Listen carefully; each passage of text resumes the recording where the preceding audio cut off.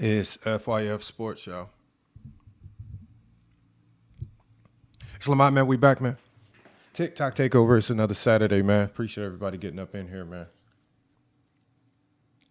I think we got a good one for you guys today. Salute to King A in the chat, man. One of the first people in here. You guys are going to start. So as you guys slowly start to pull up to the stream today, please make sure that you hit that share button. That share button right there in the bottom corner of your screen. Tap that share button. The best thing you can do like King Angel. You can spam up the gifts. So always salute to King A in the chat for sharing the gifts. But what you can also do is tap that share button and share it to your story. It's one of the best ways to help us. Again, when I pull up to a lot of y'all lives, what is one of the first things I do when I pull up? I'm going to tap that share button. I'm going to add it to my story because, again, it's one of the best ways on TikTok to get the content out to the masses, right? So make sure you do that here for FYF Sports, man, because we got another good one for you guys today. Again, just very similar to the last live stream, we have another stream that is, again, powered by Prop GPT. FYF Sports, Go James Kingdom, TikTok Takeover. We have partnered with Prop GPT. Why? Because we love giving you guys beneficial information. We love giving you guys information that's going to help. Again, the same way when we use ChatGPT as an additional resource to sharpen us, right? To make sure we on our P's and Q's with this basketball court. That's the same thing that you could do with Prop GPT. Prop GPT is going to allow you, when you're looking at those over-unders, when you're looking at those points, rebound, assist numbers, right? Prop GPT is mathematically, it's scientifically giving you an advantage, right? So you can have winning plays. So again, Prop GPT is an app that you can download, available in the Google Play Store, available in the Apple Store, right? 7-day free trial. It's a risk-free trial. All you have to do is go download the app. And again, we're going to be doing a giveaway for the first 50 people that can DM me on TikTok a screenshot that you've downloaded the app. For the first 50 people, me and that GOAT James Kingdom, we're probably going to do a drawing for a cash app something. We'll figure out the prize, but we'll be letting you know what that prize is going to be on next Tuesday's show. But today, you guys, we're going to be talking about the greatest choke jobs in NBA history, right? Remember, so as me, for me specifically, I don't really like having these messy conversations when we're talking about greatest choke jobs in NBA history. I don't truly believe in chokes the way a lot of these zesty Jeffries define chokes. But today, we're going to run with the zesty Jeffrey logic on choking. All right, if we're going to go with their logic of choking, if these losses and these moments are choking, what I have done is I compiled the greatest choke jobs in NBA history. That's what we're going to be discussing today. Right, we're going to use their standard, and we're going to apply their standard not just to one person. We're going to apply it to all games and all players in NBA history to see what are the top 5 choke jobs in NBA history. Right, you guys, you may agree, you may disagree, but either way, y'all, we here to cook it, man. We back again. FYF Sports, GOAT James Kingdom. Y'all see him in the chat. Make sure you also follow the co-host of the show, GOAT James Kingdom, and also follow him on YouTube. And his channel is getting very close to 100K followers. He's already went over 100K on Facebook. Again, one of the best content creators on all of these platforms. A lot of people hate him. Everybody is scared to debate him, man. Y'all see GOAT James Kingdom up here, man. Like, y'all got to stop being afraid of this man. Man, I had a conversation with Willie. Everybody that I engage outside of FYF Sports, you guys are always crying to me about what A. Johnny says. Y'all are always trying to debate me on A. Johnny's talking points. When are you guys going to have the gumption to come over to FYF Sports and address and deal with A. Johnny? The man, he is here every single week, man. He does not shy away from these conversations. But every time we go live, you guys find brand new, fantastical things to do, right? You're in Disneyland walking around. Sometimes people like Willie, you're outside street walking with big coats on, with shades on at the middle of the night. You guys do everything but pull up to FYF Sports, man. Right? Every time we talk to Vision is now on this new thing that he's only going to come up for $100, right? You know, you got Willie who just stopped coming up, right? We tried to get Superstar the Gamer to come up. He said he would pull up, and ever since then, He has been non-existent. He has not even came close to setting foot into a FYF live stream. Where are these guys at, man? All the people that go at his takes, all the people that cry about his takes, when you have opportunity to do the debate live and in person, don't cry to me about his takes. Sports Hive, you're running around crying to me about A. Johnny's takes. Have the conversation, have the debate. Reading Twitter won't save you. Come over here and have these real conversations. I'm really tired of y'all ducking and dodging GOAT James Kingdom. And now we got to add Womboy to that list, because now Herm, who has been running around these streets with a lot of confidence as of late, right? The zesty Jordan, the zesty Jeffrey Sheriff, he ran into Womboy on the wrong day at the wrong time. And Herm came into a gunfight and forgot his gun belt, left his gun belt at home, and got absolutely destroyed in an impromptu debate versus Womboy. It is absolutely crazy, man. So again, y'all, man, things are going up over here. We got Ochi, we got the Hardwood Authority, we got everybody is cooking up, man. Everybody's platforms are growing, man. It's going crazy, man. And make sure y'all stay tuned on Monday. The Hardwood Authority shows are going to be dropping on FYF Sports. Those shows are going to be dropping consistently every Monday. So make sure you tune into them on TikTok and on YouTube as well, man. The network is starting to brew.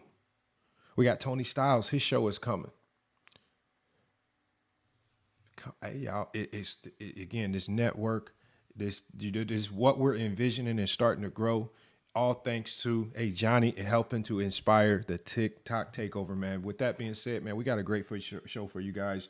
We're going to make sure we get into it. We're going to push through this intro. As we push through this intro once again, make sure that we are sharing this live, other social media platforms, and adding it to your story, because we got a good one for you guys today.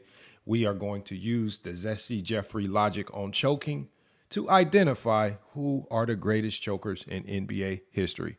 All right, y'all, it's FYF Sports' GOAT James Kingdom. Another TikTok takeover. We back, man.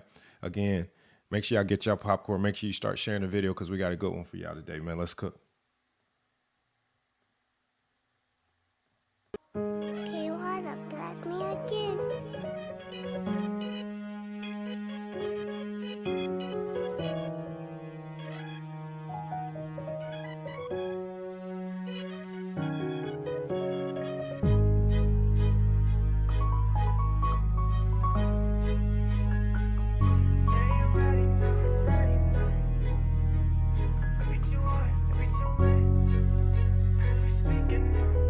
All your feelings hurt when it get real. All of them fakes, so they ain't ready now. It be too hard, we get it lit, cause we speaking now. Fuck all the clowns, yeah, the ones who do it for the bite.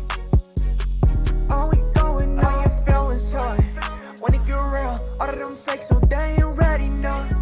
It be too hard, we get it lit, cause we speaking now. Fuck all the clowns, yeah, the ones who do it for the bite. All we going now, destroying the points, they don't make no sense. No fiction, lying, a nuisance. Everything real, we keep it a buck. What we about, we see the bluff. A Hall of Fame, best, the betters in the game. True the key, and a social, it be on rain. Up on the rocks, number one growing. Dynamite, discussion explosive, no decline. We ain't no ball in NBA, keep the ball rolling. Ain't no poker, we go on. All your feelings hurt when it get real. All of them fakes, so they ain't ready now. It be too hard, we get it lit, cause we speaking now. Fuck all the clowns, yeah, the ones who do it for the bite. All we going now. All your feelings hurt when it get real. All of them fakes, so they ain't ready now.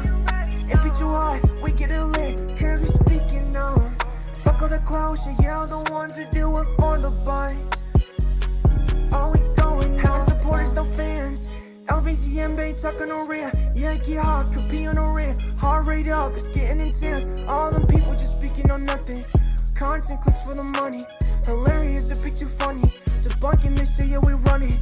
Cover it up, Lakers to Hornets. LeBron to Jordan. Blazers in Portland. We get it sorted. Less can afford it. Entertaining or boring. Whatever the top, but we act accordingly. Break it down, piece by piece. Been at this for too long. No elder but roof is saying what he on. Lace better stay gone. We get them all done. We get them all done. Yeah, we get them all done. All your feelings hurt when it get real. All of them fakes, so they ain't ready, no. It be too hard, we getting lit, cause we speaking now. Fuck all the closure, yeah, the ones who do it for the buy. All we going now, your feelings hurt when it get real. All of them fakes, so they ain't ready, no. It be too hard, we getting lit, cause we speaking now. Fuck all the closure, yeah, the ones who do it for the buy. All we going now.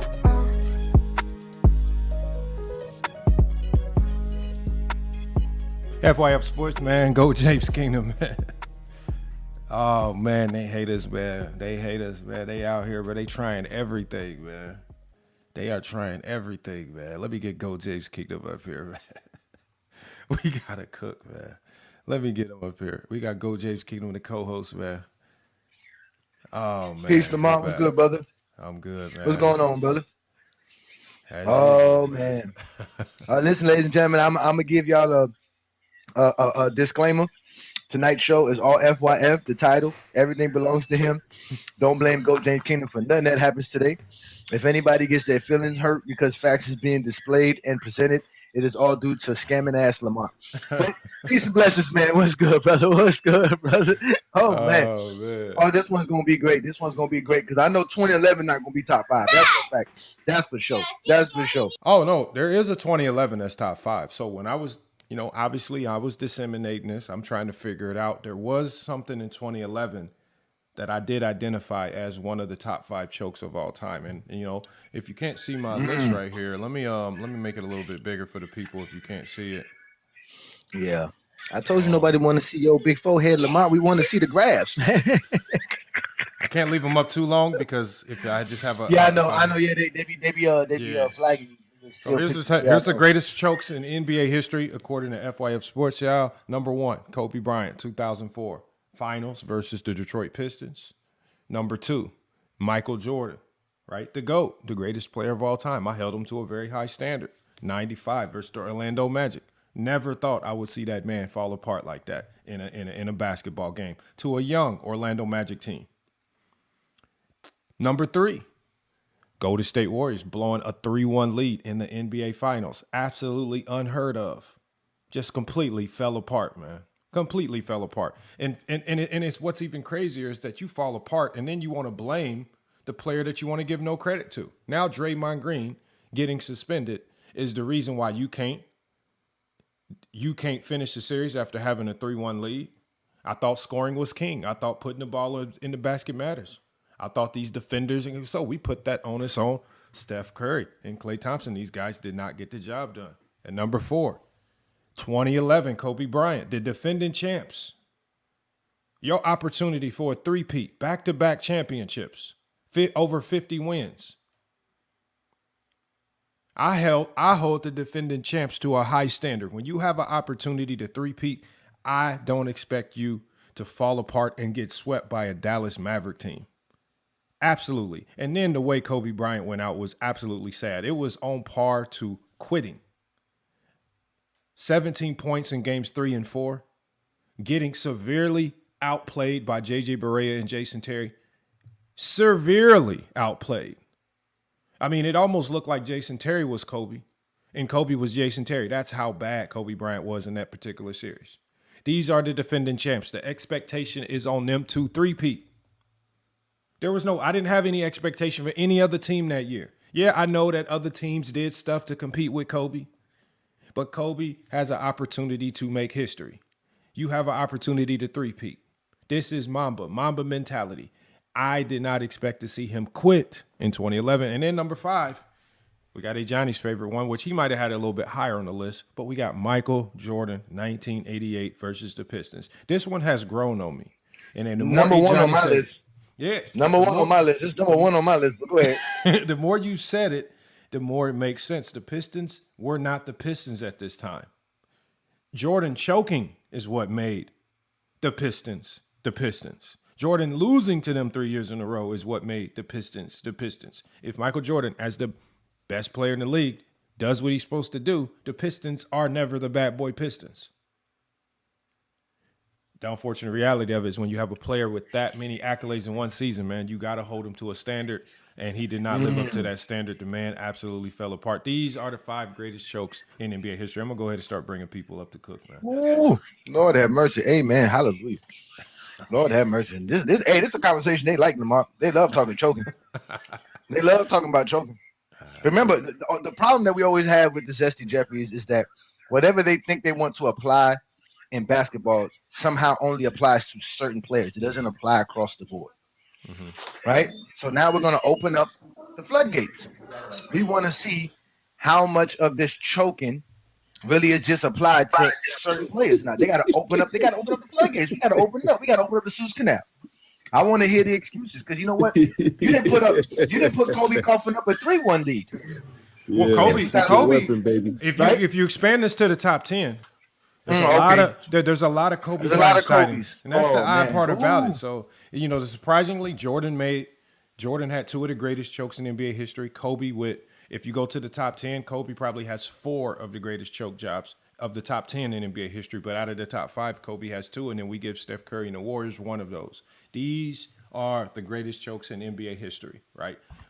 There's a standard here. If we're going to put a standard, remember the Warriors, extremely high standard expectation there, right? 72 or 73-9, right? Greatest regular season of all time. Now you've set the standard for what we now expect. Kobe Bryant, 2011. I didn't set the standard. Kobe set the standard. They were back-to-back champs. The standard is now for you to go 3-peat, right? You're over there looking like Jordan. You got the same wristbands as Jordan. You want to do everything like Jordan. So go ahead and 3-peat like Jordan. You choked. And mind you, Kobe was the best player in the league in 2011. Don't come over here telling us that Kobe was the best player in the league until 2010. Like all of a sudden now, 2010, he stopped becoming the best player. No. How is Kobe the best player from 2005 to 2010? How is he not in 2011? Who becomes the best player in the league in 2011? We got RC Capo. RC Capo says these are the greatest choke jobs in NBA history according to Michael Jordan fans' definition of what a choke is. Once I started to analyze, I really said that, you know what? I like what the Michael Jordan fans are saying. I like how they define what a choke job is. And so, but instead of just applying it to LeBron James, because that's the LeBron James fan base number one problems, they don't know anything about the game of basketball outside of LeBron. I said I'm going to apply this broadly to everybody in NBA history to see where LeBron's performances fall, to see where Jordan and Kobe's performances fall. And when I did an equal measurement, Jordan and Kobe fell into my top 5 twice, both having 2 of the top 5 greatest choke jobs in NBA history, man. And then look, the panel's open. There's a spot open. Guys can come up. If you disagree, feel free to come up. But again, you're going to have to explain to me how these are not some of the greatest choke jobs in NBA history. You have to explain it. If it's not a choke, I don't know what is. But you guys set the definition. I got a few.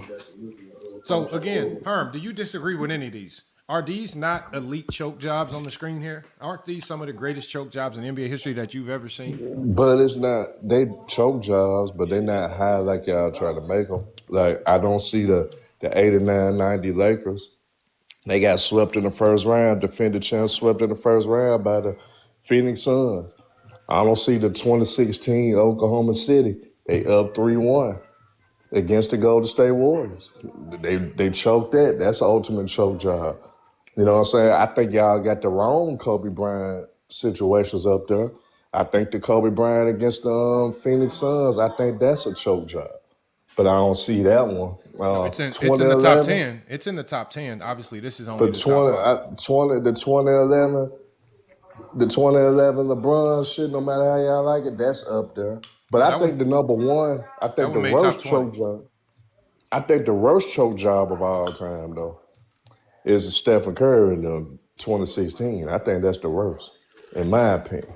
Now, what about the ones you see on the screen? I mean, even if you disagree with the order, aren't these some of the greatest chokes that you've ever seen in NBA history?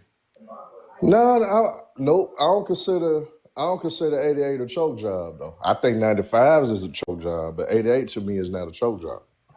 And why is 88 not a choke job to you? Most young, the Chicago Bulls are a very young team.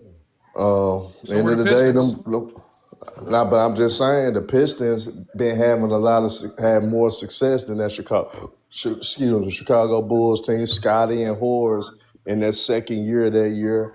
What success? Jordan, What success did they have? The Bulls. I think that was the first year the Bulls was over 500, if I'm not mistaken.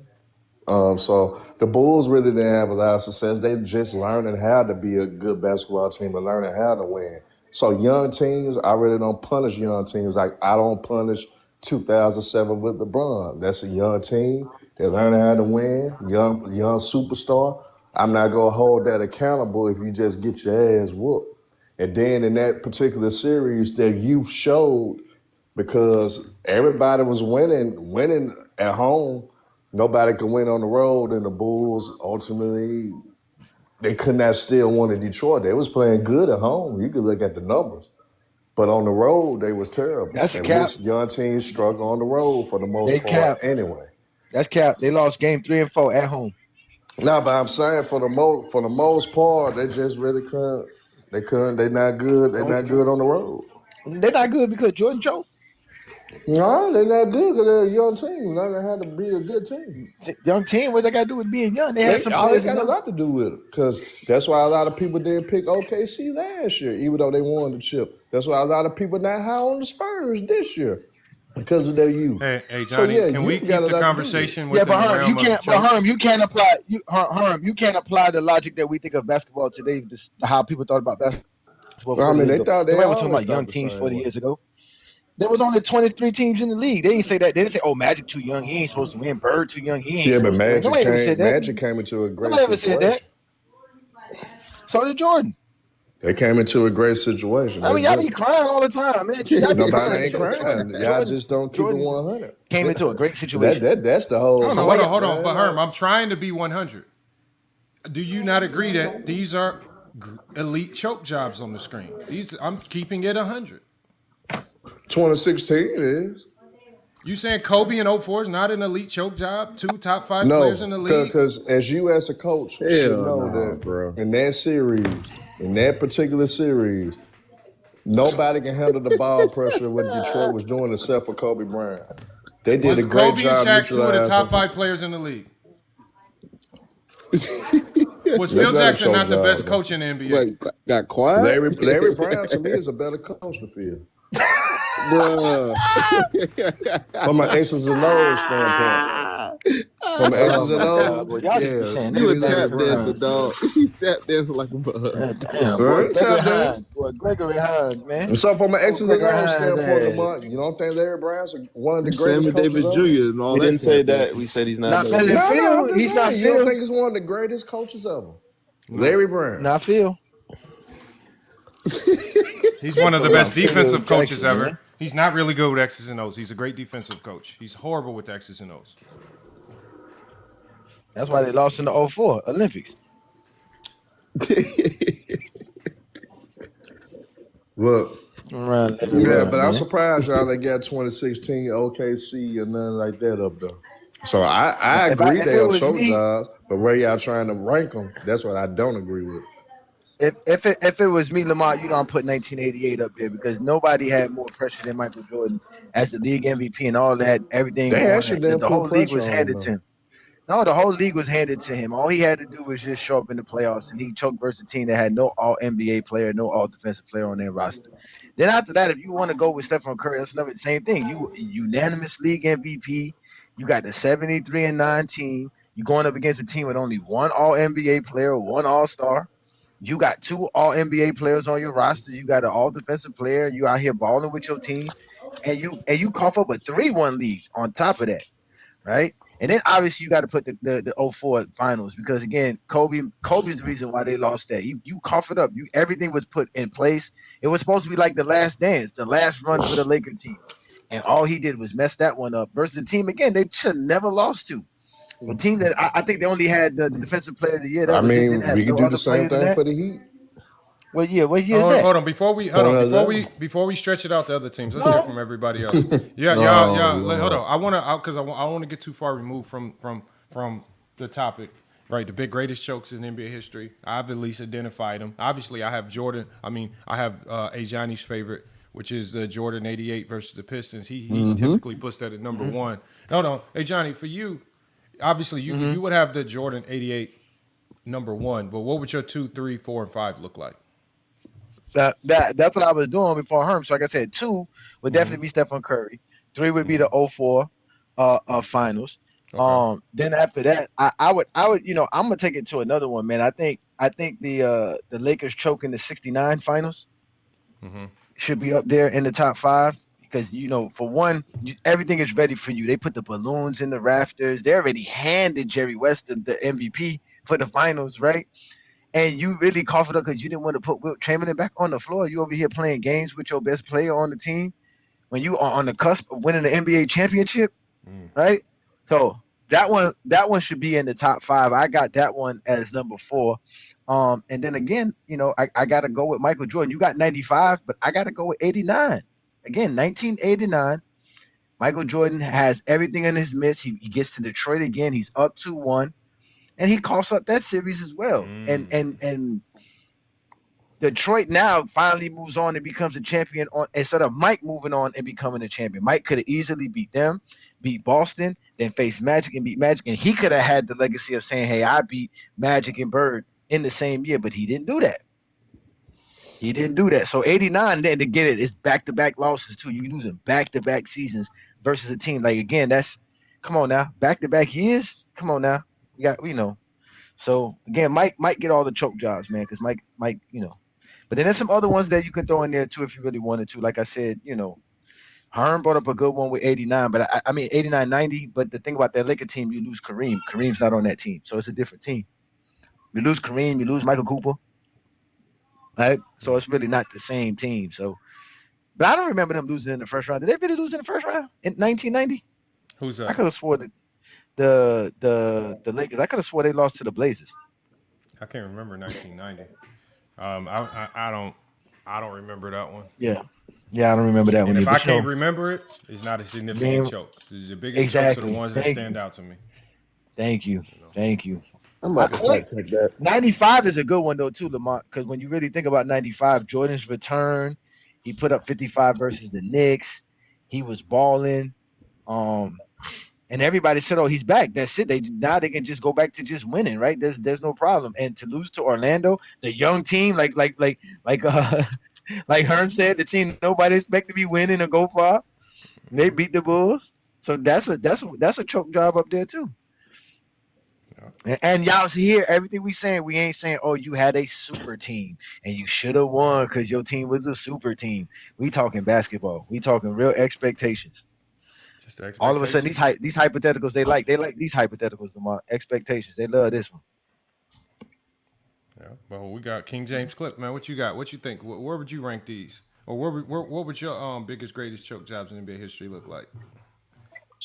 Well, I probably don't have a full order, right? Like from 1 to 5, but I'll definitely easy number 1 would be 3-1 2016 Warriors. 04 Lakers. Now I was thinking about 07 Dallas, when they lost to the We Believe team. Mm-hmm. I think that's really high up there for me. I'll give Jordan 88, Deep Boy. He won MVP, scoring champ, all that.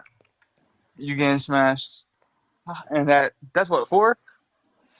Yeah, that's 4. Yeah, well, let's throw in a fun one. KD, the 3-1 lead against the Warriors. That'd be a 5 for me. Yeah, that one was bad too. I forgot about that Dallas one. Dallas one was kind of bad too. You just come off the verge of being in the finals, right? You lose to Dwayne Wade having a miraculous series, whatever. You had the number 1 seed in the league. You got the league MVP, and then you lose to a team that was just like put together, based off of just pure energy and chemistry. That's crazy. Literally, they won that series off of just chemistry and yeah, just chemistry, bro. Chemistry and energy. That's crazy. Well, I know these Dunker fans ain't gonna like it.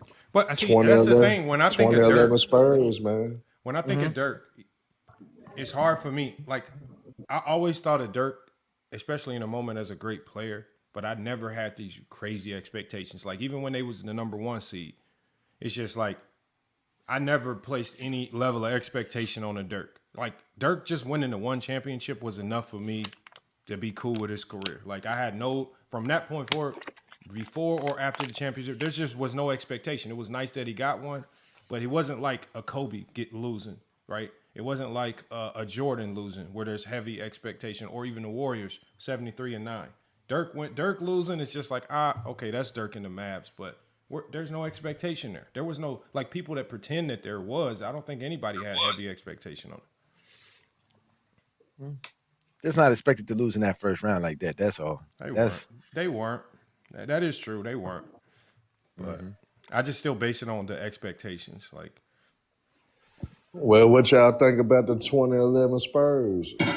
Got whooped by the AFC Grizzlies. well, Nobody I seen think, that. again, if we talk about the greatest chokes of 20, like, again, I think if the greatest chokes in NBA history, I don't think 2 of them happened in 2011. I think Kobe, the defending champs, losing to the Dallas Mavericks, and then the way Spurs they had went the out. best record in the league. It doesn't matter. But Kobe was the defending champs. No, Spurs had the best record in the league. Doesn't matter. Because Did they win the championship the we've year seen the before? best record. We've seen the best It was record one in of the the league. favorites. We've seen the team with the best record in the league lose a lot, not win. We saw the Utah Jazz when they had the best record in the league lose, and nobody cared. Again, the best record in the league, losing in the playoffs is not always a big deal. No, this is a but a back-to-back chat, a team with Kobe Bryant, who's the best player in the league. You are looked at as the next coming of Michael Jordan. You are back-to-back champs, and you're looking to three-peat just like a Michael Jordan. Back-to-back, and you not just go one. out and you go out sad That's crazy, to a Dallas man. Maverick team. And with JJ Barea and Jason Terry looking like looking like all-stars. And Kobe We going give out niggas dropping passes, we 17 pick points. and choose. It's not picking and choose because Yes, now it we're is. ranking. You telling Yes, me it like is. nobody think about Yes, the Spurs it in is. 2011. The storyline Yes, in they did. They 2011. had the best record in the league. The storyline in best record in the 2011. league. The storyline in 2011 is could the Lakers three-peat? Nobody was worried about the Spurs. The Spurs. Spurs had the best record in the league. When nobody think about the Spurs, man. Stop Yes, it. they was. All of a sudden, there was this I mystery can send you narrative that the articles Spurs they were were. the fit Now man. you just adding layers just to hide Kobe. I can send you articles they did. I mean, that's what you. Stop That's it. what, Call that's all Kobe. you do Call is add Kobe. narratives. Call out That's all Kobe you for do is choking. add layers, though. Call That's out all Kobe you do is for. push narratives. That's I all said you do is I'm being create. zesty today. I'm being zesty Not today. being no Jeffrey. I'm being zesty today. Yeah, I'm zesty Jeffrey today. So I got now. I can't now I can't use zesty Jeffrey logic. You let them. Because you are the zesty logic. Shit. I want to say that he started this out by saying this right here that's on the screen is actually using zesty Jeffrey logic. That's So what it this, is. I mean, what it was made but y'all are the zesty logic, though. No, that's you, sir. God damn, Herm, what we do to you, man? Damn. It's not I'm our just fault, telling the Juan. truth, man. It's not our fault. One boy cooked you and then made a rap. Yeah. It's not our fault, man. It's not our fault, See, man. everybody It's not agree our that Hold your on. ass got fried. Hold on. Now, All it is LeBron Herm James, losing right? to It's Juan the- Boy?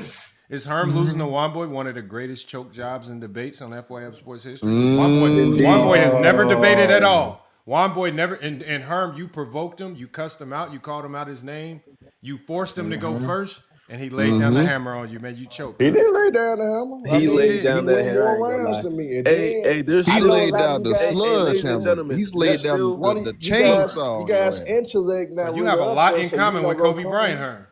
Damn, what we do, man? What we do, man? Oh, no. Yeah, So, y'all Herm, don't comprehend, man. Peace and blessings, Herm, man. you know about- Bones don't comprehend, man. Herm, you Y'all know be about being at the biased. top. Hold on, Herm. Hey, Hold inside on, Herm. out. You see him? Y'all some Herm, we gonna make you get embarrassed twice in 2 nights in a row. Shamari is here to embarrass you with your silly. Hold on, WNBA Marius. take. Oh, Yeah, Shamari's right here. Nah, me and her on the same. oh, Mario. Oh my God! Here comes the Memphis stuff. Here comes the Memphis stuff. You don't Get always off the be on stage. Oh, she pulled up. No, Mario. Memphis, baby. Hold on, everybody. Mario, he was talking greasy. And again, She the know how I WNBA. feel about the WNBA. I know, but he's talking greasy. And now, I just did a video. It's going to drop tomorrow on the WNBA. I have a different perspective. I'm not going to talk about that now. But Herm is very adamant And then, again, I don't want you to dive into it and tear into them now, Shamar, because I want only if you want to do the debate, we'll do the debate. 2-minute rounds, we'll let y'all cook. We'll do the rounds. But if you want to do the debate, Herm basically says that these women do not deserve that money. They absolute garbage. It's trash basketball. It's some of the sorriest things he's ever seen in basketball. Is basically just giving away money to a league that doesn't deserve it. I'm sure you disagree with that. Would you like to debate Herm on that? I'm not gonna debate Herm, but Herm know he wrong as hell for saying some stuff like that about the W. We know you wrong. King Brother said, "Damn." The WNBA got the worst commissioner in sports, man. I do believe we got a bad commissioner, but saying these ladies don't deserve a raise, hell no, I don't agree with that. No, they don't though, because what money they make. I'm gonna tell you why they don't, Mark. And I was telling you this a few years ago. Had the WNBA has failed to take advantage of the Caitlin Clark and Angel Reese stuff, had they failed, because they failed, it's too late now. They can't get that type of momentum back. That's a travesty. They can't get that momentum back. We about to have one of the best draft classes. Hey, boy, Paige buckets. Nah, but Paige did a thing that I told them Paige was already better than Caitlin Clark. Who's in this upcoming draft class that we need to be watching for? Raven Johnson, Olivia Miles, who's currently playing on the show. Both of these ladies are still playing. Tanaya Latson, if I'm not mistaken, will be in this class. She led the nation in scoring last year. I know I ain't gonna lie, it is like the next two classes are supposed to be really big. Juju in the next class, Hannah Hidalgo, who been going stupid crazy in the tournament too. Will be in the draft class next year. To say they can't reach the heights that they did in that 24 draft is insane. These next two draft classes, everybody that obviously love basketball should be tuned in. Oh yeah, Azzy Fudd, how did I forget? Lauren Betts, 6'7" beast, supposed to be in this draft class too. So yeah, it's loaded. It's another loaded draft class. You got a response? Do you know any of those names, sir? Hold on. I do. I know those names. I never say college women's basketball terrible, but women's college basketball. No. Before we get Herm response with this silliness, I want to ask you more. Man, you know the WNBA trash though. Y'all know that. Is Herm tripping? I'm sorry, y'all. I just tuned into the premiere real quick. I'll shut my behind up. Juan Boy is currently frying Herm on the premiere right now as we speak live. Oh, just want to let he did fry me though. Now, Shamar, let me ask you this though. See, but people, Shamar, this dude Herm talking about praising or trying to promote Reese and with the little white girl Caitlin Clark. But shouldn't they really be pushing A'ja Wilson? She's really the one that would get casuals to watch the game, because that's what he's basically saying. How do you get casuals to watch the WNBA? And shouldn't it be A'ja Reese with what she's doing? It should definitely be A'ja Wilson. A'ja Wilson having one of the best. Go ahead. Sorry, I got a lag. No. Go ahead. No, I know. I can hear the joy in your voice. Go ahead and say it, girl. Go ahead. You're the WNBA fan. I'm not. Oh yeah, A'ja Wilson is. Mm-hmm. A'ja Wilson is obviously my GOAT. It's crazy. The last 2 seasons, she's won MVP. She was Defensive Player of the Year last season. I think that she should have also won it the season prior. And it's crazy, once again, considering the fact that I thought not last season, but the season before, she had a better season. But this season, I guess more so the storyline of Las Vegas, how they started the season off not so great at all, even with the addition of Jewel Lloyd, who was a leading scorer in the league like 2 years prior to her joining the Aces. They didn't start off exactly well. A'ja Wilson, she did miss a couple of games this past season, but to see her come back and then to see her go in full beast mode towards the end of the season and then go power the Aces through the playoffs and then eventually win the championship, she just topped off, had another exceptional season. So that is, to me, the player that I would expect the league to promote. I hate when, me and Herm have had this argument for years. I hate when he says that the WNBA didn't do well at promoting Angel Reese and Caitlin Clark. I think out of the most viewed games when their rookie years and their sophomore years, everybody was tuned into those two girls going against each other. At one point, I thought those were the most watched games of the season. They televised every single time the Chicago Sky took on the Indiana Fever. So I hate when I can't stand when you say that. But Asia Wilson is the player that they definitely should be promoting, and not Caitlyn. Especially with the season she had last year. How did they sell it? How do they sell it? I mean, she does get a lot of commercials. How do you sell it to men? Because again, the way you promote it to women is gonna be like again, how you gonna get us to buy in? How to get the men to buy in? It's not a lot of great teams in the WNBA. It's not. So man, I told y'all they need to get the NBA players to go to the WNBA line. They need to have the NBA stars, Anthony Edwards, all the guys that we all like, go to WNBA games and show them there. That's how you do it. That's fair, but I do believe we've seen a lot of it in recent years with NBA players attending these games. I know Tyrese Halliburton has a great connection with like the Indiana Fever. Ja Morant, when he was at his peak, he went to a couple of games, which was big. I agree all in all, though, wanting more NBA players to come, but I do think that is something they've tried to increase the last 2 years specifically. But like as far as selling it to men, that's gonna be hard to do because I honestly think just a lot of men have a very misogynistic and sexist mindset. I don't know how you sell a product when they already have this judgment of how women play the game of basketball. Can I say something on that? I think another one of the biggest losses that the WNBA had is in general, and RIP to him and obviously everyone on the thing. But Kobe Bryant was about to turn up women's basketball. That's a great point. So when I think about it, I'm thinking about, Kobe Bryant, unfortunately, we know what the tragedy that happened. He's about to turn up women's basketball, obviously with his daughters playing, basketball. He was one of the biggest, what's the words I'm looking for? One of the biggest talking points, one of the biggest voices for women's basketball. And then him unfortunately passing away, I think is another hit for the WNBA. Because I think Kobe Bryant, marketed with the WNBA, would get some people on the men's side to watch the WNBA. I'm going to tell you what they need to do. And this is risky. I don't know how they're going to get him out of his comfort zone.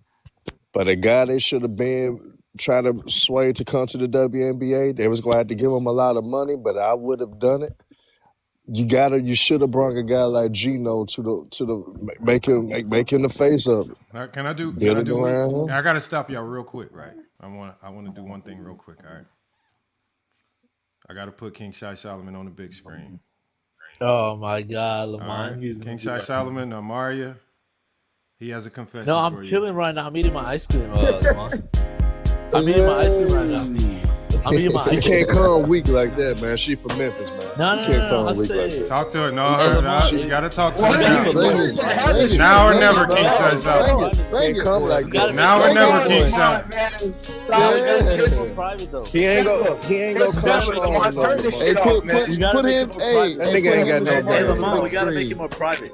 It's gonna be their first date. This is why Shamara don't want to show up on y'all lives, man. We gotta make it more this private. This is why she don't want to show up on your. Hey, Mario, you tell him you don't buy it. Like, you gotta be like. It gotta be more private. She knows that we're joking. She knows that we're joking. Come on, Lamar. Hey, Shamari. Y'all gotta stop this. Hey, now hold on. Nah, man. Now hold on. Let's get back to the topic. We got the NBA. We got the WNBA out the way, right? Hey, Lamar, that was funny though. Man, he didn't want to confess it, man. But these ladies like confidence. Hold on. Don't be shy. Mark, don't be shy. Hold on. We get there. Oh my God. We get it back. This ain't a Kevin Samuels. This ain't a Kevin Samuels live, man. Come on, man. Okay, Stick to basketball. Leave Shamari alone. She's a basketball fan. Back to the topic, right? We didn't get a confession of love today, so we got to get back to basketball. Do you agree with these being the greatest choke jobs in NBA history? She gonna tell you hell no. I believe there's. Hold on, the mic's cutting out. Can you hear me? Yeah, we hear you now.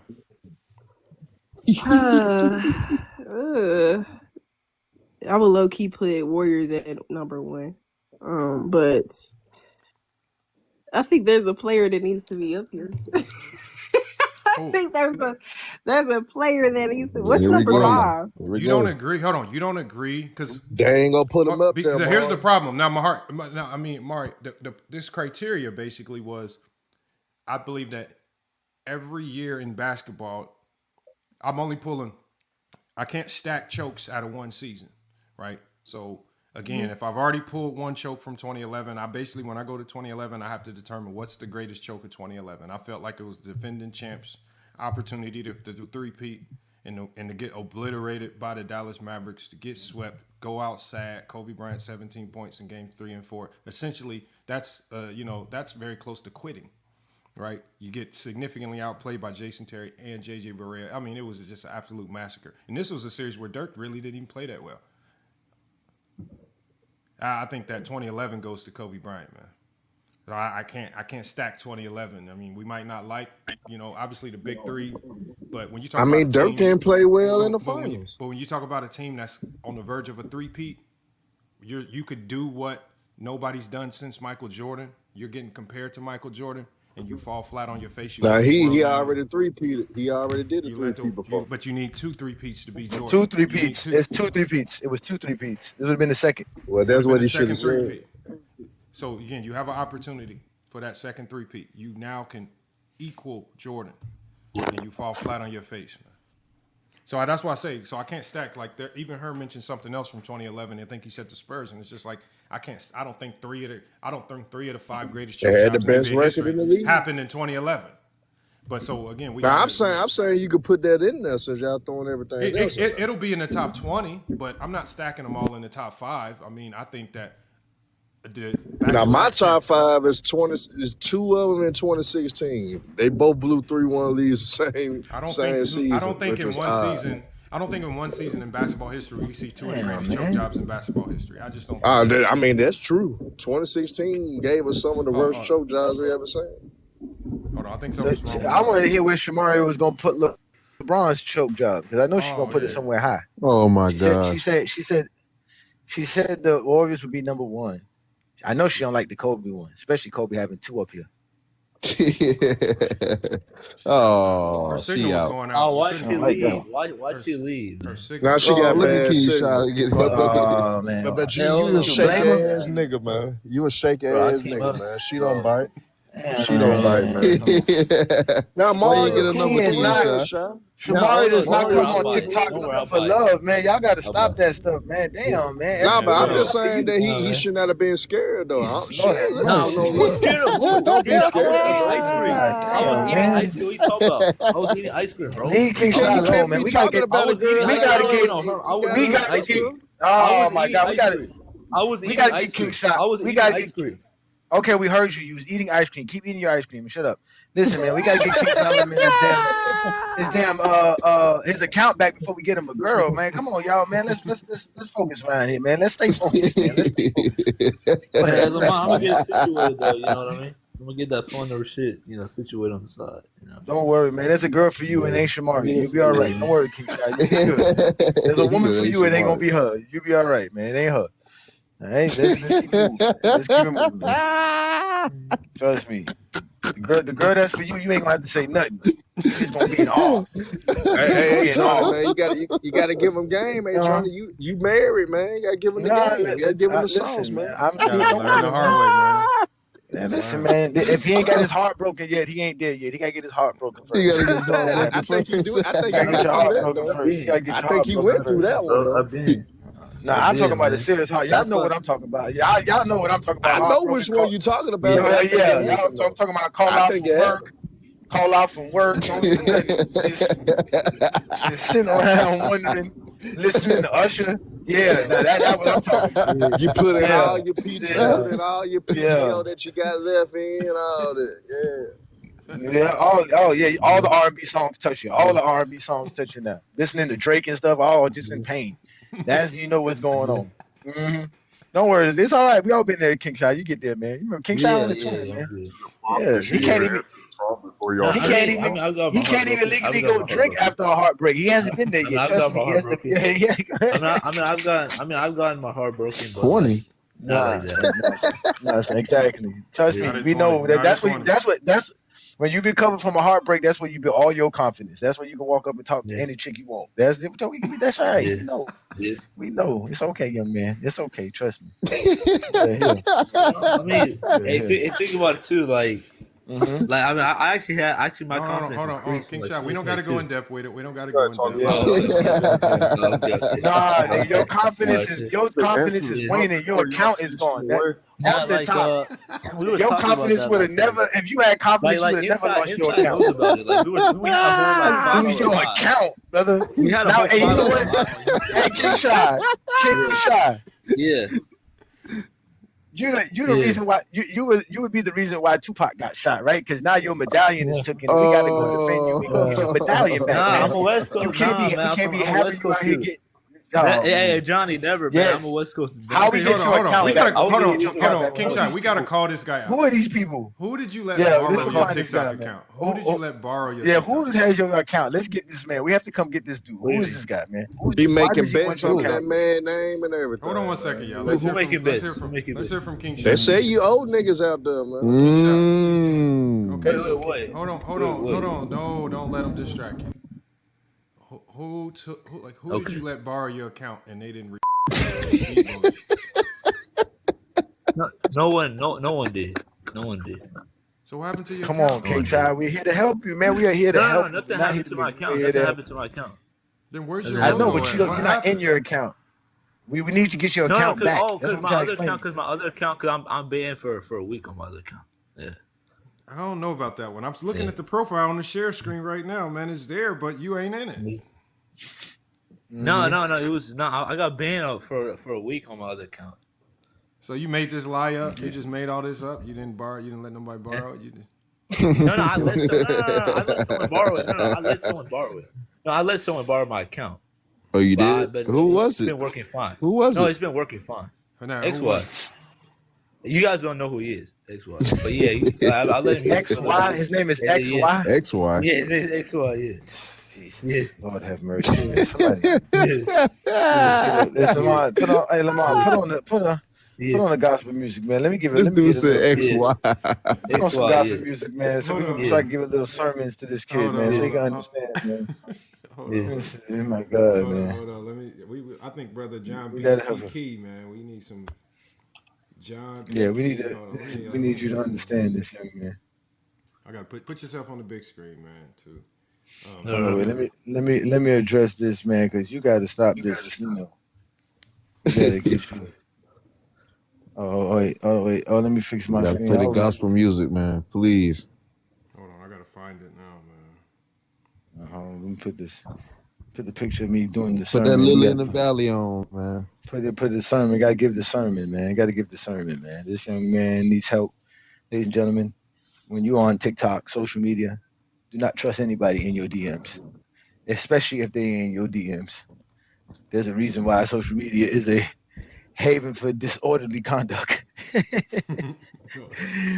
and we have King Solomon Shah out here, who is a young man under our midst. We must guide him correctly. Under the testimony of the Book of King James. Amen. In King James' name. And in the name of King Amen. James, we must understand that people named XY do not have access to our accounts. Our accounts are our safe haven. This is where we provide the Lord's work. Amen. Hallelujah. Nobody's looking around here for some red. What is that avatar you got working right now? Let me see. What is this? Man, Lamar, I'm mad at Houston, man. University of Houston. What is that, King Shot? What the hell is that, King Shot? You gotta ask him. Is that a poppy time creature? What is this? Yeah, What is that, Roblox? What is this? Yo, what up, Nick? Yo, what up, Nick? Oh my. Yo, what up, Nick? You gotta ask him, man. Go ahead. All the moves actually. Hold guys. on one second. Hold on 1 second, King Shot. You gotta let Go James Kingdom finish, man. Talk to him. There it is. In the valley. Yes, Lord, have mercy. Never behavior. Wearing a GJK badge, you must always act accordingly with your account. We can't have dudes out here taking away our accounts. With that being said, I need you to understand. We don't need Zesties out here saying your account was taken by another Zesty. You have to represent the GOAT James Kingdom FYF platform to the highest degree. And in the Book of King James, what we have established is that our identity is who we are, and must our identity stay holy and not be touched by the wickedness and the evilness of a Zesty Jeffrey. Right now, your account is being gambled on. He's making prop bets on you here without going to prop GPT to get the right names and the right players to bet on. Now you have him out here sending Shamaria fake DMs about you. You cannot have people with your account, sir. Your medallion, your account, it belongs to you. As a GJK member, Hallelujah. sir, you need to get your account Amen. back. Hallelujah. Secondly, Let the church say amen. you don't have to lie and fib to us. Stand proud on cooking Zesties. Let we don't the need double church agents say over here, amen. sir. So we want you to get your account back. Hallelujah. We want you to know that you're a Lakers fan. We want you to know that Luka's going to win the league MVP. In the name of We want you to- LeBron, GOAT James. We want you to represent GOAT James to the highest because you are a GOAT James fan, sir. So XY, we rebuke you and all your evil transactions on King Solomon's lives. And all this Hey, King go, Solomon's hey, account. Johnny, Nah, I let's just gave it baptize to her. I King just Shot, gave man. it Let's to her. baptize. Yes, right sir. now. Listen, Baptism. ladies and gentlemen, hold on to your accounts. This is how you will connect with the Lord. Yes. And only through that will you be redeemed. Amen. And salvation Hey, shall Johnny, come your way, Can you give? as Can the you, book of King James has always told us. can you talk to Praise him? GOAT James. We should- accept before- all before type you and end offering. it- Cash before you App, end it- Zelle, Apple Before Pay. you ended, hey Johnny. I hope your Talk personal to him. info Talk ain't to on him that quickly motherfucker. about people in this social media stratosphere who have lost their accounts, and when they lose those accounts, you got to talk to them about what that outcome looks like. Turn that for music them. down.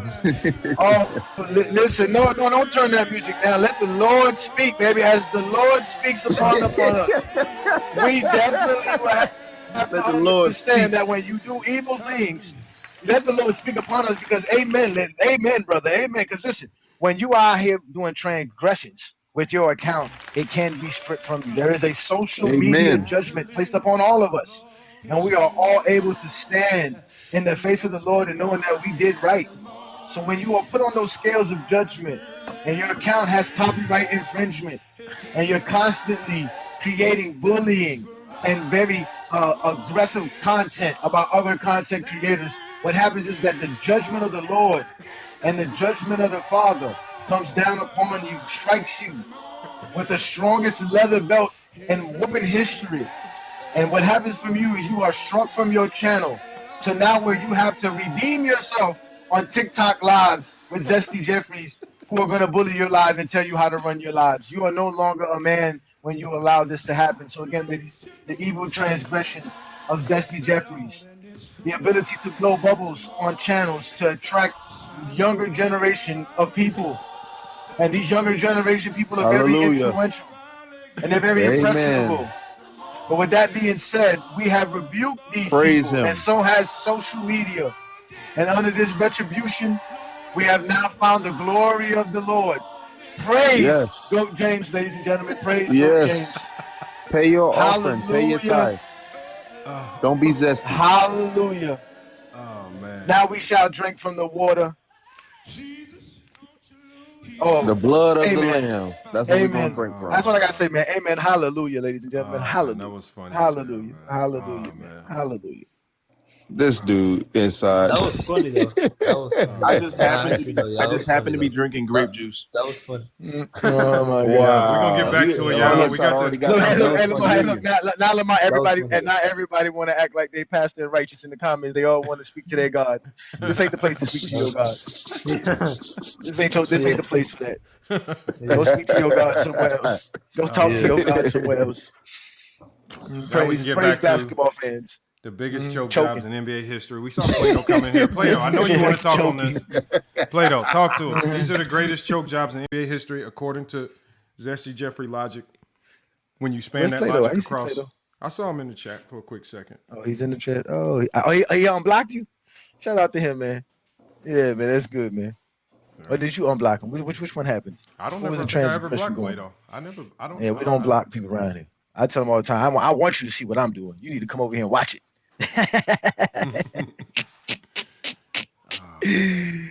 Yeah, they are. All right, hold on. Let me see who's in the backstage. Hey, Johnny, your mic's going in and out on us, too.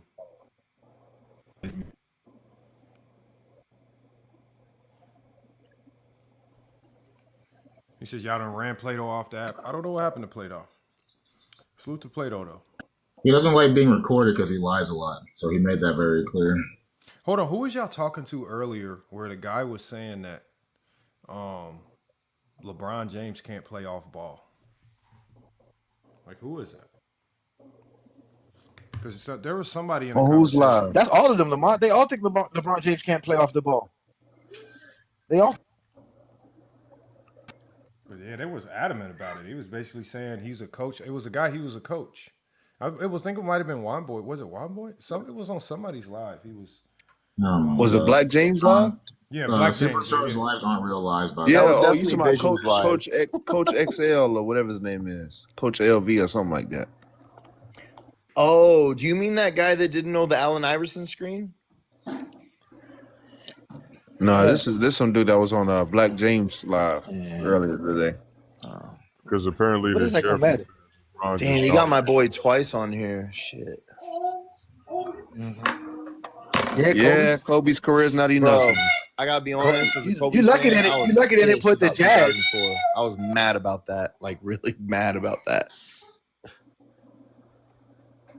Like, how could I, as a Kobe fan, accept what he did? Like, I saw it for what it was. He shot us out of the games. You know what? I keep saying this too. I say this all the time. I think the worst thing that happened for us was that game winner he hit. I think that was the worst thing that happened. Because, yeah, we won the game, but he kept chucking up everything and acting like the ball needed to be in his hands at all times after that. It was bad. You got Shaq going 60%, outplaying everybody, and you won't give him the ball. I don't know.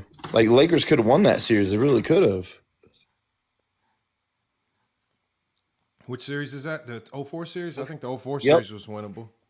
I think they had the better team. I think they had the better coaching. I think they had the better players. I just think that Karl Malone going down. I know that sounds weird because nobody thinks of Karl Malone at that age as being like that big of a deal, but it actually was a big deal when Karl Malone went down in that.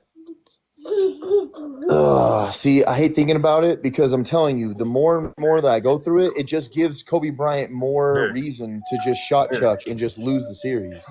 Nick, it's not even that because at the end of the day, Kobe, the reason why we lost. Hold on, my bad, New World. Go ahead, New World. My bad, I accidentally muted you. No, it's all good. Basically, this nigga Kobe was the reason why we lost. Karl Malone, even if we had him, it wouldn't have mattered whether or not he was there. We still would have won.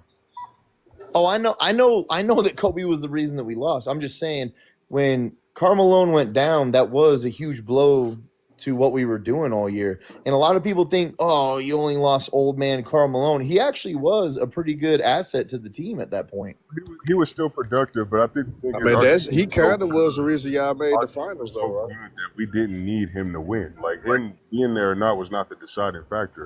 That's why, like, I don't really get mad when people say that Karl Malone didn't really matter for y'all because he didn't. Like that was just like extra. Him and Gary Payton were extra. That was like the cherry on top. But we already had all the things we needed. What we needed to win is Kobe Bryant give up the ball to Shaq. That's what we needed to win that series. Seriously. I mean, if Kobe just stuck to a triangle, he wasn't trying to run the triangle. Like that's what did Lamont say yesterday about ball reversal, nigga. And you know what? You know what I've heard on even your show, Lamont, is people say, well, they were sending doubles at Shaq. Yeah, but even when they were sending doubles, when they gave the ball, Not in 04. No, I know, but people were saying that when you were showing those. It was their ball. It was Detroit ball pressure speeding the Lakers up, man. But the problem is when they were giving the ball to Shaq, he was extremely efficient and dominant. Give him the fucking ball, man. And so for y'all, look, just real quick, because I know the conversation will come up again.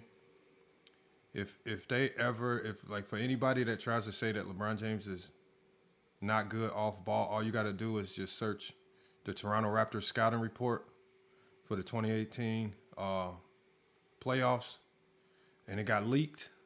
And all you got to do is read an NBA scouting report. I don't care if you're a coach. This guy said he was a coach. Just read a scouting report. I wish I would have had this earlier, Lamont, because they were blowing my brains out. Yeah, everything in this scouting report talks about LeBron James being elite off ball. It talks about his points per possession off ball. It talks about LeBron James, how lethal he is when he's the screener and rolling, when he's the screener and popping, right? It tells his weaknesses and his strengths, right? That's what a scouting report does, right? So it's talking about, it says good as a ball handler in the pick and roll. Excellent. But look, it says good as the ball handler, because they were talking about LeBron James is always on ball. But what does it say when he's off ball? It said he's excellent as a screener. He actually scores more points per possession as a screener, and as opposed to being the ball handler in the pick and roll. It says he pops twice as much as he rolls. You need to know these things, right? It says he gets the ball out of the pick and roll at a high volume. This is how we know, even in 2018, as much as people want to pretend that he was on ball a lot, he wasn't, because they were putting him in a lot of pick and rolls as a screener. That's how he got the ball. And they said he had an elite efficiency of 1.33 points per possession. Obviously, he's an elite finisher at the rim. But when you look at this, everything in this scouting report is talking about LeBron James being elite off ball. Elite off ball. And I just don't know where people get this connotation from. They want us to trust what they see. I was like, I don't know what you guys are seeing if you think that. LeBron James is a facilitator. He runs the offense first, right? If you guys are going to claim that he's running the offense and he's this point forward, then you can't say, then you can't run around acting like he's scoring all of his points on ball. He's not. He's scoring a lot of his points with off ball actions, right? So rolling, popping, things like that. I mean, I know where that narrative comes from. It comes from, well, they used to leave LeBron James to just shoot threes the whole time, which has been actually debunked many times in a lot of those series. So that's where it comes from, that he's just not good off ball, because there was these series that people believe that they're just letting him shoot threes the whole time. Well, so we were on the Black James's live earlier. Shout out to Black James Bond. It came up in that conversation. He said LeBron James is not good off ball. And I asked him to explain with basketball on the basketball court what LeBron James is not good at off ball that would determine he's not a good off ball player. I started to bring up things that we talk about as players, as coaches. I'm not a coach, but I'm a player. Like the spatial awareness, decision making off ball, screening. And off rip, as soon as I said spatial awareness, he says, I'm not interested in hearing your ChatGPT responses. There was no ChatGPT involved, guys. I quite literally off the dome, I said, spatial awareness is part of off ball. Would you agree that LeBron is not elite at that? So when we talk about off ball, I don't see anywhere anything LeBron does that would say he's not a good off ball player. Can you create shots off ball and still be good off ball? Like, people think that you have to score all your points off ball to be a great off ball player. Exactly. You can do a lot of things off ball other than just shoot the ball, score the ball. Like, there's multiple things you can do outside of that. That's just cutting is one of them. How was somebody that's a elite lob threat not great off the ball? Like, he jumped over somebody off ball. I mean, you think you're right, one boy. Some of he was LeBron's at his greatest best highlights. off ball. Some of LeBron's greatest highlights in history are all off-ball plays. Like, I mean, again, are you gonna say he wasn't great off ball when he was with Dwayne Wade? Nah, that's what I'm saying. I don't want to. Before that, I don't want to. He was at his beat the best drum off ball. too much. I don't want to. I mean, I think we get it. I just think that being able to pull up resources that are going to be far superior than what people claim to remember. Like, to me, like one of the hardest things to listen to was like I was listening to Lowe when Lowe pulled up to somebody's stream. I forgot whose stream it was, and Lowe they were once again pushing the propaganda that all of these teams early on were just sagging off LeBron James, giving them wide open threes, and it's just like, what are y'all watching to where y'all? But that's what Thank you. Like, I don't know. Like, I'm trying to figure out what are y'all watching. Like, there's no. Like, I was the one that asked him about that. I was like, bro, what do you mean? He said, yeah, they left him to shoot. Wait a minute, though, but Lamont. Just lie. Like, we can't pull up But the Lamont, film. But Lamont, it's easier to score off the ball than it is with the ball. Like that's why I find it so odd that people make it seem like LeBron James having the ball somehow makes it like easier for him to score because he just gonna go downhill. Like I never understood that because if he's playing off the ball, that means the defense has to worry about him running, just like Stephen Curry. That's why Stephen Curry's so dangerous because you can just give Stephen Curry the ball, he can get all kind of shots off. But the fact that he's running without the basketball makes it even more of a problem now. Yeah, because you have to worry about him more than just when he has the ball. Because now you have to worry about where he's going. Because if they get him the ball at the right spot, what are you going to do? Like, you understand what I'm trying to say? Just like you said, he's a lob threat. LeBron could cut. LeBron can catch and shoot. They were running floppy action. Lamont will show you that too. That's what Robert Ory talked about. The reason they say LeBron James can't play off the ball because they only remember the 2007 finals. And to them, that was what LeBron James did his entire Cleveland stint. Because they know he played off the ball in Miami and in Cleveland the second stint. They're just saying that, and obviously in LA, he had to play on the ball because they don't have no point guard. LeBron James is only on the ball when his team has no point guard. When his team has a designed point guard, LeBron is off the ball. But even so, right, him being on the ball, and I think we already said this in here, doesn't negate that he's a good off-ball player, even if he's on the ball. The stuff he does while he's off the ball still makes him a good off-ball player. So I never understood why they were saying that earlier. I think the same can be said about someone like Steph Curry, great on the ball offensive player, but when he's coming off the ball too, he's doing a lot of those great things at the same rate. Yeah, so I mean, like, I'm confused. Like, what is first? We got to get an understanding of what is their definition of being on ball, because all great players have the basketball a lot, or you have an offense that's catered towards making sure you have the ball a lot. I think being the offensive point of attack is what they mean by on ball. Like when LeBron James is bringing the ball down, there are a lot of times where he's obviously getting the ball out of his hands. He's I know what you think. I know what you might think it is. I don't care what you think it is. I'm talking about what they think it is because they're the ones that are making these very vague, silly conclusions. And I want to know, the only way you can come up with conclusions like this is if you have vague definitions of what ball is. I guess if you're Rashard Lewis in Orlando, that's like getting off the ball. If you're Michael Jordan and Kobe and can catch the ball in the mid post and make a quick move. But you're schematically going through the triangle in a way that you have to be coming off ball for those. So it's not the same. Like, I don't know. No, but again, LeBron James can do that. That's not a problem. I'm not saying he couldn't. The issue that LeBron James has always had is that, again, he's never really had a team with a really good ball facilitator or point guard. And when he's had that, he's been able to dominate under those circumstances. LeBron James has to be your main guy, getting you the ball and getting everybody the ball. Everything changes on your offense. Yeah. That's all it is, man. But they don't understand that, because when you go back and watch those Cleveland series and all that, that's why they had got Larry Hughes. They made Larry Hughes play point instead of LeBron, and Larry Hughes didn't want to play point.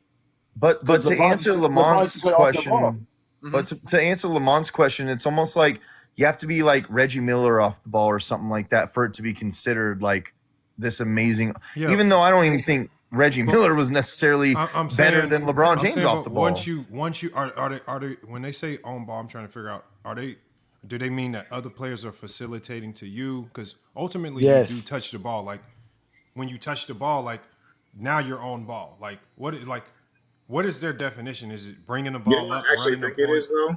I don't know. That's exactly what it means. It means they're saying LeBron James doesn't let players be their facilitators. Because he's not good off the ball, so he has to have the ball. It has to be no play creation from you at all. Yeah, they think LeBron James only scores by driving to the basket and running over people. They think LeBron James' majority of his shots come from doing that. Salute to CB for the follow. Make sure you also follow CB. Make sure you also follow Go James Kingdom. So remember when Clay scored all those points? Hold on 1 second, Nick. Please hold on 1 second, Nick. Please, CB, make sure you also follow the other people on the panel that are content creators. You got Go James Kingdom, you got Juan Boy, you got Olo, you got Inside the Arc, Ochi, and New World. Make sure you follow all of them, man. But salute, man. Definitely appreciate that as well, man. That thing is, I think they get flawed conclusions, similar to Peter Bagjuice. And Peter Bagjuice, basically, we went through an expose of if you have flawed definitions of stuff. Now I see why Peter Bagjuice had a whole bunch of flawed conclusions, because one, he had a flawed conclusion or on what the triangle was and all that stuff. So everything was screwed up from that point forward. So I don't think they know what on ball, off ball this stuff is. So they have all these silly conclusions. But I think they're too afraid to just admit they don't know a lot of this stuff. Even the coach guy up there, it's sad that he fell into that. That was an embarrassment to all coaches for him to say something like that. Yeah, I think Jordan and Kobe fans are mad that LeBron's coach trusts him with the ball in their hands, and then Phil Jackson took it out of their hands. So I think he has an unfair advantage by being that great of a player that his coach trusts him to not just chuck up shots and lose the game. But I think it's silly because, first of all, what coach is not trying to get their best player the basketball a lot, over and over and over again? Like, that's the purpose of this game, especially in 24-shot clock game. Like, if you're a coach, I'm trying to figure out 1,000 different ways to make sure the ball ends up in LeBron James' hands, right? Whether it's off pin downs, whether he brings it up, whether it's off like the floppy action. I need to get LeBron the ball by hook or crook. And I need to find a way to do it because a lot of times he didn't have a Rajon Rondo. Yeah, but Lamont, quote unquote, taking the ball out of their hands, which I think people feel like he did for whatever reason. Didn't that help them win? Didn't that make them better in the entire general aspect of winning? What do you mean taking the ball out of whose hands? So when he said that, like how Jordan and Kobe fans get mad that they feel like Phil Jackson took the ball out of their hands as an on-ball, like offensive player, running the triangle and doing all these other things off ball, etc. Like when Michael Jordan was out there doing everything by himself, he wasn't winning. And when Phil Jackson got in there. But it's not even that deep. It's just the way basketball is. Basketball is a very simple game because when the ball crosses half court, all 5 guys are focused on the basketball. That's the threat. I don't care who has it. The basketball is the threat. If the best player, if the best scorer is roaming around somewhere else, well, now you got a whole bunch of other problems on your hand because now you have to focus on the best player sneaking around doing a whole bunch of crazy screens and stuff. But then you also have to focus on the basketball, which is still a primary threat. This is why like remember when James Harden was at his peak? This is why players like Kobe said, you ain't gonna win a championship like that. Because James Harden, who brings the ball up the court, he's the facilitator, he's the biggest scoring threat. All your strongest threats are right there in one person with the basketball. All we have to focus on is you. And that's ultimately why a lot of times they struggle. And I don't think Kobe was trying to indict James Harden. He was just basically saying defensively, it becomes very easy to defend when we know that you are everything. And plus you have the basketball. Right? But James Harden looked like a different level of threat when Chris Paul joined the team. Because now that threat level, now he had to go to State Warriors at DEFCON 5. You on the brink of elimination if Chris Paul. But when Chris Paul got hurt, what happened? They became easier to defend again. And then James Harden had the most turnovers in a playoff game ever after that. And it's not even about the turnovers. What I'm saying is when the best player is able to roam around and gap your defense, and you got guys heads on a swivel, and now you're worried about where the hell is James Harden all the time. Plus you got to worry about the ball. It just changes. It changes the defensive attention. That's all. So LeBron, I wasn't trying to say it was that deep. I was just trying to go off of what Ochi said. I think that's what he was getting at, is that people overcomplicate the game and they try to go through like, well, you took the ball out of their hands as an on-ball offensive player, which I think that would like that might have been the move to help them start winning then at that point. Well, what team are you referring to? Well, he was talking about the Bulls and the Lakers with Phil Jackson. I mean, that's kind of what the triangle is. Right. So when you're using Michael Jordan to do everything for you before all that got implemented, and then now you use an actual system that gets everybody involved, even though Michael Jordan was the primary scorer, obviously, it still gets other people involved. That's a system that helps the team in general, right? Jordan fans don't care about the team. They care about his stats. They want him to average 37, 8, and 8 for his whole career and lose in the second round. No, not just the stats. He has to be the reason why they won. By you doing that, that means he's not the reason. I mean, that's why they get upset when we said Kevin Durant could have did Jordan's job, because to them, it's Jordan did everything. Jordan didn't need a ball facilitator. That was what Jordan was the reason why a ball facilitator could be effective. That's how they think about it. I just don't. Yeah, that's how they see it. That's just how they see it. That's just the way, and that's the way they talk basketball. They don't see the game as like Lamont said. And I just stated that it's harder to be that great scorer if you're doing you have to be the ball facilitator and the scorer of the team instead of just playing off the ball. So if LeBron James is still able to be dominant playing on the ball, then why are we getting mad that he's playing on the ball as great as he would if he was off the ball? But they don't understand that, because to them they say LeBron James dictates that. He dictates that. He's the problem. His problem is he can't play off the ball. He has to always be that. There's times that he could have played off the ball. He just doesn't do it. And he would have won a lot more if he did that way. That's what I thought in Miami he played off the ball plenty. I think I heard them saying that narrative on that show, Speak for Yourself or whatever, with Emmanuel Acho and them niggas. Like, that's the first time I heard that LeBron dominates the ball too much, and that's the reason why he doesn't win as you much. You mean LeSean McCoy, James Jones, and all the football players? All them dudes, bro. All football players talking basketball. They're casuals. They're all Kobe guys. They are all Kobe. All of them. They still have Jeffrey as the GOAT because, as you know, Kobe fans are afraid of Jeffrey fans. Don't you think it's higher value? Oh, my bad, New World. Go ahead. Fuck. I was just going to say, don't you think it's higher value when you can go on and off ball as opposed to just being off ball completely? Like, I mean, for example, like Klay Thompson, like I feel like this is what people think off ball needs to be is Klay Thompson when he scored, what was it, like 63 that game or whatever it was. And he only had like 12 dribbles the whole game, something like that. They'll never give Klay Thompson the praise of a Kobe and a Michael Jordan off ball. They just won't.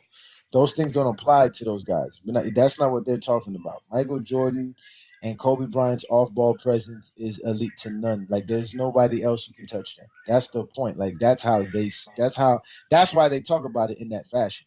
But Michael Jordan and Kobe are getting the ball off ball and then creating on ball offense though at that point. Well, I mean, at the end of the day, Michael Jordan and Kobe Bryant can't be ball facilitators. They can never be ball facilitators. No coach would be smart enough to make them that. They're not good at doing that.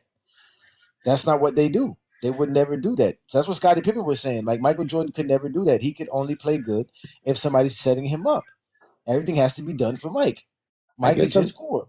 I guess I'm just agreeing with like Lamont's point at this point where like where do you differentiate the off ball and on ball part of it? Because if you just get the ball off ball real quick and then on the top of the key you become an on ball creator, you're still on ball scoring, are you not? So like a lot of Kobe Bryant and Michael Jordan was still on ball creation even though they were playing off ball, right?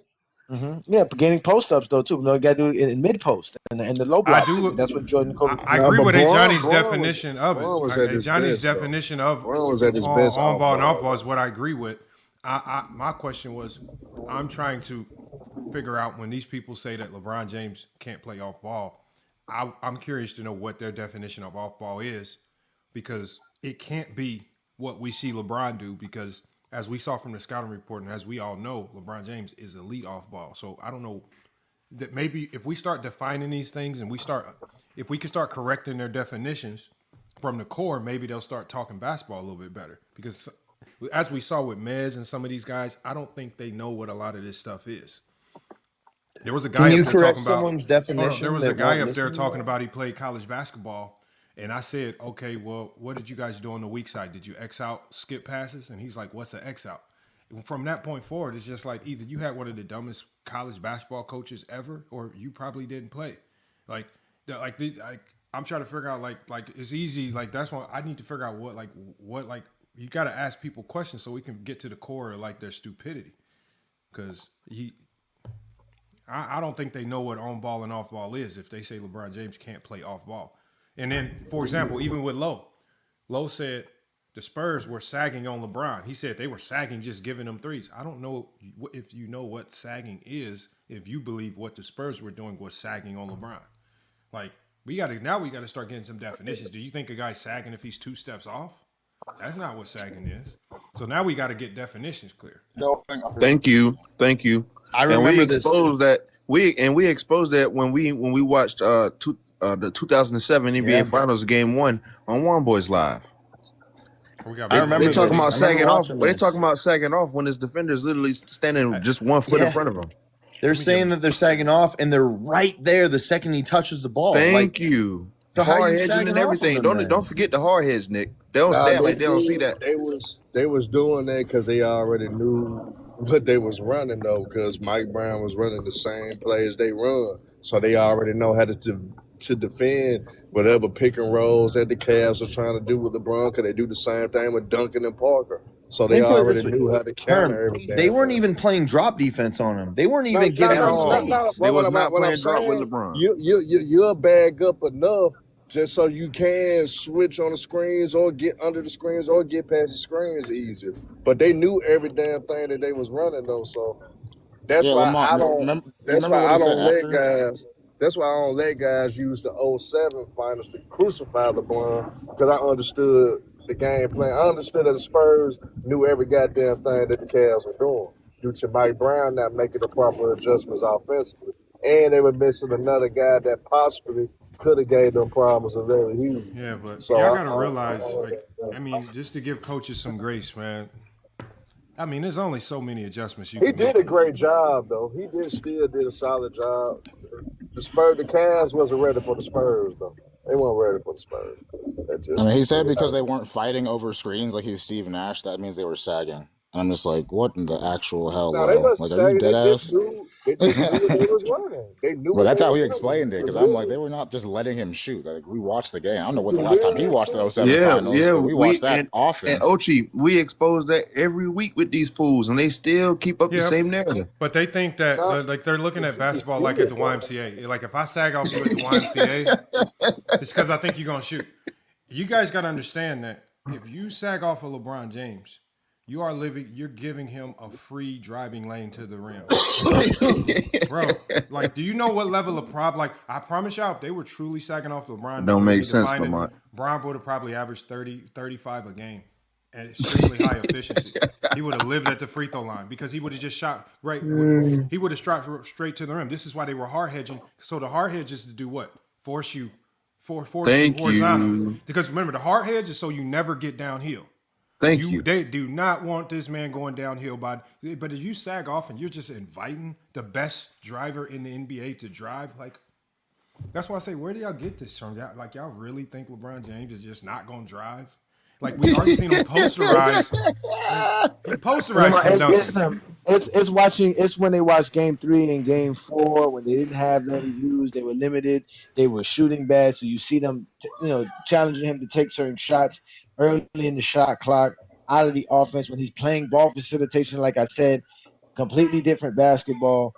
They can't explain the game, bro. And it's sad because Lowe's smart enough to know that he's been saying this for a long time and know that he's been wrong, but he still wants to preach this because it's a way to keep those Zesties in his circles. Because again, Zesties are half of the social media basketball world. So if you exclude them, you're not going to get the type of views and stuff like that. So he feeds them that narrative about LeBron James. He does. He really, and he does believe LeBron James couldn't shoot.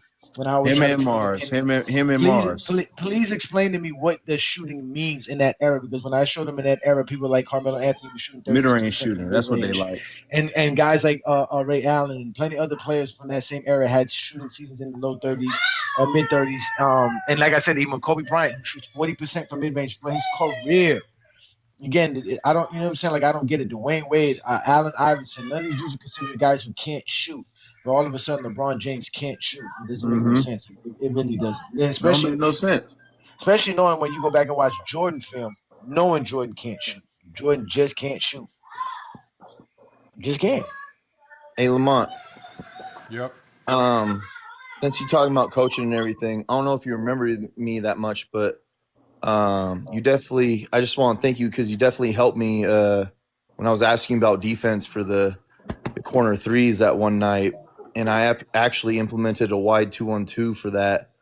We actually got to the state finals doing that shit, and it actually helped. So, I mean, that was really cool of you, bro. You didn't have to tell me shit, bro.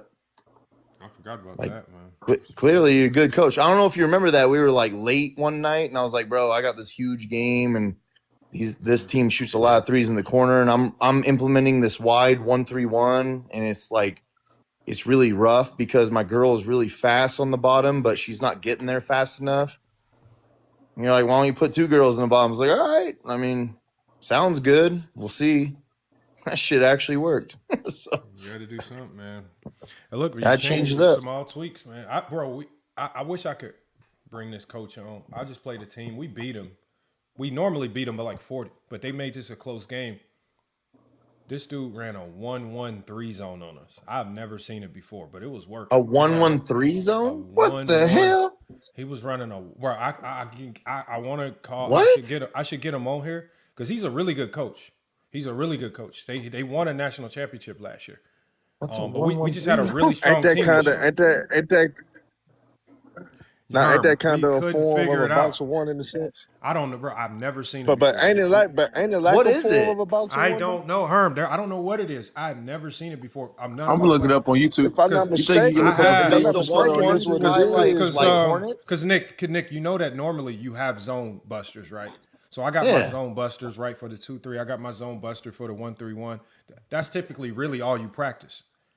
Right. He came out with a 1-1-3, and I'm talking about we spent an entire half. We could not figure it out. We ultimately just basically I said we can't figure it out. We just gonna turn it up on defense, and whenever we get the ball off we just gonna play so fast. Transition. They never set it up.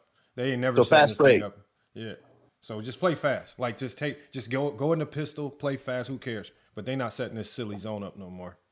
So this 1-1-3 is just a different facet of a 1-3-1. They just move differently. No, it was just weird rotations that we couldn't figure out because we never seen it before. Like that's you beat a zone because you know what the rotations are.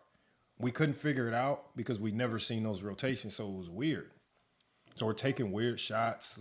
We had a weird. I've never even heard of that before. I got to be honest. So wait a minute. So Lamont, they had a dude at the top of the key. The dude right or behind the top you. of the 3-point line. A dude in the free throw line. They had 3 guys along the bottom, but kind of curved. So 1-1, and then 3 guys along the bottom. So they got the guy at the top, but they got a middle anchor they got an anchor at the free throw line, right? But you got to have your middle guy be a wasp. Then, I've coached for 11 years. I've never heard of that. Now, but that second guy, that 1-3-1, is like an anchor in the free. But you know what? Those bottom baseline guys I just don't know are how part they of the were 3. using I'm not them. talking about the rim protector, but what was that second guy normally doing? Those bottom guys, though? they got to move. They got to move. They got to rotate completely over and over again. Yeah, so, but the advantage that what he that had, guy at the free throw line was doing, though. That's what I'm trying to say. So the advantage that they had was instead of us just attacking it, we were doing, like, for example, like LeBron, our guards would come across half court trying to survey how to break it. So they were messing us up because we were spending more time looking, trying to figure out, okay, what are they in? How do we beat it? And so while we're thinking, right, they're running around, scrambling around, forcing us to do silly stuff, right? Guards are getting pressured, right? While they're trying to survey and think, they're getting pressured. So they got to drive. Sometimes, they'll do silly stuff. So again, when you think about LeBron in 2011, right? That zone forces you to overanalyze sometimes. You got to overanalyze because you're always trying to figure out, okay, I don't want to, like my guards were basically saying, like, I don't always want to just drive and shoot the ball. Like, I don't want to be selfish. How do I start swinging it around? But the rotations are so weird, they don't know how to swing it around. I've never seen it before.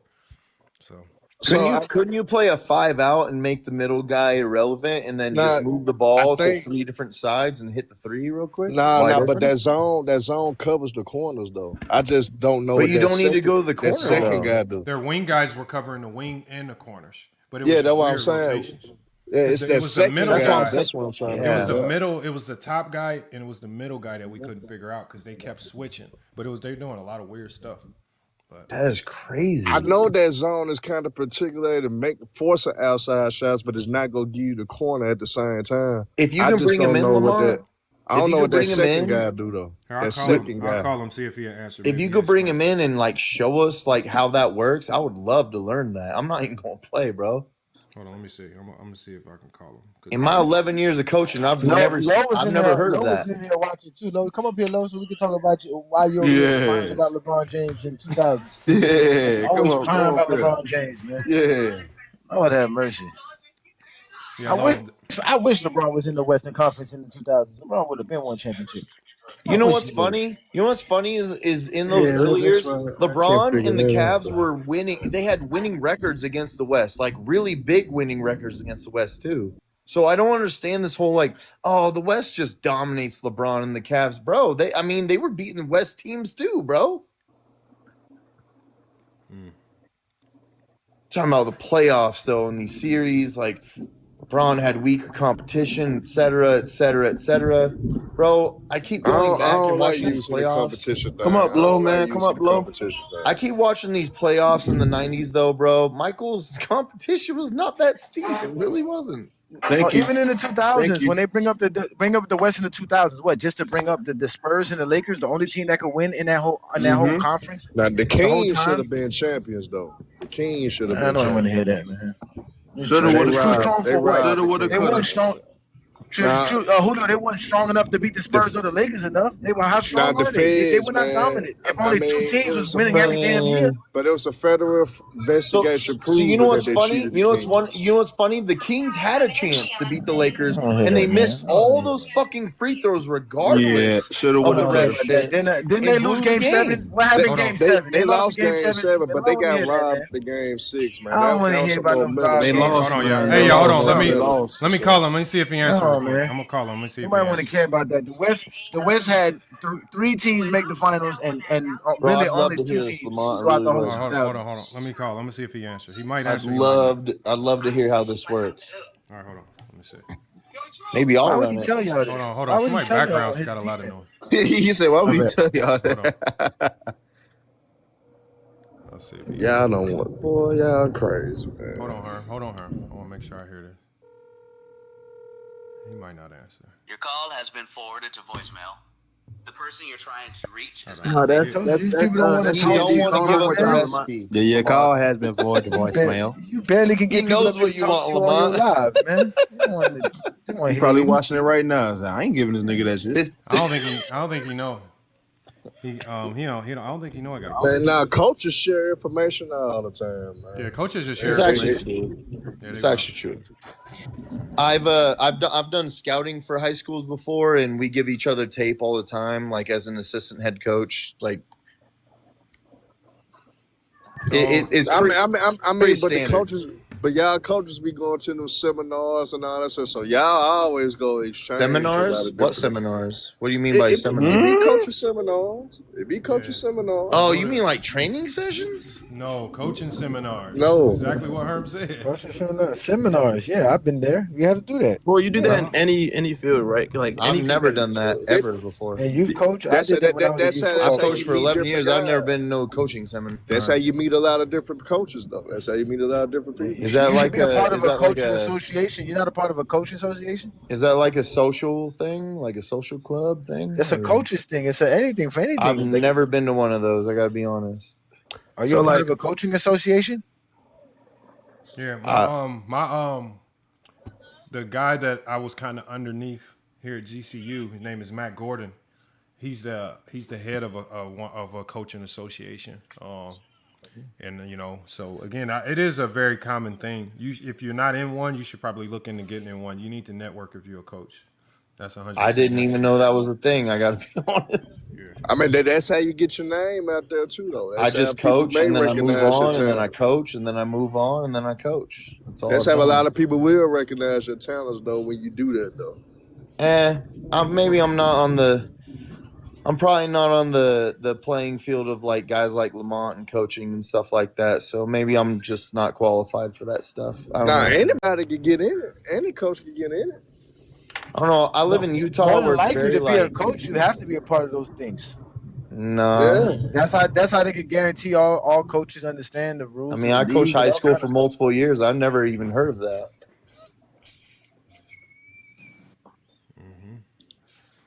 Which you live in Mississippi or something? No, Bristol Central High School, where Donovan. He said Utah. He said Utah. I live in Utah now. I don't know about that. Yeah, coaches. Yeah, they definitely have coaching seminars and different things like that. So where do you go for these seminars? What are we doing? It's usually set up by the coaching association. That's how you usually set that. This like with the league that I was in. When I was a part of a youth coach, they had a coach association. We had to, obviously go through background checks, all that other stuff to make sure. Look, that here's one right here. Look, if Especially you don't know if a you're one, youth. if you don't know a one, here's a good one to join right here. This one's ran by a coach by the name of Matt Gordon. He's one of the, to me, this guy is like, for example, if you're a zone coach, well, you better network with Matt Gordon. It's called Rising Coaches, right? This is the one. Again, you can join this network of coaches where you can get under the mentorship of like some of the most elite D1 coaches in the country. So it's called Rising Coaches. You want to get in there. So again, if you don't know one, there's one right there. And Rising Is this an online thing? It can be online. They have seminars. So it's all online, right? But then they have seminars where everybody's in person. Yeah, everything on. Yeah. So we had a Go seminar. online. There was a seminar in North Carolina one time. So I went to that coaching seminar. But again, it's a main thing is just you get in it because you learn. Remember, coaches don't care to share information because coaches know that players win games. Ain't no offense gonna win a game. If you got scrubs, you ain't winning. So who cares if you know my plays? If I got the best player in the country, it ain't gonna matter what you know. That's true. But if you have scrubs, you can overachieve, though. Yeah, good luck. Doesn't mean you're going to win, but... Good luck. Yeah, that's called losing. Yeah. I'm just saying, like, you could be a good coach and overachieve. Yeah, like I said, coaches share information because coaches know that players win, not coaches. Coaches plays. Yeah. Our systems make it look better, but players still win. Coaches just there. Coaches out there just to see things that a player probably can't see during the X of a game. And coaches gonna make little adjustments here and there. That's it. The players ultimately go decide everything. Reminds me of Coach Calipari. He's the best at that. Figuring out who's going to be the best, how he's going to construct his team with the best players. He did that for a long time. He's done a bad job by not getting any size as of late, though, because that's how they got their ass. Yeah, but before that, you got to. Can we get back to the choke jobs? We getting farther and farther away from the big let's get back to the choke. I was just gonna say that. I was just about to say that I didn't want to cut y'all off because y'all talking coaching. I didn't want y'all to feel like I'm devoing, but I wanted to talk about this, Lamont, because you always said that when you look at somebody performing bad, you usually look at the other side. What was the other team doing to prevent you from doing that, right? Well, let's flip that coin. What was it that was being done that caused this choke, and what could have prevented this choke? So let's start with 2004. What caused the choking job of the 2004, and what did Kobe do, and what could have Kobe done differently that it wouldn't have been a choking job? That's what's interesting about 04. Instead of the Pistons trying to do something special, Y'all didn't know though. Excuse me, sorry. So instead of the Pistons trying to do something special, the Pistons said, "We not gonna do nothing special. We gonna do the opposite of what everybody do. Instead of doubling and sending all these players to Shaq, we just gonna let Shaq go 1-on-1." And what they did was, maybe they're just sensing. Maybe obviously these players and coaches hear whispers and what's going on behind the scenes. They said, we gonna apply all the pressure to Kobe. And Kobe's in this mode right now where he trying to prove to the world he the next Mike. So we gonna double him, and he's just gonna take a whole bunch of silly shots over our double teams because he's in this crash out mode. And Kobe Bryant literally fell into just a bunch of stupidity. It was literally, that's why I have it as the number one, because as smart of a player as Kobe is, the solution was right in front of him. Just give the ball to Shaq. But he was too stupid. He was too selfish to figure it out. Well, he knew what the solution was, but he was too selfish to utilize the solution. It was self-inflicted. I think out of all of these, it was the one that was the most self-inflicted. But we can all admit the Lakers could have won that finals. It was just Kobe just shit the bed on them. No, it's not that. He made a decision. Like, he made an intentional decision to play losing basketball. Yep. He knew what the Pistons were doing. He knew what the solution was. He chose to not go to the solution. Lamont, I can't let it all the way slide because I know you brought up a situation before. Mm-hmm. This was when you was advocating for Scottie Pippen, right? And you brought up a situation to where Phil Jackson benched Michael Jordan, right? Yep. So, in a sense, though, if Phil Jackson would have done his part, he could have easily benched Kobe to send a message, right? and he really particularly didn't do that. I didn't think he used Gary Payton properly because Gary Payton was the right high IQ guy. He could have used more to take control of the offense more. You could have set Kobe in his place early on once you saw how it was trending. So I think a lot of it falls on field too because he could have done what he had to do with Mike just to get him back right. You know what I'm saying? So I can't put it all on Kobe. And I ain't. I think Phil did a terrible job coaching the 04. I mean, we can give it to Phil. I believe there's a little bit blame there. I believe it's a, I know I got Kobe on the picture. It's really Kobe and the Lakers, right? I think Kobe's the head of the choke job. Like he's the one that is the face of it. Phil plays a role, but I think Phil as a coach, you also have to worry about Kobe right now is so unhinged. How is his reaction gonna be if you do bench him? Right? He may mentally check out your own. Yeah, throw a chair season, on the floor.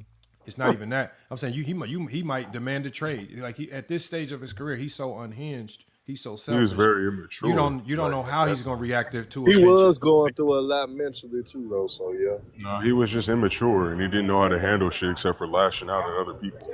But that's why I say this is the greatest choke job because it was, like I said, whether it's Phil, whether it's Kobe, it's self-inflicted. Like in '95, it ain't worse than 2016. I don't believe in '95 there was a solution for the Bulls because they had no Horace Grant, they had no Dennis Rodman. It still was a choke job because Jordan it was a choke job over because the ball though. That's why it was a choke job because of the mistakes Jordan made. But what I'm saying is, again, those are mistakes based on effort. Remember, this is Zesty Jeffrey logic for the list. So again, Zesty Jeffrey logic, that means trying hard and making mistakes is now choking.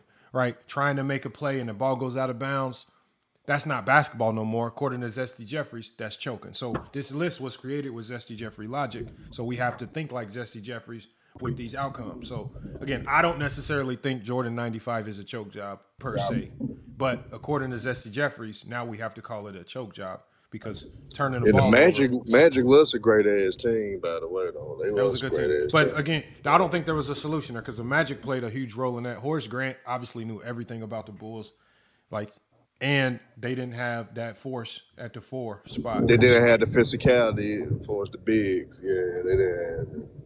Magic was too physical. They were outmatched. Too much. Yeah, but Jordan missing those shots at the end and throwing the ball away. It was the turnovers. It was the pretty turnovers nasty more at than the the shots, end. though. It was the turnovers. Like Jordan kind of ruined that shit. And what about Stephen Curry and the Warriors in 2016? That's worse, though. That's worse. What could they have done, Lamont? In my opinion, that is the worst choke job. Hold on, hey Johnny, I want to hear you tell me what they could have done because obviously you saw LeBron win it. But what do you think? Like, was there ever a time where you saying to yourself, "Dang, if the Warriors start doing this, it's over with"? I mean, when they were up 3-1, I was like, man, this is it for LeBron. What are they gonna do? Like, there's really nothing you can do now. This team's on fire. Everything is working. Everything's going great. It took that performance from that Game 5 performance from LeBron and what's his name and Kyrie Irving that changed the whole perspective of the series because that was when they started getting nervous because at that point Kyrie wasn't balling. Kyrie was just playing Kyrie. He wasn't unleashed yet. Out of nowhere, Kyrie became this monster out of nowhere, and then they started attacking Stephen Curry. And they started just playing this scared ball where they were trying to protect Stephen Curry, and it wasn't working. I just think that the Cavs just figured it out, and they was like, "Yo, we're just gonna dominate." And with LeBron James there was nothing Stephen Curry could have did because they basically put LeBron on Stephen Curry on top of that too to mix him up and make it crazy. And then, Now, but I know we talk about turnovers, but Stephen Curry had late game crucial turnovers, and he had bad shot selection as well. And that's the unanimous MVP. Y'all brought that up with Mike. But there's also this. That you gotta get a game, man. You up 3-1, you gotta get a game. But once Draymond Green comes back, LeBron's not scoring 40 again. The first game that Draymond comes back, LeBron goes for 40 plus. It's like, I actually think it was 40 exactly. But either way, there were those tweets that's like, LeBron's not doing that again. And then he waxes them when he comes back. So this was kind of fruition. Like this was kind of destiny at this point. Like I think that Johnny's right. Like the Cavs just figured them out at that point. They did because they played them the year before. So they knew exactly what they had to do against them. They had a chance to even tie the series 2-2, but they messed it up, and they knew that, and they just had to play that one game great, which was that game 5, and they did, and it was just like, oh. And like I said, Kyrie came out of nowhere. He just started balling like out of nowhere. Kyrie just came up out of nowhere, just doing all types of crazy stuff. Like that was really it. And then Stephen Curry and them didn't get none of it. Harrison Barnes was bricking left and right. Well, Curry dropped. No, Curry did drop, but they kind of intensified though what they were doing to Curry though. They kind of went at him like, yo, you're not gonna kill us, man. Somebody else got to step up, and they couldn't find nobody else. They couldn't get their offense. You let Kevin Love clamp you at the end, like that's like, bro. Yeah, that was a pressure Stephen Curry and them they have to never dealt with before, because they was always rolling. He was always getting his shot. He was always in rhythm, shimmying. Like the Warriors, like LeBron said, we're gonna be in their minds, because now they're gonna realize, like, damn, are we really gonna lose this shit, especially in the game 7? And that's what happened. I feel like LeBron's done that a lot. It's kind of like when Jeff Teague tells that story when the Hawks were up 20 plus. And then when they were walking through the tunnel at halftime, and LeBron says, we're good. And he was like, I was laughing at him, but then he came out and busted her ass, and they won that game. Jeff Teague's like, I've never beat LeBron in the playoffs ever once. Like, when LeBron says something, he does it, bro. He ain't playing.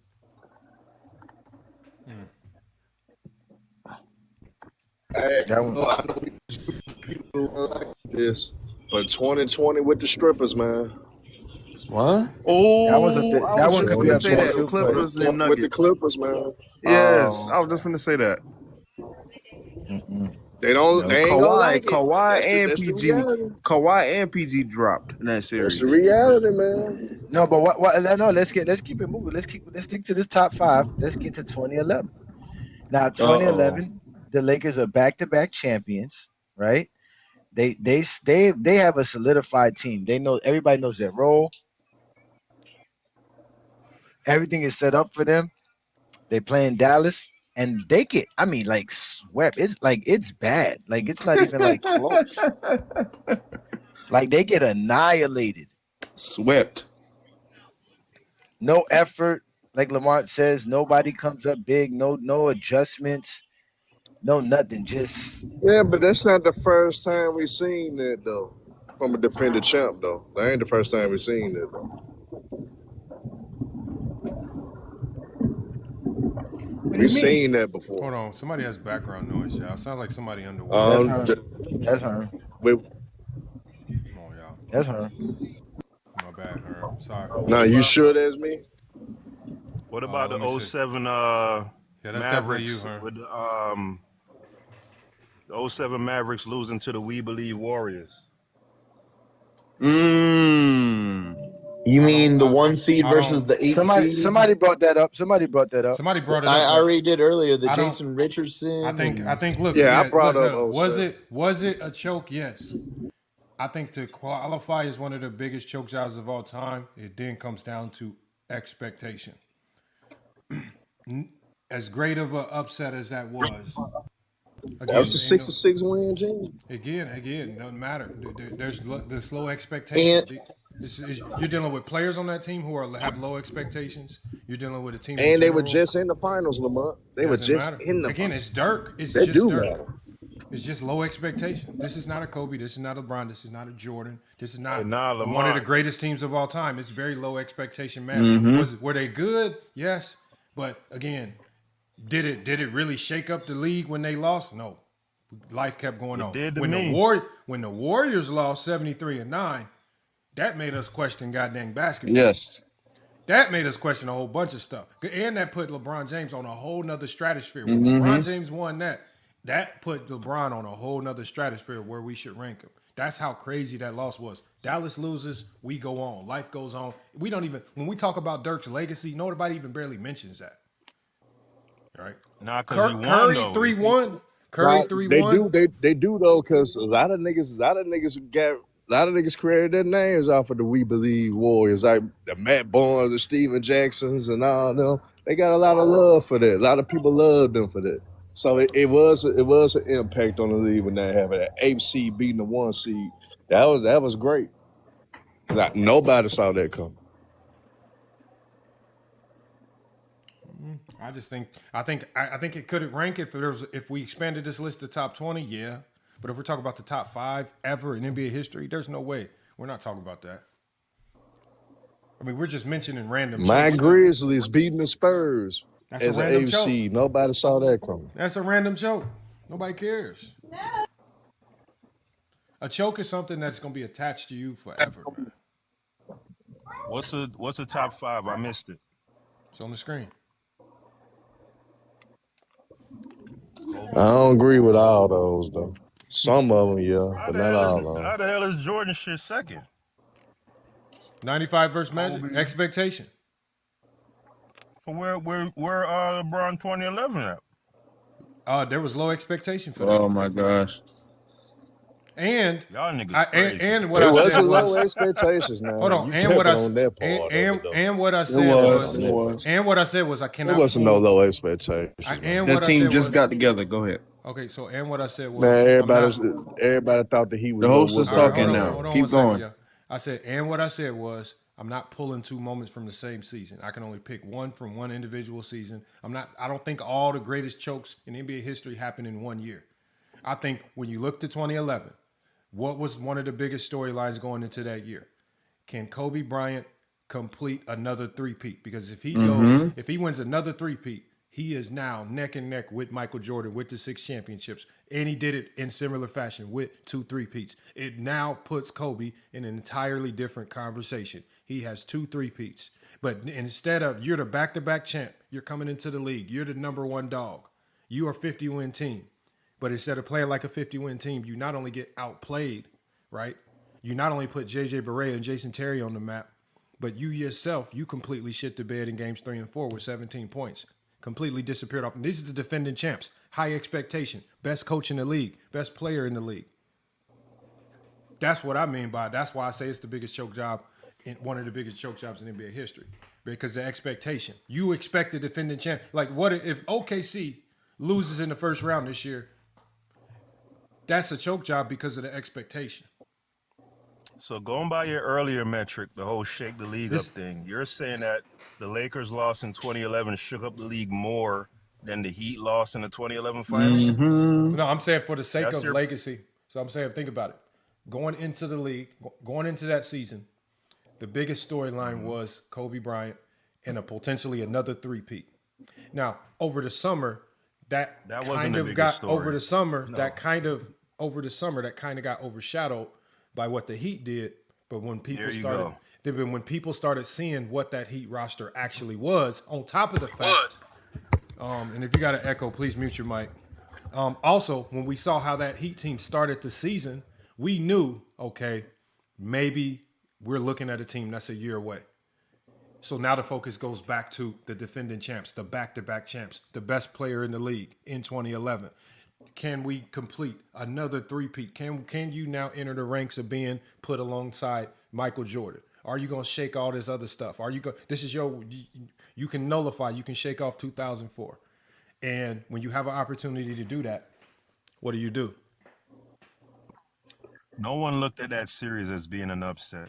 The Lakers that went to 3 consecutive finals, 1-2, and they got ran off the court. You're lying, Peter Badgers. You got to stop lying. No one was saying Kobe Bryant getting swept as defending champs. You're saying that nobody was surprised? Wow, bro, you just nobody up here looked yapping, at that dog. as an upset. And Herm, I can't believe you sat up here and let them get this bullshit off, bro. Okay, so if it wasn't a, if I've been challenging. Herm don't put it on Herm. Herm, you haven't even heard what Herm said. I'm saying, so by that same logic, if you can sweep Kobe Bryant and the defending champion Lakers, and it's not an upset because you're so good, then how the hell is it an upset if you beat a lackluster, depleted Miami Heat team that just got thrown together and their bench looks like you and your homeboys. That's for Peter. How was it an upset when they beat Miami then? Because you were about to say put Bryant in 2011 in. Answer. If you put Bryant in Answer, Peter 2011 Pan. in, hold on, it can't be an upset if Dallas is this big great team. If they were supposed to beat the Lakers, the defending champs, and Kobe Bryant, best player in the league, they that good, then why is it an upset if they beat a completely thinned out Miami Heat team that's just top heavy? Go ahead. Answer, Peter Pan. Break down the teams, Peter. That's all I got to do, man. No, he has to tell me how it's an upset. How is it an upset? Because if you beat Kobe, not only that, if you sweep Kobe. There you go with asking these questions. Hold on, let him finish the question. Let him finish the question, Peter. Sweep Kobe is not. He's literally said, y'all, if you sweep Kobe at his apex, he's about to do another three-peat. It's not an upset. But if you beat the Miami Heat team that just got thrown together at the last minute, it is. Now go ahead and answer, Peter. Yeah, when your supposed second best player is putting up 27 points a game on 55% shooting, dishing out five assists, averaging like a block and a half, a steal and a half. When that's his second best player, Mario Chalmers I think he averaged like 2 or 3 threes per game. You had more than enough. When the guy who's coming off of back-to-back MVPs has an 8-point game when there's a chance to go up 3-1, right? That is much more of a shock than a team that just went to 3 consecutive finals. Were the Heat better than the defending champion Lakers that year? Of course. The Heat were better than the Lakers that year. Yes. Lying ass nigga. Nice joke, man. You should do comedy, man. You should do comedy. Peter, tell us how they're better. As a matter of fact, he can't tell you. Another series too needs to be up there. Where's the 08 Eastern Conference semifinal? There it is. LeBron. Oh my God. He gonna make this all about LeBron. I told you. Where's that series at? Peter Bagjuice. I said that a lot of these series that y'all are mentioning are in the top 20. Right now, we're talking about the top 5. Well, what about 2008 when the Lakers blew a 20-point lead at home to Boston? Yeah, get his ass one, boy. What about 06? Get him, King Shot. Get him, King Shot. Kobe completely choked that series away, man. He ain't want to shoot the ball. Hold on, y'all. Hold on. Let's not shotgun them off. We don't. Again, we're just shotgunning off. We're only focusing on. So Peter, what are the top 5 greatest choke jobs? What are the top 5 greatest choke jobs in NBA history to you? Since obviously you don't agree with this, let's hear yours. And why? I think the 04 finals is a good one. 2016 Warriors, I could go for that one. I'd put in the 08 Eastern Conference semifinals, the 2011 finals, and then to round out the top 5, I'd probably go. This nigga wild, man. Probably go Ewing in 94 to round out the top 5. Why you say Ewing in 94? Because he was just dreadful. And he let Jamaica down. We were rooting for him. Yeah. So all LeBron, you could only be created for one name, which was Patrick Ewing. All LeBron, but now it's Patrick Ewing. The one name you could find. No, I didn't say all LeBron. I said 04. I'd keep the 04 finals in there. I'd keep the 16 Warriors, and then I'd go LeBron, Ewing. That's my top 5. I don't know. I would never. You don't think KD, the 2016 why do you have 08 up there? OKC? That's what I want to know. I'm never putting Ewing. Whoever thought so highly of Ewing that you would think when he lost this a choke job. Ewing was never. Nobody expected him to do nothing. He said that because he's Jamaican. Yorkers did. He said that because he's Jamaican. It's because he's Jamaican, Herm. Now, Peter, well, why do you have a 08 up there? I want to know. What expectations did you have for the 08 Cavaliers to beat the Celtics? No. For me, it's not more so about the team. It's just how horribly the guy who finished second. God. Yeah, the guy who finished second in MVP, how poorly he Shy, performed. if you're dribbling a basketball outside, just mute your mic, man. We can hear it. Also, but Peter Backjuice, by that same logic, that now qualifies Jordan in '88. Your accolades create your expectation.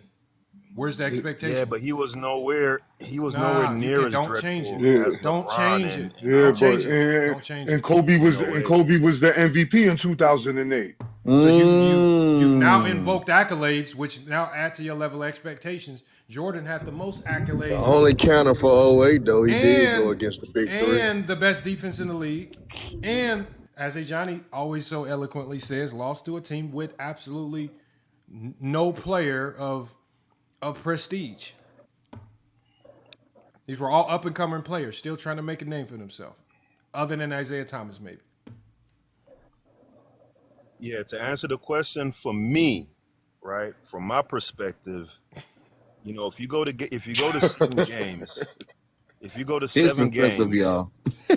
Yeah, from my perspective, if you go to 7 games with a team, and one of the games that you lost, you went 2 of 18 from the field, turned the ball over 10 times.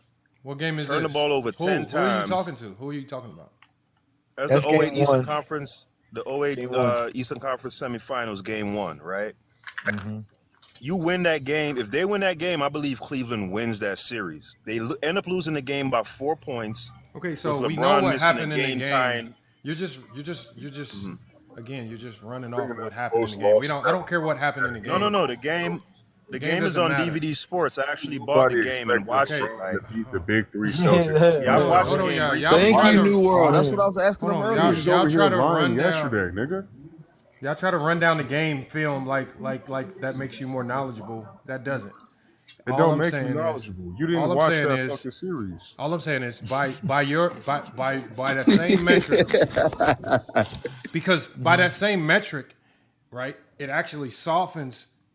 It actually makes whatever you feel that being a choke job, it lowers it because you invoke accolades. The Pistons team had essentially 0 accolades. Jordan had all the accolades plus the best defense in the NBA in '88. You invoke this. So now with accolades playing a role in your level of expectation. Conversely, when you look at LeBron and who he faced in 08, well, look at the team he faced in 08. Did that team that he faced in 08, did that Celtic team have players with a bunch of accolades that season? Yep. They had All NBA players, All-Star, all defensive players, DPOY. So LeBron, so LeBron is facing, unlike Jordan, LeBron is facing a team loaded with the best players in the league, some of the best players in the league that season, while Jordan in '88, he was the best player in the league, facing the team with none of the players in the league that the league thought were the best defenders or the best players, correct? You shouldn't have put them accolades in there, boy. Yeah, I mean, the accolades for me, it means For something you, from for you. It means something from an individual. Hey, Lamar, the Pistons did have Derrick. Come on, man. Can y'all let the man answer? Y'all did this to him yesterday. Let the man answer, please, man. Let the man talk. Go ahead, Peter, man. Go ahead, Peter. For me, I brought up the accolades like LeBron finishing second in MVP because for me, that means you're of a certain caliber. I'm looking at your individual performance, right? Jordan '88. While he wasn't a world beater in that series, he performed well. I think he averaged 27 points. Who was Jordan? Who was Jordan in '88? Was he not the best player in the league in the world? Yeah, hands down. Conversely, on the other team, on the team that he faced, did he face any player that was considered one of the top 10 players in the world? No, but they were one of the top teams in the league, though. Top 10, and Zeke was up there. He was not at that time. He was not considered a top 10 player. Second team All NBA. He made All NBA. What are you talking about? I don't think he was considered a top 10 player in the league. Isaiah Thomas make the All NBA team. Yeah, what are they talking about? He didn't make no All NBA team. He didn't make All NBA. Not in '88. He didn't make All NBA in '88. No, he did not make All-Star. Try again. He was an All-Star. He was an All-Star, not an All NBA. All NBA. And LeBron performed well in 2008 as well. He didn't perform bad. What they talking about? Wait a minute. What did you say to Johnny? He performed well in 2008. They're looking at the 35% from the field. I think he shot. Not just that, but the 5 turnovers. Going 2 for 18, 10 turnovers in a game? That's performing well? Yeah, but what about losing three? No, but what about losing 3 straight games in a row by performing under your completely under your average and scoring only 25 points per game, scoring 23, 24, 25 back-to-back games, 3 straight games in a row, while underperforming and shooting under your averages as well. So Jordan coughed up 3 straight games in a row. LeBron James took the game, took that team. He took the team with the best record in the East, which was the number 1 team in the East that year, to 7 games, and Jordan lost in 5. Like Jordan completely underperformed in all aspects of the game. LeBron James didn't. He had a bad game. Yes, LeBron James had 1 bad game. No, that's not true, Johnny. Did you see his game 2? Game 2, he went like 3 of 20. No, it wasn't 3 of 20, but it was like equally horrible. No, Johnny, he shot 35% for the series and averaged 5 turnovers. Yeah, but he was playing against the best defense. He was playing the best defensive basketball with the defensive player of the year. You can't compare what Jordan wasn't playing that, and Jordan underperformed. Look, we know why LeBron underperformed and didn't shoot well because of what they were doing versus him. But what were they doing versus Jordan that made Jordan completely Wait a minute. So Detroit wasn't a top defense in '88? The Bulls had the best defense in Chicago Bulls. The Bulls had the best defense. Tell him again. The Bulls had the best players. Tell him again. The Bulls had the best defense in 1988. By what? Scoring defense or points per game, sir? Yeah, points per game. You know I only go by points per game, sir. Okay, I know they were 3rd in defensive rating. I believe the Pistons were 2nd, if I remember correctly. They were first. The Bulls were first in points per game, sir. No, I said defensive Jordan rating. underperformed. Jordan completely underperformed versus a team again with no NBA player, no defensive at all. Yeah, and that's but the Johnny, difference. And he put up 3 straight games where he put up less than 25 points in those games, and his team lost those games. I hear that, but there's a difference between underperforming and being absolute dog shit. Like 35% is dog shit. Yeah. That's dog shit. 35%. And mind you, and he still dragged them 7 games. He still took them 7 games. Yes, he did. It was 7 games. It still was 7 games. 35% is not dog shit. When it's his fault that he loses, but it's not his fault that he's not getting no credit for taking 7 games. When you're the best, when you're that caliber of a player and you're expected to perform, and you're shooting 2 of 18 and turning the ball over 10 times, and you only lose by 4 points. What about the 3 games he won? What about the 3 games he won? What about the 3 games he won? Even in a couple of those games, he didn't perform all that well. And Ilgauskas and Zerbiak and them niggas, they came through. Defensively, that was one of the best. So Zerbiak, that's what we're going to say. We're going to say Zerbiak, not Zerbiak, Ilgauskas was out here winning games for them. Really, that's what you're doing. This is where we're going. No, he gonna say Joe Smith was winning. Don't go there because we know LeBron James. We know LeBron James played well versus them. We know he started off the series bad, but once he figured out what they were doing, he went off on them. His game 5, I think, in game 5 or in game, I think it was game 5. Because again, he pushed them to 7. Kobe couldn't even push them to 7. Kobe got annihilated in game 6 versus that same team. With a better team at that. With a better team. Better team. Fuck out of here. Don't let me go inside and go get these damn numbers. As a matter of fact, let me go pull up these numbers. I got the numbers. That's what he's going right now. Yeah. Johnny, he gonna say that he might say that Joe Smith played better than LeBron in that series because he shot 62% from the field. Ain't no shit like that. Ain't no way. FY. Because he shot 62% from the field. He loved that field goal percentage so much. Yeah, they keep bringing up how bad LeBron James shot, and that's him still taking less shots than Jordan.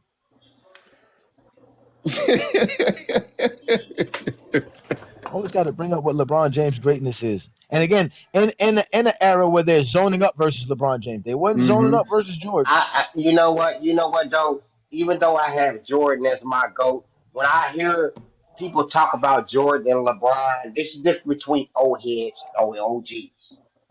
OGs is not stuck in the past. Old heads is stuck in the past. They stuck. They don't know the evolution of they don't know the evolution of the game.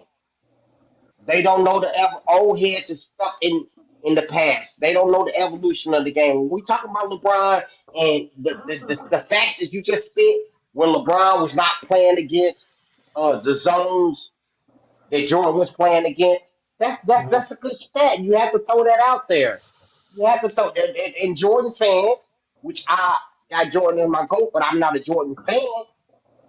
But you have to take that in consideration. If you tell me you got LeBron and a couple other guys as your GOAT, Kareem, I have to respect that. And that's why, man, you the GOAT, man, because I seen your platform and everybody's on here. This is my first time on here. I want to listen to the takes and I want to rebuttal to all the takes that everybody got. I see your shit, man. Your shit's popping. No, appreciate it, man. Yes, sir. Appreciate So hold on.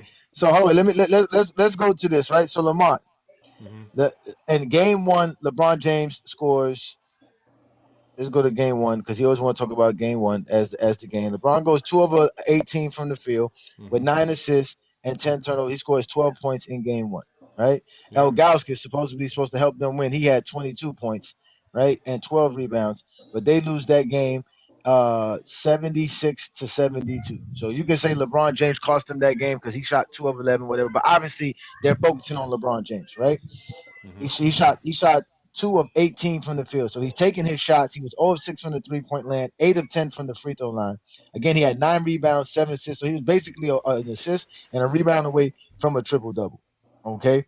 Nobody else on his team had more than 2 assists. All right? So let's go there. The Cavaliers as a team had 19 assists total. So LeBron had half of their assists. So let's go to the next game. So we go to game 2. He said LeBron James played bad there as well. He shot 6 of 24 in this game, all 4 from the three-point line, 9 of 13 from the free throw line. This time he had 6 assists, 5 rebounds. This time he has another 7 turnovers, 21 points in this game. Elgauskas has 19 points. They lose this game 89-73. So they're down 0-2 now, right? Let's go to the next game.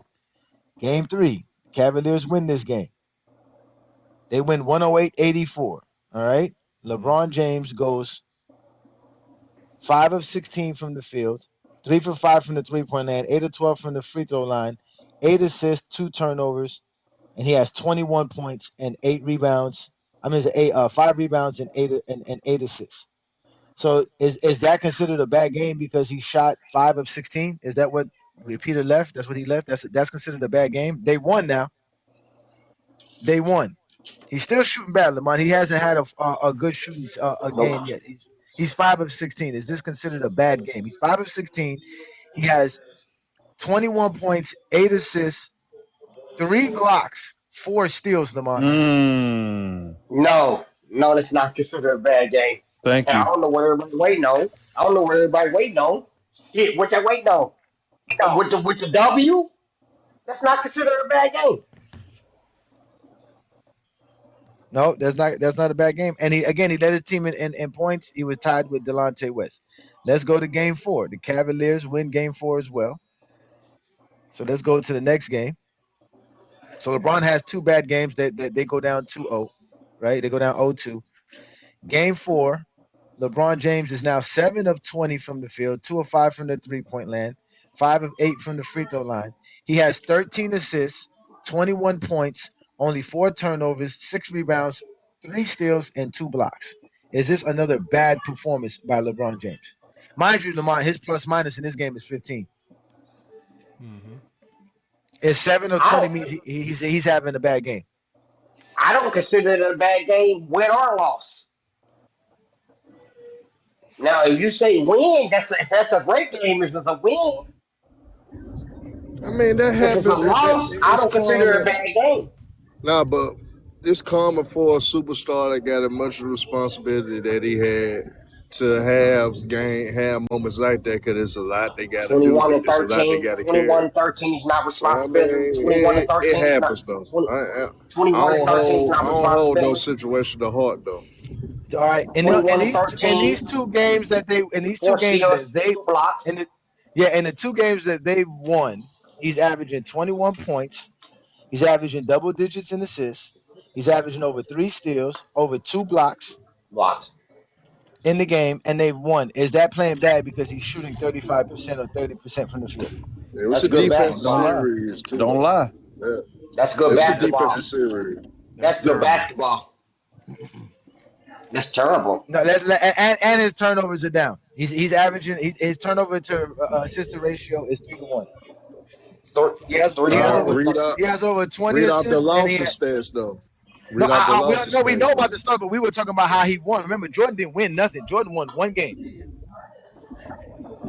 What LeBron right now? and LeBron and mind Winning you, two games no different. LeBron James played bad on the road, back-to-back games. His team lost those games on the road. Now he goes to his crib and plays back-to-back games and ties the series 2-2.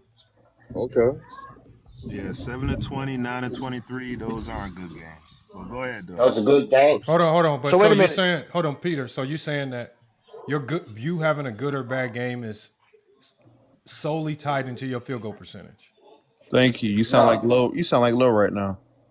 So can you have a good Now, game? you For can't say example, that 'cause if you Kobe shoot, had a great game. so for example, if you shoot No, he 30, didn't. if you shoot 38, when they beat Boston, hold it on one was a second, great Herb, dub. please, He y'all. did all the small things. Come on, y'all. Hold on one second. Jesse So- Jeffries don't care about the small things. If you win a game, if you score like 28 points, you shoot 38% from the field or something like that, but you do a whole bunch of other things great. Does your shooting percentage make you have a bad game? Can you have a good game shooting? When it's that So bad, can you have a bad yeah. game? Can you have a good game shooting 35% from the field? Can you have a can you have a Yeah. good game shooting No. 30% from the field? No, You I think can. at best, You can. Herb, Jason Kidd did it his whole career. Harm, he's not Herb. asking you. Yeah. But I think For me, so for me, like Kobe fans say, oh, you know, he had 15 rebounds. For me, within my rubric, how I see the game, 6 of 24 can never be a good game. oh no, that's wrong. That's just With the how I win, see it. Casual alert. with All right, the let me ask you win, this. All right, let me ask you this. Is 9 of 35 a good game? Fuck with the no. win. So Jordan's game-winning shot in Game 6 versus the Utah Jazz is a bad game that he played? No, it's with the win. No. He's With the they're win. asking, Y'all they're gotta asking stop Peter. answering. We're not asking you. We're asking Talking to Peter. Peter. I'm asking Peter. Peter, Michael Jordan's Game 6 winning shot versus Utah to win his 6th NBA title, was that a bad game by Michael Jordan? If he went 9 of 35, that's a bad game. He went 9 of 35 in that game, sir. Yeah, that's a terrible game actually. That's not bad. That's terrible. With the game winning shot. He's talking to Peter, sir. How's it a terrible game with the game winning shot? So 9 again, of 35. That's just like Jordan had a bad series against the Knicks. He just did. now mind you, ladies and and he made the buckets when they count. Now, mind you, and they beat ladies the and Knicks. gentlemen. Now, mind you, ladies and But gentlemen. defensive series, you're not gonna shoot great when it's a defensive series like LeBron went through in 09, Mind you. like Jordan went through with several series. It happens. Mind you, ladies and gentlemen, mind you, LeBron James in these two games, because he shot less than 35% in these two games, although he averaged 21 points, he averaged 11 assists, right? He averaged 5 rebounds. He averaged 3.5 steals. He averaged 2.5 blocks, and he had only 3 turnovers in each per game. This is That's a hell of a series, man. This is and mind you, they won both games, and he led his team in scoring in both games. Hey Johnny, And in assists. in my opinion, at best you can say that he had an okay game at best, but you can't say he had a good. I actually did he play bad. Okay, but listen, if somebody came to me and they said they scored 20, the last 2 games they averaging 21 points, 11 assists, 3 steals, 2 blocks. I am not gonna say, damn, you playing bad because you shooting only 35%. You just gotta tell them, hey, damn, if you making your shot, you averaging 30. Hey, Go. I don't get it. That's why I don't get Peter. Let me tell you, Go, Jay. Hold on one second, Face. Hold on one second, Face. So let me Go ask ahead. Peter. Yes, sir. So Peter, Yes, sir. like here's another example. Like you have a player that goes 12 of 12 from the field. Perfect from the field, 24 points. 0 free throws, 0 rebounds, 0 assists, 0 steals, 0 blocks, 0 turnovers. And they lose by 5. Did he have a good game? I mean, probably not.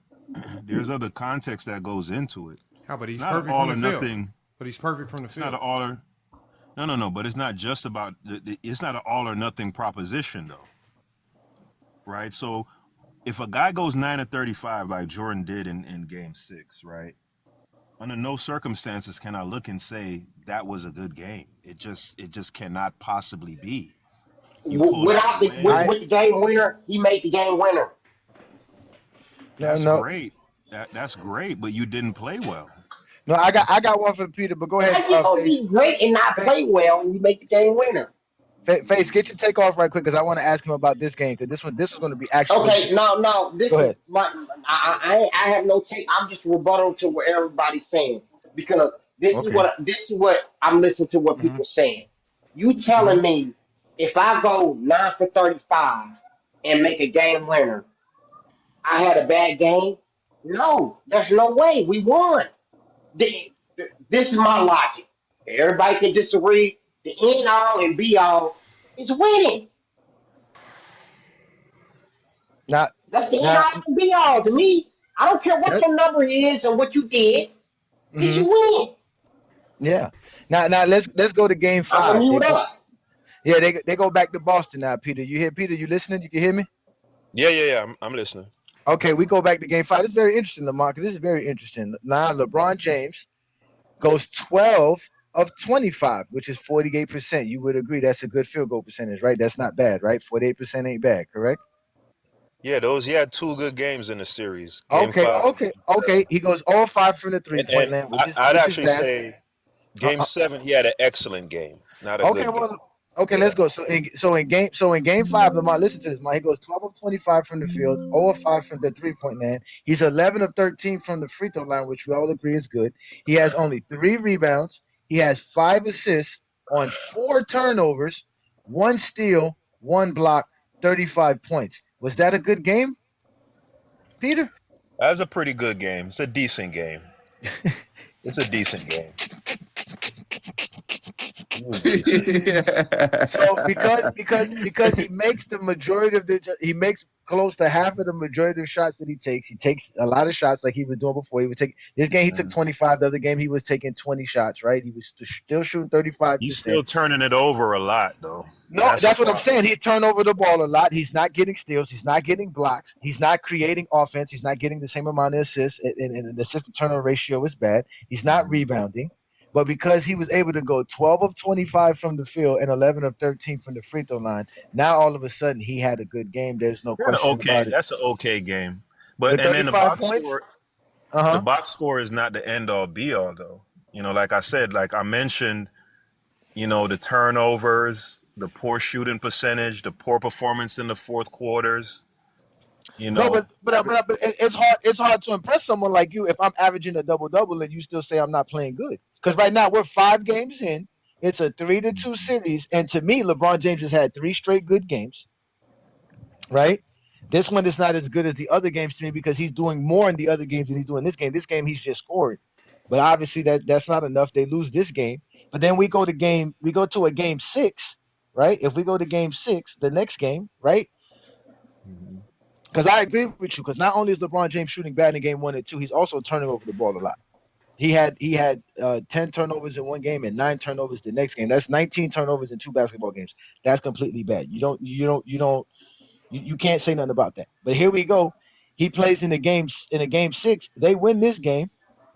They're at home again. So now he's undefeated at the crib with the team. He goes 9. Okay. He's 9 of 23 from the field, 1 of 3 from the 3-point line, 13 of 15 from the free throw line, 9 rebounds. 12 rebounds, 6 assists, but he has 2 steals, 1 block, and he has 8 turnovers, but he scores 32 points. Is this a good game by LeBron James? That's a bad game. Not with the win. Not with the win. That's a bad game.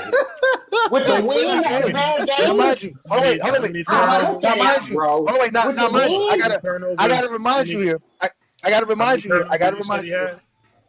He had 8 turnovers. 8 turnovers. He only Delonte West and LeBron James had double-digit scoring, and Delonte West only had 10 points.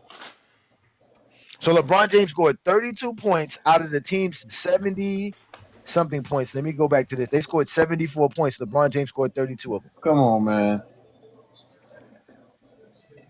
Yeah, that's a bad game. 8 turnovers. Oh my God. As a team, as a team, they shot 33% as a team. Elgauskas, your boy, in a game 6, shot 3 of 11.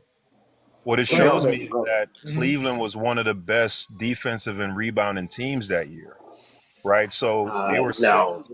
Yes, they were. They were like, if going off memory, they were a top 3 rebounding team off memory, and I believe they were top 3 or top 5 in defensive rating, right? They had a very, very good front court with Varejao, who was very underrated defensively and rebounding wise. 11th. They were 11th in defense. You know what going on? That This wasn't stuff they they were what, 11th? Though? Yes. 11.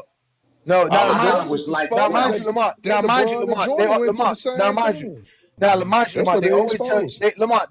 They always tell you Jordan had no help. But if I'm looking at this same game that he said LeBron James didn't play good and that they eventually won, not only is LeBron James the leader in the points, he leads them in the rebounds, he leads them in assists, he leads them in steals. So he is basically doing everything on the basketball court on this team. And mind you, he has a block on top of it. So only 4 players get a block. He gets a block. We're 6 games in this series versus a team with a triple-headed monster that is good, a good constructed team, unlike the Heat was in 2011, who has the defensive player of the year, who has another All-NBA player in Paul Pierce, right? Who has all of this going on, right? 3 All-Stars, right? Yes. And LeBron James is right now pulling him to a Game 7 while playing 4 straight games good. Even though you want to say they were bad, because again he had 2 shitty games to start the series, and he's about to he's taking them Game 7, and his team's not doing nothing for him. He's out here dominating this, and you said he already played great in Game 7.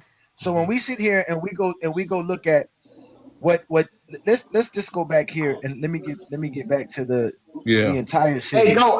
Go! I don't understand how you saying a shitty game and they won that game. No, I'm not gonna say it's a shitty game. Games 3, 4, 5, and 6. LeBron James played good. He didn't play great, but he played good. Again, he had in those 3 out of those 4 games he had a double-double. 2 of them it was an assist. It was a 21-point assist. But no, my bad. He had 2 games he had a double-double. He had a 21 double-digit assist game, and then he had a 35 double-digit rebounding game, right? And then in that series, right? Let's just go to Game 7. Yeah, we go look at that series. LeBron James's teammates, again, Elgauskas, a big man, shot 43% in that series. Wally Szczerbiak shot 35% in that series. As a team altogether, they shot 41 altogether. As a team, shot 41%. Wally Szczerbiak is the key of a playoff drop in that series. Look what he done before the playoffs, before that game, before that series with Boston. In that series, he is the key example of a playoff drop. And LeBron in modern days. And LeBron led his team in points, assists, steals, and blocks, and he was basically second in rebounds behind Elgauskas. Okay, you're telling me that he was the best player on the team. I mean, I already knew that. Okay, no.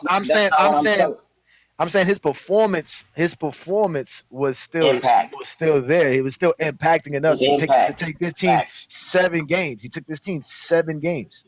Hey Johnny, the 8th seed Hawks took that same Celtics to 7 games in those same playoffs. What 8th seed doesn't really mean anything.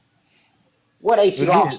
How does that mean? So we're gonna team that had 4 All-Stars. He's talking to me face. He's talking to me. So we're gonna discredit the Hawks also. No, I'm telling you that taking that Celtics team to 7 games is nothing impressive about it when an 8th seed Hawks did the same thing, and the Hawks were terrible in a way. So that makes it worse for the Lakers for losing to the Celtics then. No, because I want to know. Wait a minute. I want to know why Atlanta was considered so horrible. What was it? What was it? Just because they were the 8th seed? That's it. Was Steve Smith and Mutombo? No, it wasn't Steve Smith and them for sure. It was Joe Johnson and them. Joe Johnson and Mutombo. Late Mutombo. Al Horford.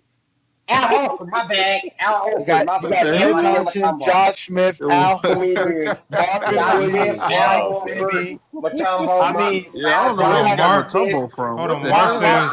My bad, my bad. Hold on. Mar says in the chat they were No, only the eighth seed. Atlanta AC. I didn't know they was AC. Mar saying that they're only the eighth seed because of injuries. So they were probably better than the seed itself. And because once the year got going, once everybody got healthy, they was in the playoffs. They was better than AC Atlanta. I know that year, Josh Smith. I don't know why the hell I said Matumbo. I was thinking about another year. My bad. Joe Johnson played 82. Josh Smith played 81. Marvin Williams played 80. Al Horford played 81. That's their key Yeah. So players right what? So there. what injuries we talking about? I'm not going to talk about injuries. I'm just looking at it from that perspective. Mike Bibby eventually was on the team. He only played 33 games, but he started not all but one. But again, they were still a very good team. What was their record? Let's go to their record. 51. Let me see here. 51. They won 48 or 51 games. Hell no. Yeah. No, they didn't win 51 games. 48. No, they didn't win nothing like that either. It's the East. They won the It's AC. 2008. It's the You East. said they did with the AC. It's the East. It's the East. Let's go. Let's go. We're gonna get to. Let me get to that. I got to get to that year. Hold on. 2008, right? Oh shit. Atlanta was 37 and 45. Come on, man. God damn. Come on, man. They Listen, wasn't bro. that good. Why are we even talking about them? I didn't know there was. I'm talking about another. I'm talking about What you trying to say is because the Atlanta Hawks took the Boston Celtics 7 games, the Boston Celtics should not be good enough to beat LeBron James? No, what I'm saying is they were a very, very beatable team, right? And if your second in MVP shoots 35% for a series and averages 5 turnovers for a series, including a game one where he had probably the worst game of a all-time great in the playoffs ever, right?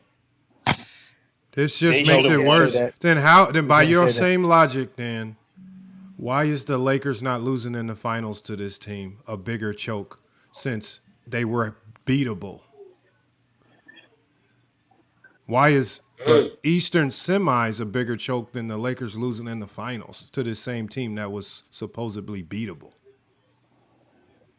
Yeah, for me, I'm saying LeBron choked, not necessarily the Look, how Cavaliers. did LeBron choke with the teams that okay, we have a Duke ass Atlanta team that took him 7 games. Because he's only counting the 17. field goal percentage and the turnovers. To him, that's it. There's no context to that. There's no nuance to it. You shot 35%. You shouldn't have shot 35%. No matter if you're facing a tougher defensive team, defensive player of the year, strategy built to stop you. Number one team in the game. On top of it, they won 66 games. That doesn't mean nothing to him. LeBron James is supposed to shoot above 35% and not have 5 turnovers per game. Even though majority of the turnovers you talk about happened just in the first 2 games. Against the best defensive team in the league, he's not supposed to do that. That's how he feels. I best against the best defensive team in the league, he's not supposed to do that. I feel like Dirk. You know, people forgive Dirk for what happened in 07 because he went on to win a championship, right? It kind of erased it. But for me, Dirk was dreadful against the Warriors in that series. You have a bunch of midgets that's locking you up. You won the MVP that year. Your team won 67 games, and you get smoked by the 8th seed Warriors. Yeah, niggas was killing Dirk, bro. But we understand that that's a choke. But again, we're still focusing on the greatest chokes in NBA history. That's probably the top 5. I don't think that is categorized as a top 5. That's not top 5, no. Nor is LeBron versus the Boston Celtics. Yeah, I don't think that's either. I don't think that's top 5. And then secondly, hold on. But secondly, like even if you go to 08, so Peter Bagjuice just explained to us because Boston was taken to 7 games by a 36 and 46 Hawk team. Atlanta team. That means they aren't as strong as what we are led to believe. Also, LeBron took them to 7 games. So this is, according to him, a beatable team. They're not as strong as their record. So then that takes us to the NBA Finals, right? Where we're talking about a Laker team who, by Peter Bagjuice's definition, is a far superior, far stronger team, probably more battle-tested coming out of a stronger Western Conference. Yet, Kobe and the Lakers fall short to this same Boston team in 6 games, where Kobe also has some duds in this series.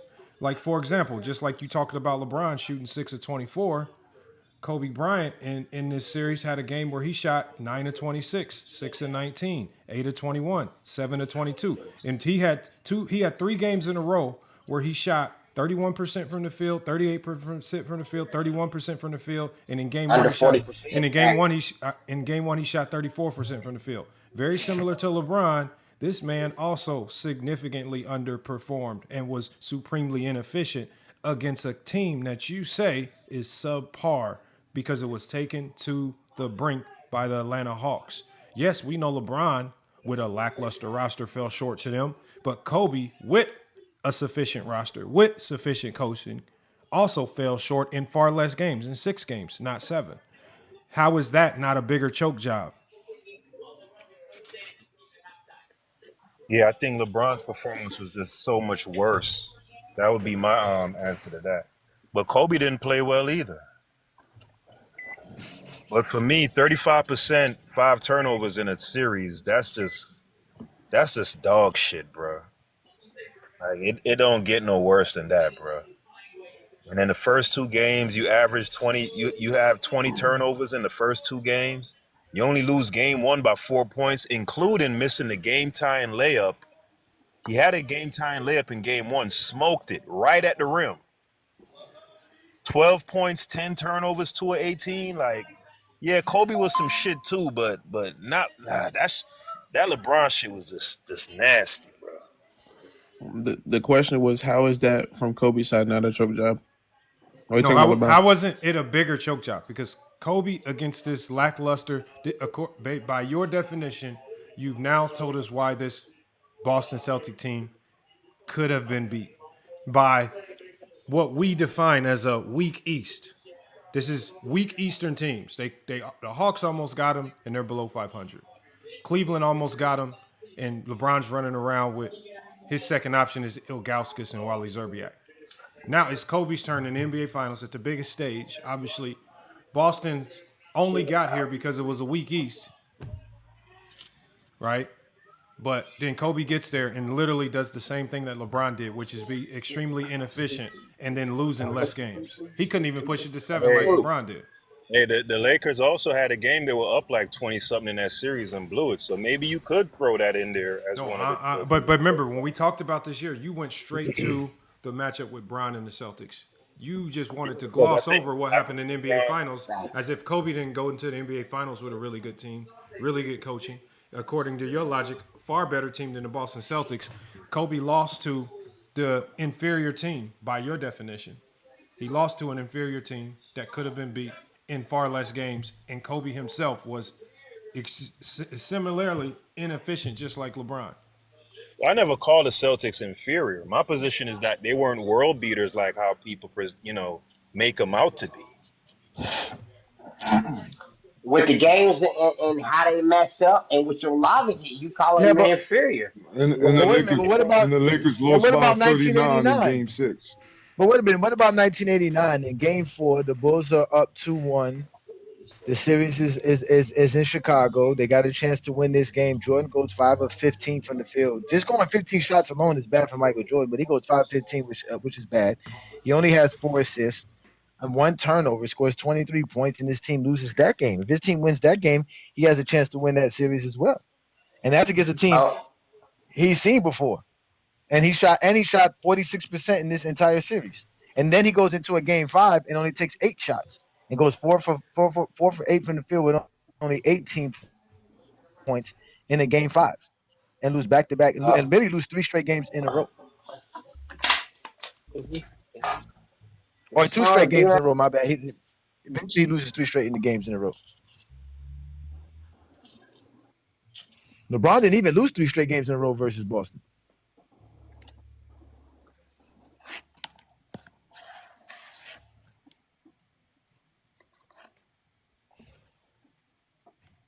That's what I'm saying.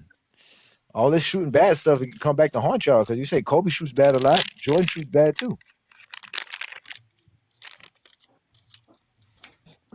Well, if you tie winning and losing directly in the field goal percentage, this is the road we go down.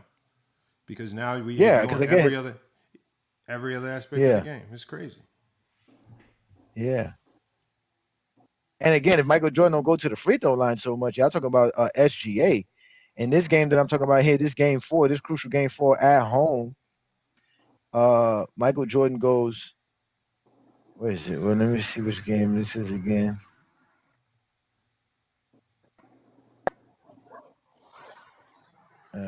I got to go to the. I went to the wrong game here. Let's see here. Go to this game right here. Yeah, game 4. Where Michael Jordan goes. Wait, this is game 5. What game is this? The game again. Let's see next game. And while you look that up, hey Johnny, let me just remind people real quick. I'm gonna remind everybody real quick, y'all. Look, man, make sure, man. We make sure we go straight to your app store, download Prop GPT. Cause I keep telling y'all already hearing how, hold on, that's not even a Johnny. Is that face fed with the background noise? Y'all hear how people talk the game, y'all. Right? They talking the game with feelings, emotions, all this silly stuff. They talking about we judging players on field goal percentage that determines a good or bad game. That is not how you talk basketball, y'all. Like and when we do these parlays, most people are not losing bets because they're unlucky. They're losing because they are just randomly guessing. Just like Peter Bagjuice is up here randomly just throwing out bad series because LeBron James is connected to it. Right, and he wants to call it a choke job and throw it in the top 5 when it's not top 5. Narratives, emotions, these are just hot takes, right? Same way people have been wrong about LeBron James for the last 20 years. If you want to save time and make smarter bets, make sure to check out Prop GPT. It uses real-time data and AI to break down props, over-unders, money lines with confidence scores, so you're not guessing. And so when you go to Prop GPT, how do you know you have a good play? Because it grades every potential play that it has with an A+, A-. So you kind of know what the risk is. So you want to go with those A+ plays if you really want to go make money. So make sure y'all go to y'all app store, download Prop GPT. It's very easy to find. It's 7-day free trial. Does not cost much. And it's a very easy app to use. As soon as you turn it on, you just click the games. It gives you all the best plays. You can take those plays and do what you want with them, but it's going to give you a lot of good information. So make sure y'all check out Prop GPT, man. And support me and A Johnny by going to go download the app, man. But go ahead and click it, Johnny. Oh. Go ahead. No, go ahead. Go ahead. Go ahead, Inside. Yeah, I just so I was at work last night. We had a couple people go ahead and download the app. I'm gonna have them send some of the stuff they started using to me real quick, and I can show it. But they just started downloading that. I told them about it. Download props, research, all that. It helps, man. It helps. I ain't gonna lie. Salute to Inside the Art, man. Every Monday, 3 p.m. Hardwood Authority. Go ahead, Johnny. Yeah, man. So we're going back to this game 4 in 1989. Again, this is Jordan's second year versus the team. Remember, he choked versus them in 88 as a league MVP. He's up 2-1. This is the game. They're at home. Jordan goes 5 of 15 from the field, which is 33%. That's bad shooting. But he goes 12 of 17 from the free throw line. Now, most Zesties would say that's good free throw shooting. That's not, ladies and gentlemen. That's 70%. That's worse than LeBron James' average. So he even at the free throw line, he wasn't even making his free throws the way he normally makes his free throws. Not to mention, he let Isaiah Thomas go off for 27 points on him. Isaiah Thomas gets 10 rebounds while Jordan pulls up only 4 rebounds. I'm sorry, 2 rebounds for the game. 2 rebounds. Isaiah Thomas out here grabbing 8 more rebounds in the game than Michael Jordan in a crucial game. And Michael Jordan's crib now, ladies and gentlemen. And then Sunday morning, Oh yeah. Face net hit. So look at somebody's name on here. He's saying FYF, let me up. Come on. Yeah, let me. Like y'all be like. Let's let him up. Let's see what he No, got to look, say. look at his name. Man, Look at his hell name. no. Like Hell you say, no. these dudes come up here with untrustworthy profile names. They just gonna come up here and say something to try to get the live ding. They don't have. If you say no, you say no. Kick me. I can't trust Shit, them. I'm That's what I'm listening. saying. Don't You try to can't kick trust them. me. What the hell? Nobody said nothing about kicking you, man. We just talking about somebody in the I chat. heard him say face bad, big dog. My That bad. man said he say chill on the name though, man. He says I'm a Braun fan. And that's what they always gonna say. I'm a Braun fan. Wow. I'm a Braun Hold on. fan. We didn't even call you no name. We just said that your name is wild. And Your again, name. this is TikTok. This is TikTok. That's still a zesty name. Like again, being a Braun fan is not exclusive from being a zesty Jeffrey. That don't help that. Yeah. That's what You know Gio. what? Face The way you. everybody. That's what everybody calls Hey, me. the way Face you fed. the way you got Gio, man. I ain't seen That Gio was since funny. then. That was funny, dog. He trying to re-strategize his LeBron fandom, man. How to be friends with the Zesties. But yeah, you made him rethink his whole basketball demeanor. The Zesties argue with each other on TikTok. You see how they are? I'm telling you, man. It's a click here, man. Yeah. I'm telling you. Yeah, they do. There's some serious Yeah, GD they stuff do. going on Yeah, around they here. do. Yeah, man. I'm no zesty, man. I'm a basketball fan. I like LeBron. I got Jordan as my goal, but I'm not biased to no argument that you have. I'm not going to take my clothes off for either one of them niggas. I can guarantee you that shit. We wouldn't even think you would. That's not even a conversation. What's happening? I mean, the Zesties, hey, because listen, I'm from Nap, right? In Indianapolis. Wait, Lamont. LeBron James just. Did brother say he's not gonna take his clothes off? Not a chance in hell. Hold on, wait. Yeah. We wouldn't even want to think about it. We wouldn't even suggest that would happen. So right. So check this out. But here. So hear this out. I want y'all to hear this, right? So we told you what Isaiah Thomas was doing on Michael Jordan in a crucial game in 1989 for them to be able to get past the Pistons. And in game one, the same game, supposedly LeBron James was bad in the game. Obviously, he shot bad, 2 of 18, had 10 turnovers on the field. His primary assignment was Paul Pierce. You know what Paul Pierce shot in this game, ladies and gentlemen? 2 of 14, ladies and gentlemen. So LeBron James was also shutting down their best offensive weapon in this game one of this series right here. But the only reason they were able to overcome what LeBron James was doing on the defensive side was obviously Kevin Garnett went off for 28 points. He had 8 rebounds, 28 points, 13 of 22 from the field. And Rondo and Kendrick Perkins together was 8 of 12 from the field, shooting incredible in that particular game. And Rondo had what? Rondo had what? 11 assists that game. Yeah, in this game, Rondo only had 6 assists, but Kendrick Perkins had 7 and 12. Rondo had 15 and 6. And then Sam Cassell came off the bench and had 13 points off the bench. But either or, LeBron James' assignment is Paul Pierce. He's their best player. So the reason why they weren't able to score more than the 76 points that they scored was because of LeBron James' defensive ability. But we can't count that as a part of LeBron James. Although Michael Jordan is choking on offense and on the defensive side versus the Detroit Pistons in 1989, not to mention his back-to-back losses versus the same team. Let's go to the game 2 where LeBron James played bad here. This game here, Paul Pierce plays a little bit better. He's 7 of 13 from the field, but 1 of 5 from the three-point land. In this game, he only has 19 points. Doesn't do nothing much. 6 rebounds, 19 points, 2 assists, 2 steals.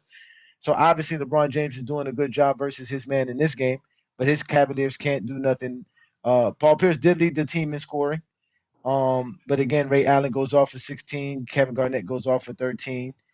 And they get Sam Cassell to go off on the bench as well. This time Rondo doesn't play well. But overall, as a team, they eventually win this game. So we can say LeBron James was bad on offense and did a little bit all right on defense. But compared to what Jordan was doing, hey. Can I say Them games something? Jordan was getting put. Let me tell you what LeBron Mhm. fans do and what Jordan fans do too. Jordan fans forget Jordan's 85 to 89, 85 to 90 years. They have, you know what? I'm an OG. I was there.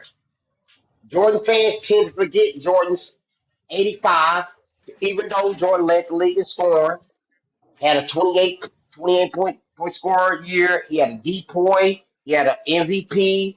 All in '88, he had all those NBA All Star MVP. He had all of those, but that didn't translate to the winning. He lost to Isaiah. He lost to Magic. He lost to Bird. He never even got a chance to face Magic. He lost in the '80s. He lost. He lost to Bird. Kept losing. He lost to Magic, and he even lost to even one year. And everybody think about the shot Jordan made against Cavaliers, the 60. But the year before that, he lost to the Cavaliers. He lost. Okay, and but LeBron fans take in, don't take into consideration. He's 4-6. Jordan never He's, lost to the Cavaliers in the playoffs. I ain't gonna let you no, go no, no. on with Yes, he that. did. No, he didn't. Yeah, 89, I don't know what you're talking 89, about. I don't know what you're talking No, he about. 89. didn't. No, he 89. lost to the Pistons in 89. '89. Brad Daugherty, Craig Long, 89. No, he Mark lost to the Price. Pistons in No, he never '89. lost to No, the Cavs, and bro. you just Brother, keep. he That's only like the lost to third three time you just teams. blurt. But that's like the third time He you only just lost to blurted out some. Boston, Pistons, and the Bucks, Oh, bro. I don't know about no the fucking Pistons, Cavs. What the he fuck? lost to the Pistons. He lost to Boston. And Milwaukee Bucks too. I said between 84 and 89. Don't forget about Milwaukee, brother. Yeah, but he Milwaukee, never lost to Milwaukee. Cleveland though. He But keep never I going. don't lost know to about Cleveland Cleveland though. though. Yeah, Nah, 80 but was it 80? if we keep letting him go on, he's just gonna keep blurting out random stuff, and he's just I'm wrong about to go about to it. And sleep. nobody, I'm about to go to not, sleep over here, man. yeah, man. If you We gonna let keep Mr. Ho talking, just himself up here. provide. What's up, Mr. Ho himself? Oh, you changed your name? Come on, man. That You Hey, what's changed name, your that going name? name on, is crazy. man? Hey, bro, my That name bad, is man. crazy. Y'all done Oh made me man, change my man, though, nah, it's bro. all right. God damn, shit. Nah, it's okay, man. I'm just saying, let's be suspect around here. TikTok got some weirdos, man. You What gotta y'all be got? careful, man. Keep Nah, telling y'all. I ain't no Jordan. I mean, Yeah, yeah. I fuck with Jordan, but I ain't no Jordan fan though, man. God damn, No, I'm a I Bron got you. fan, No, we bro. just letting you know. No, we got you, man. We good, man. We Word. here talking choking, man. We talking about Kobe has the worst choke job in NBA history in '04, and then we have some other ones in there with the I 2016 was wrong, Warriors, gentlemen. the 1988 Chicago Bulls. We talked about that. We talked about Kobe choking in 2011. They were bringing up 2008 LeBron choking out of nowhere. I don't know how that came into the discussion. Hey, motherfuckers don't talk about how Jordan choked in '86 in Game 3 against Boston. Motherfuckers don't talk about that. I think he when had he fouled 19 out on points. purpose. Yeah, he fouled out on Yeah, purpose. Yeah, he got out. He left the game early. He was like, I'm out of niggas don't here. talk about I'm that done. shit though. Shit. Yeah. Oh, and not to mention in game 4 in 1980, I had just fouling for no reason as well. So yeah. Again, I tell you, 1988, 89, and 90 is the worst choke job in NBA history for any superstar, especially 1988, without a doubt. It's inexcusable. It's inexcusable. But Hey, we can't. you know what though? I was wrong about my take about the Cavaliers, but I said 84 to 89. Jordan lost. 84 to 89. That was my old take. I was wrong about the Cavaliers take. Everybody don't kill me. Kill me. Shoot me in my head. I was wrong. I have no problem admitting when I was wrong. Accountability is the best ability. Accountability. I was wrong. But 84 from 89, Jordan fans, which I am a Jordan fan, they don't take in consideration that he lost. But and the same I Jordan mean, fans, shit. the same Jordan fans take in consideration the years that LeBron lost. And You hold LeBron to a higher standard that you hold Jordan to in the and years mo- that Jordan lost. and motherfuckers like to say that. I mean, yeah, you could say Jordan's clutch cool, but it's like, okay, Real clutch cool. you went second overtime, right? And you got like what I say 50 points. So this is like game 2, right? In '86, right? Okay, that's cool. But then it's like, bro, you supposed to hit that clutch shot, but you didn't hit that clutch shot, and then you have to go to like another overtime. After that overtime, you don't got smoked up. Boston just smoked y'all up. Now, I'm not saying that he not clutch, but like at that moment, at that time, when the buzz was going off, he could have hit that shot, but he didn't. He missed that shit. What year I'm was just this? saying. This was What year 86. was this? 86. Yep. Okay. Game 2. All right, This is when give he had me a that moment. 63-point game. Give me a moment after 91. Besides the year when he came back with Orlando, where he wasn't clutch. Who you talking about? Jordan. Give me a moment after 91 where he wasn't clutch. Besides where he took a year or 2 years out to go play baseball. Be like, Right. I'm bigger than y'all. Hey, man, that's two. You gotta give us a harder question. I could give you like 10. Please, just move on. No, I'm talking to him. What do you got to do with what we talking about? So you asked me give you another time where Jordan wasn't clutch in the Clutch playoffs? outside Orlando when he came back after he took the years off. After the 86 year, after 91. I'd say most of his He wasn't clutch against so, Seattle. He wasn't clutch against Miami. He wasn't clutch then. Yeah, he wasn't clutch. He was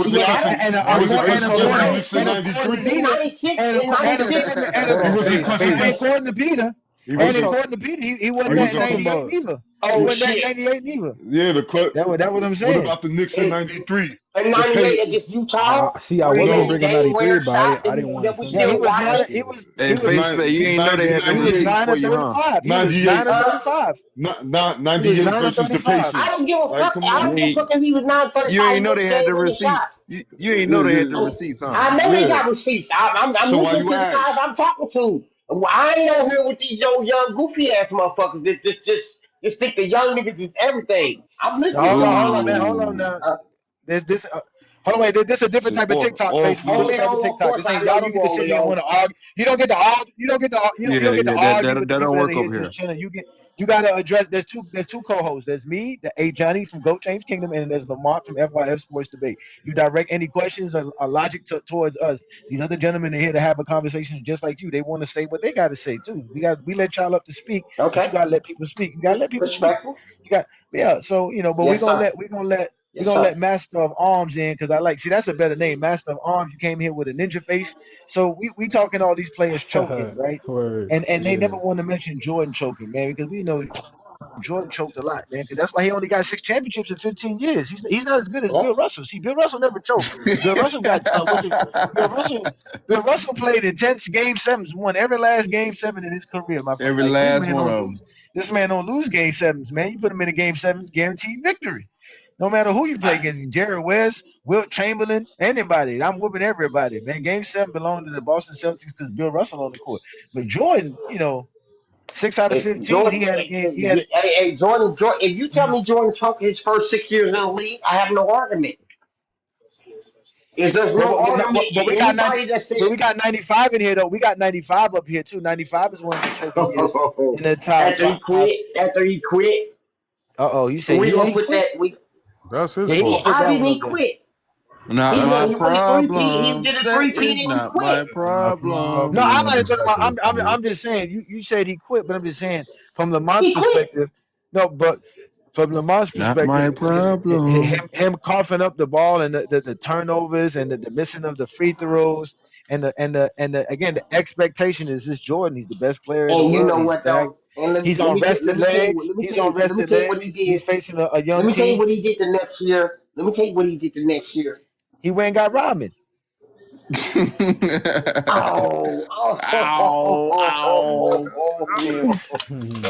got Rodman. We know what he did later. Hey, why didn't Jordan stick to it when the times got tough and work through his team and just keep going? He went and got Rodman. That's what he went and did. They went and got Rodman. So-called hey, you know what? I can't disrespect that. I'm not going to disrespect the best player takes the last shot. So when Jeffrey passed the ball to Scotty for the last shot, I knew Scotty was the best player. I knew right then and there because according to Jeffrey fans, Jordan fans the best player got to take the last shot. The best player get the most blame. And since Jeffrey didn't take the final by shot your logic, you telling me. By your logic, you telling me. No, this is Jeffrey logic. This ain't my logic. This is zesty. This is that zesty logic. No, sir. This is Jeffrey logic. No. With your logic, you telling me it's not my logic, was a top sir. 3 player. Scotty, you said Not Scotty his Pippen. That's logic. not my logic, sir. Not his Facts. logic. You arguing the zesty. You arguing with a zesty right now. Oh, I'm sorry. I don't want to That's their argue with his logic. ass. Yeah, they Yeah, we don't bad. use that They're logic bad, over here. man. But according to We all don't Jordan use They fans, that have you, the best player logic. got to take the last shot. The they best have you player running down can't a pass rabbit the hole, man, ball for no reason. to a wide open player. You got to take a contested shot with 2-3 people guarding you. Ain't that what that nigga was talking about? With LeBron shooting 35% from the field? That's dumb Yeah, shit. the one that's on coffee break right now. Yeah, him. Mm-hmm. That's He's dumb looking up shit. something on the internet right now. They trying to That's back dumb up that shit. Giannis just But playing. that's He dumb on coffee shit break. because great players, Yeah, other players don't take a yeah. shot with wide open guys open. They don't do it. You giving the ball up. I guess Jordan ain't a great player then. Yeah, he's a No, great because player though. no, no, that's not true. Because he gave the ball to B.J. Armstrong. He gave the ball to John Paxson. He gave the ball to Steve Kerr. So that's No, not true. no, Banana no, no. Horace Grant gave the ball to John Paxson. Off the Horace Grant gave the bad job, Brad Paxson.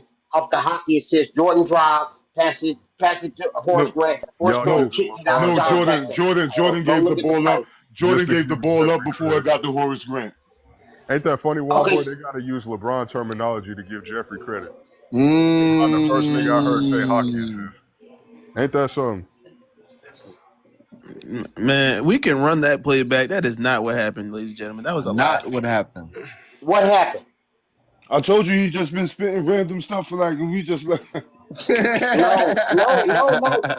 I'm speaking random shit. Go But look at the plays. I got you. Okay, on the John Paxson. So you saying on the John Paxson assist, Jordan had nothing to do with that. he just bought the ball past half court. That's it. He what? He just bought the ball past half court. That's it. And I'm spitting random shit, and everybody let that go. I'm spitting random shit. Yep. Because So everybody know. everybody Because searching it everybody know up. I'm telling the truth. That's When not y'all no. see y'all Everybody logo, say when no, y'all see y'all logo, no. y'all go straight for it, man. Y'all go straight for the juggler when y'all see y'all logo. Go ahead, do y'all thing, man. Do y'all thing. Hey man. The dog I'm is trying to like, see who is oh this. man. Who is this going at me, man? Is this what's your name, Ron? Ron by his own nose. I'm trying to Hey, see what Juan your Boy is name is. 1-0 in No. debates. Hey man. Oh, here's the thing. Respect is not everything. It's the only thing. I'm not disrespecting you, big bro. I'm not. I'm trying to see what Juan your Boy is name 1-0 says. in debates All right, I respect Oh. that because I'm here, and you know in what? less Shit, I'm time. listening to him, And he like but to I'm watch just sitting film. here. So come correct. Okay, You we know can what though? respect that. No, we can You respect know that. what though? I don't watch film. I remember the games. No, we can respect that. No, we can respect I that too. remember. Oh, you remember them games? I don't remember the Hey, game. y'all know. How Oh, do the you think I games. am? Oh. Y'all know When who you face turn sound like. 20? What? Hey, no. Hey, y'all know. No, y'all know who face sound like. Face sound like 2 Cents. Don't he sound like 2 Cents from YouTube? Show He sound like do. 2 Cents, man. Show do. He Show do do. sound like Okay, a dude how old is named 2 2 Cent? Cents, man. Is 2 Cent a 20, 30-year-old nigga? No. I ain't no 20 or 30-year-old nigga. So neither am Okay. I. I'm in my mid-40s. So we good over here, Okay. man. We good over here. Yeah, we good. Okay, No, yeah, listen, we're not gonna I'm in disrespect my you. mid 40s too. So Hey, Johnny. Okay, so we all good. these So we games good, I'm man. We talking good. about, I watched. Uh-oh, he got the film. Yeah, Inside got the but film, y'all. Hey, Go Johnny. ahead, do your thing. The what's the Paxton film? shot. Paxton Oh, shot. when Jordan was told to make that pass, he didn't even want to do it. They Yeah, told him. let me play That that. don't count. He made the pass. He Can said you he big didn't screen make me, the please? Now he pass. did make the pass. He did make the pass though. No, he Jordan said got that Jordan though. didn't even make the pass. He That was the didn't, whole sir. It's gonna argument. prove you wrong. I'm about to play the film that shows that you're wrong, sir. Okay. Can you big screen me, Yes, please, sir. Johnny? Are you gonna show? Let's see this. All Okay, right, let's go perfect. ahead and put you on the big screen then. Go ahead. You on the big screen. Go ahead. All right, so we see where Jordan's Uh-oh. at. Okay. To John Paxson? Inbounds it. So that means this is Jordan with the ball. Let's see if he Okay. makes the pass to John Paxton. Oh, he really don't. The hockey He assist come doesn't. from Scottie Pippen. Right? Scottie Pippen make the pass. Scottie Pippen gonna Pippen. make this hockey Boom. assist. Damn. Horace Boom. Grant. Hey, that's Blah. good bad. That's good film. That's good film, man. That's good for him. I thought you said that's good I thought for you said him. you remember that though. What happened, man? Hey, you know what? Don't Yeah, that's good you for said him. you remember Because it. no. Let me tell you what I thought I remember. Yes. All right, yes, sir. Yes, sir. Yes, sir. Hey, you know what though? Accountability is best ability. I have no problem admitting when I'm wrong. What you want me to defend? You want me to say some shit when I'm wrong? Oh no, that's no. I'm wrong. You right. You right. Yeah, I'm just saying this. Let me tell you Listen, the play I thought you I gotta was look at remembering. you got. Hey, Face, you gotta look at the graph, man. You gotta join the side of the GJK Yes, sir. assassins. That's the left side. That's the left side. You stay behind the assassins though, because the assassins will take care of the Zesty Jeffrey. So No. I'm not standing knock them behind out no one by side. I'm one, going man. by what I know. I'm not going Okay, by we what just making that's just sure. like, oh, I'm supposed to listen to Stephen A. No. I'm going by what I No, watched and I've seen with my own eyes. Stephen A. is the leader of the Zesty Jeffries. Definitely don't listen to him. Never listen to him. He So never tell you nothing right.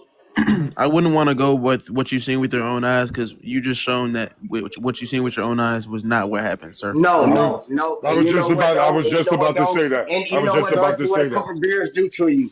Because let me tell you what I thought. I thought when you said Horace Grant, I remember the play. You said a couple beers. He said I thought Jordan came couple up and beers. passed it to Horace Grant, and Horace Grant kicked it to Paxson. But No, it that's was fine that Pippen you thought that that. kicked. That's why we watch Because film, so that way we don't have to think anything. remember what we was talking about. I said a hockey assist. I thought Jordan had the hockey assist. No, I understand that. That's But why he we watch didn't the though. film, He so we still don't have to didn't have think. the hockey assist though. Yeah, that's what I'm saying. We don't. We have the film that way. We don't have to think something happened. We can just know what happened. Okay. All right, and you know what though? Yeah, And we I don't. have no Yeah, problem admitting I was wrong. I respect Yeah, it. I respect it. I respect we it, not only gentlemen.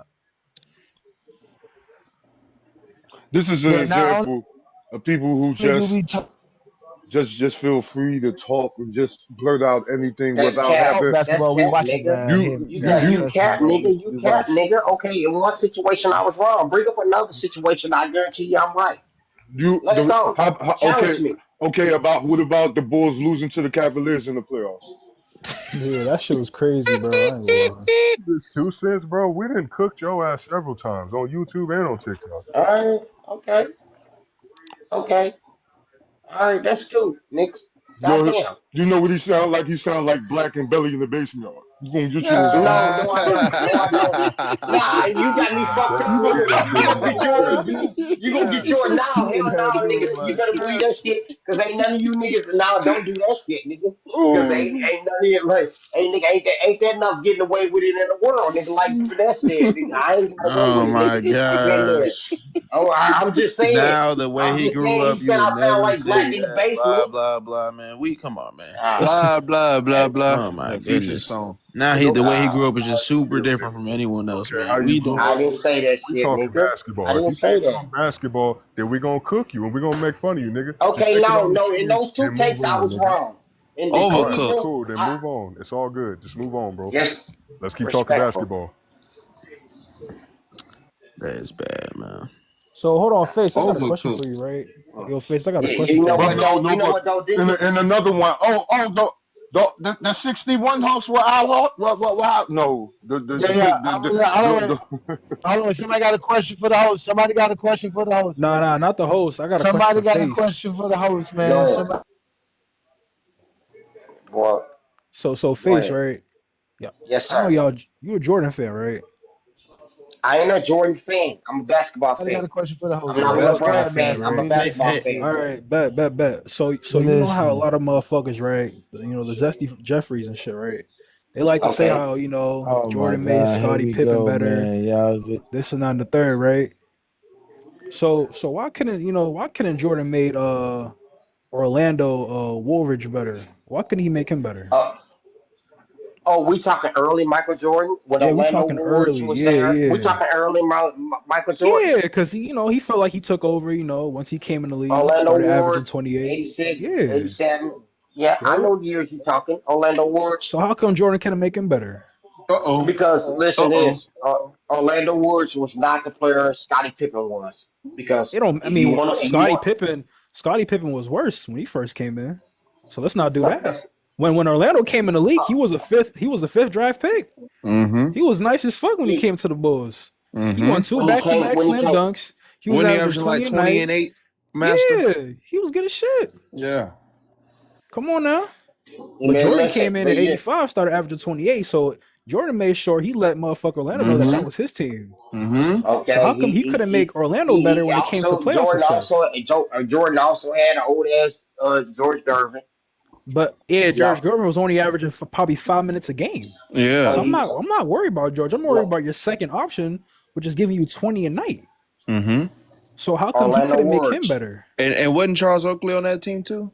Charles Oakley was there, and then the year after. And for the nigga in the comments, Orlando did win a dunk contest back to back, so don't do that. Orlando Woods did win the dunk contest. Don't do that. But like I'm saying though, he, a lot of motherfuckers like to say he made Scotty better, he made all these players better around him. He ain't do nothing. How come he couldn't make motherfuckers like him better, Like, because can I answer the question? Go ahead. This is in my personal opinion. Everybody go, from 93 to 98. If you really want to argue, man, Scotty was a top 5 player in the league, man. Not numbers wise, but not number wise. If you score by numbers, if you go by and look on the internet and say numbers, oh no. But if you want to go on the court from 93 to 90, even when Jordan, because can we all forget when Jordan quit?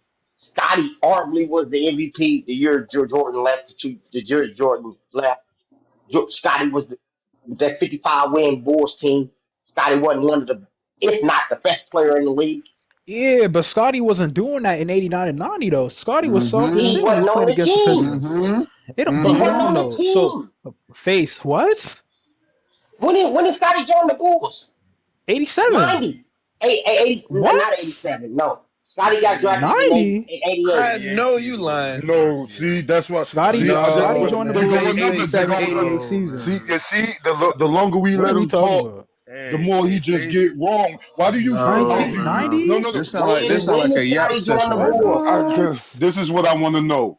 The more you talk, the more you know. The more when we did know Scotty that join the you Bulls?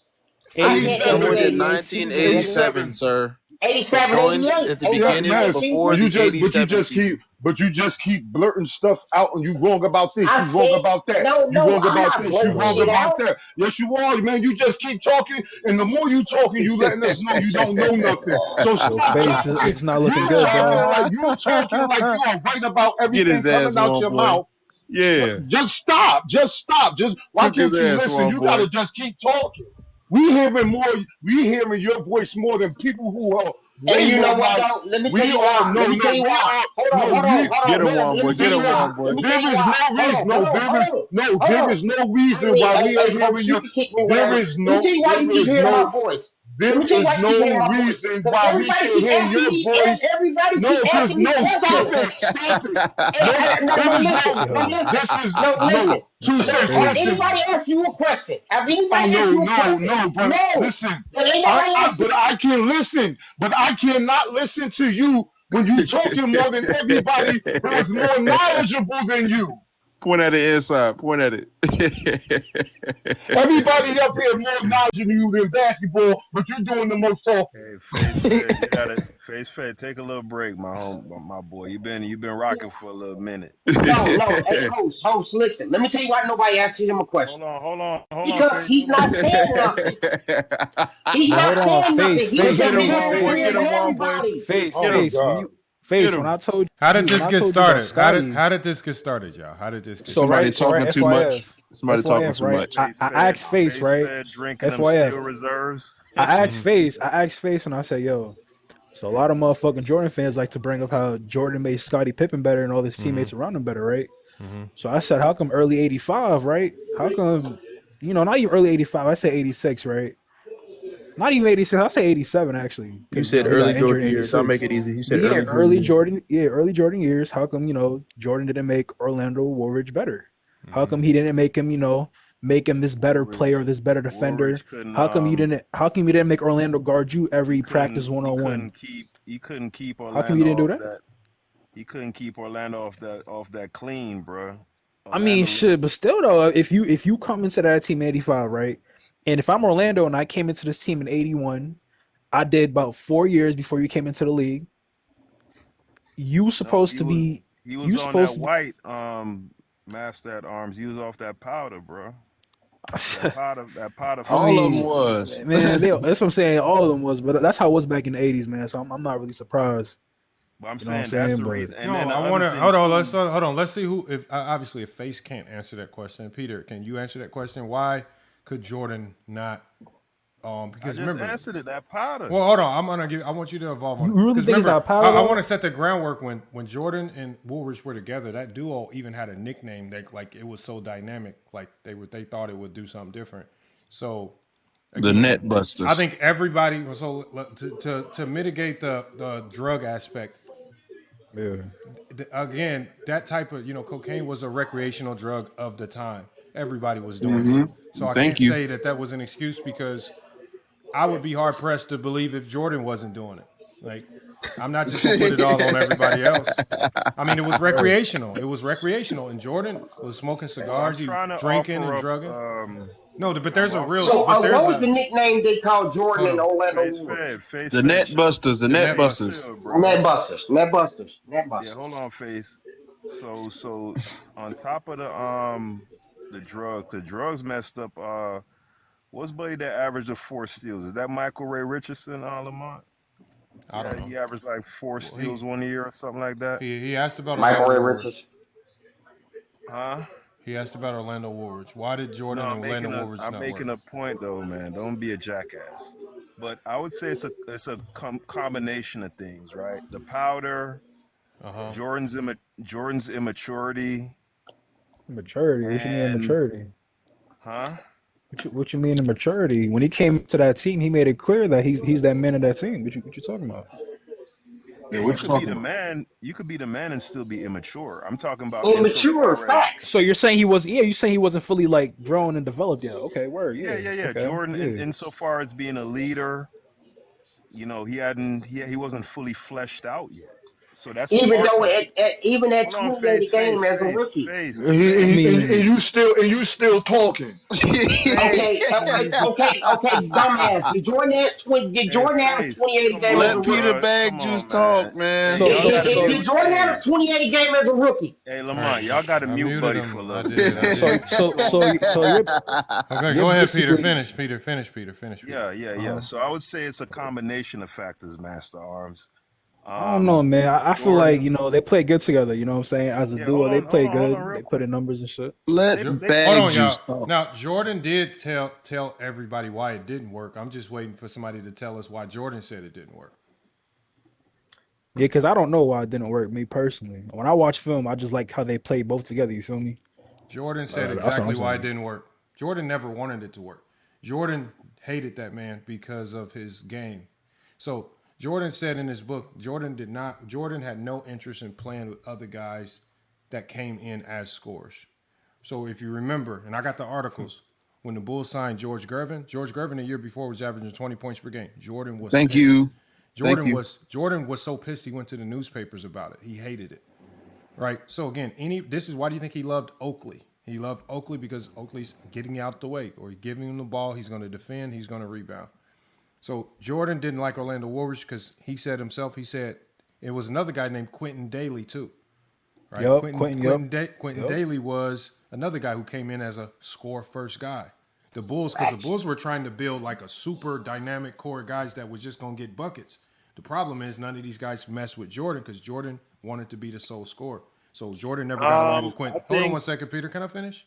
So Jordan never got along with Quentin Daly. This is not what I think. This is what I know. This is a fact. And Jordan got Quentin Daly traded. Jordan couldn't never get along with Orlando Woolrich because Jordan had said, these guys steal my thunder. They're scorers. He says, I don't want to play with other scorers.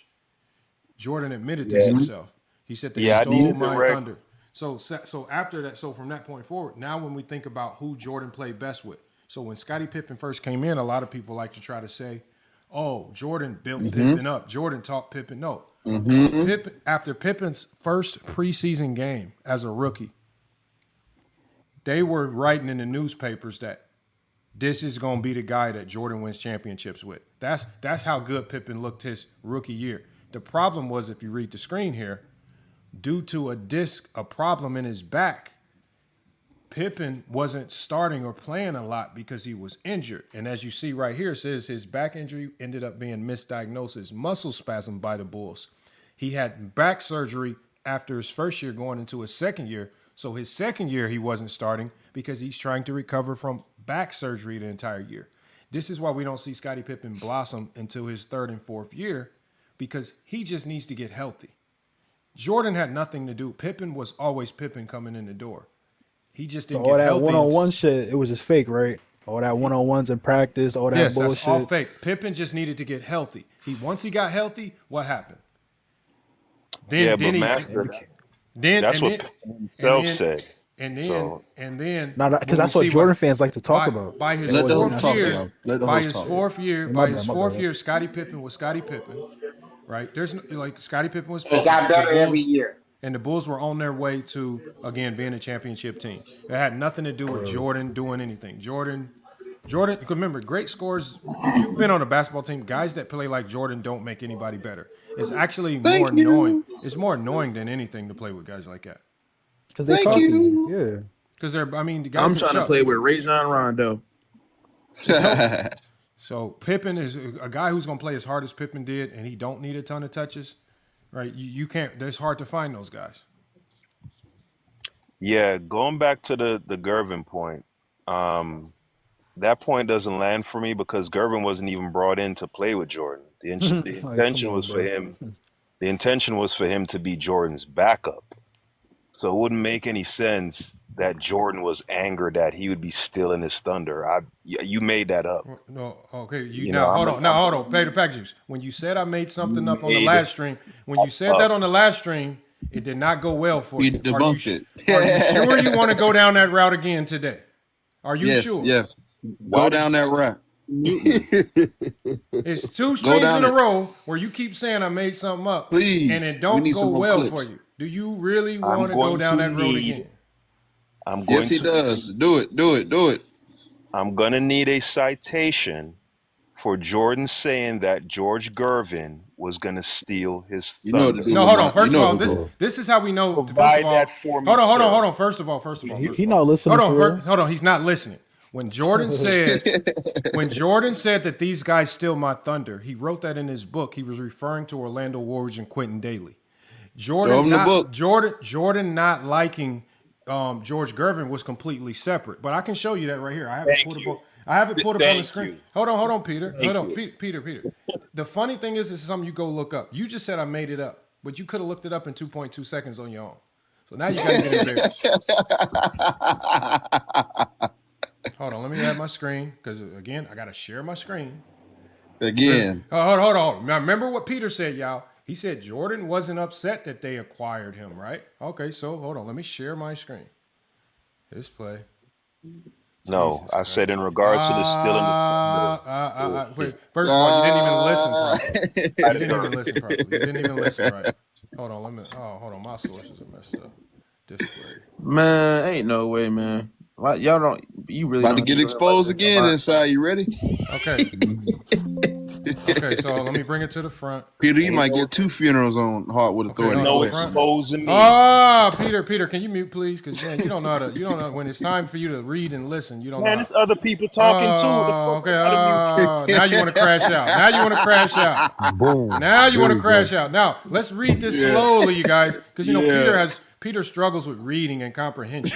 This says right here, y'all. What can anybody who can be the reader for the day? Go ahead, inside. You know who it is, Lamont. Go ahead, inside. You want me to read from the top of the article name up here? Yes. I'm unhappy. Perfect. Yes, I'm unhappy. Yeah, let's start from there. Perfect. Read the date of the publication and everything. Quote: I am unhappy. End quote. Michael Jordan was furious when he found that the Chicago Bulls had acquired George Gervin. Michael Jordan was furious when they acquired him. Why would Michael Jordan be furious when they acquired George Gervin, Peter Haskell? Justies don't know how to read. Peter Bagjuice, please explain to us why Jordan was furious when they acquired a 20-point. Hold on. Let me finish what I'm saying. Think about this, y'all. You just acquired an all-star and a 20-point per game score. Why the hell would you be furious? This what y'all call Six-time scoring leader. Face Fed, he asking me a question. This what y'all call cooking. No, it is. answer the That's question. cooking because Answer the you question. said he was lying, and he gave you the facts. He It's proved my you turn. wrong. Hold Now on, he he's asked me a dancing. question, brother. I got to be able to. Why would George Gervin be furious? Why would Jordan be furious that they acquired George Gervin? It wasn't because he was going to steal his thunder. I know that. Okay, and so that's how my do you? point. So hold on. Why was Jordan furious? Because you said he wasn't furious. I don't know. Go down in the article. It wasn't because of him stealing his. You tell me why. No, hold on. Hey, First of all, hold on. You keep trying to convolute the "stealing my thunder" quote. I'm not trying to. Hold on, Peter. Don't be disruptive. I just told you. You heard wrong. The "stealing my thunder" element came from Jordan talking about Quentin Daly and Orlando Woolridge. That had nothing to do with George Gervin. So what we arguing about? Hold on 1 second, Peter. I said, but Jordan did not like playing with guys who scored the ball. Quentin Daly and Orlando Woolridge were score-first guys. When you included Gervin please hold. I included George Gervin because George Gervin was a secondary example because George Gervin was an all-star the year prior. George Gervin was a 20-point per game scorer the year prior. And as soon as he joined the Bulls, Jordan all of a sudden is furious. He's the only superstar you would know who gets furious So tell me why Jordan was furious. Just rambling on and on. Tell me why Jordan was furious. Let the host finish, man. Tell me why Jordan is furious. Tell me why ain't nothing but a hold on. Now remember, y'all, we prefaced this by no understanding that Peter first said this was all fake. He said it was all fake. Now he has to address that it actually happened. Tell us why Jordan was furious now that you know it's true. All right, so I could talk now? You can tell us why it was fake. If Walk it like I talk it. Go ahead and talk, man. I need 30 seconds uninterrupted. Okay, as long as you answering the question or the prompt that was asked. We got you. So you disingenuously try to imply. Oh my God, man! Jordan didn't want to play with Gervin because he didn't want him. He asked for 30 seconds. Face Fed, and that was a lie. You're a scam artist. Scam art has struck again. So why did Jordan? Here's the question. Hold on. Why did Jordan not want to play with George Gervin then? You said I get right to the point. Yeah, answer. Because remember, before you said this was all fake. So now all of a sudden you know?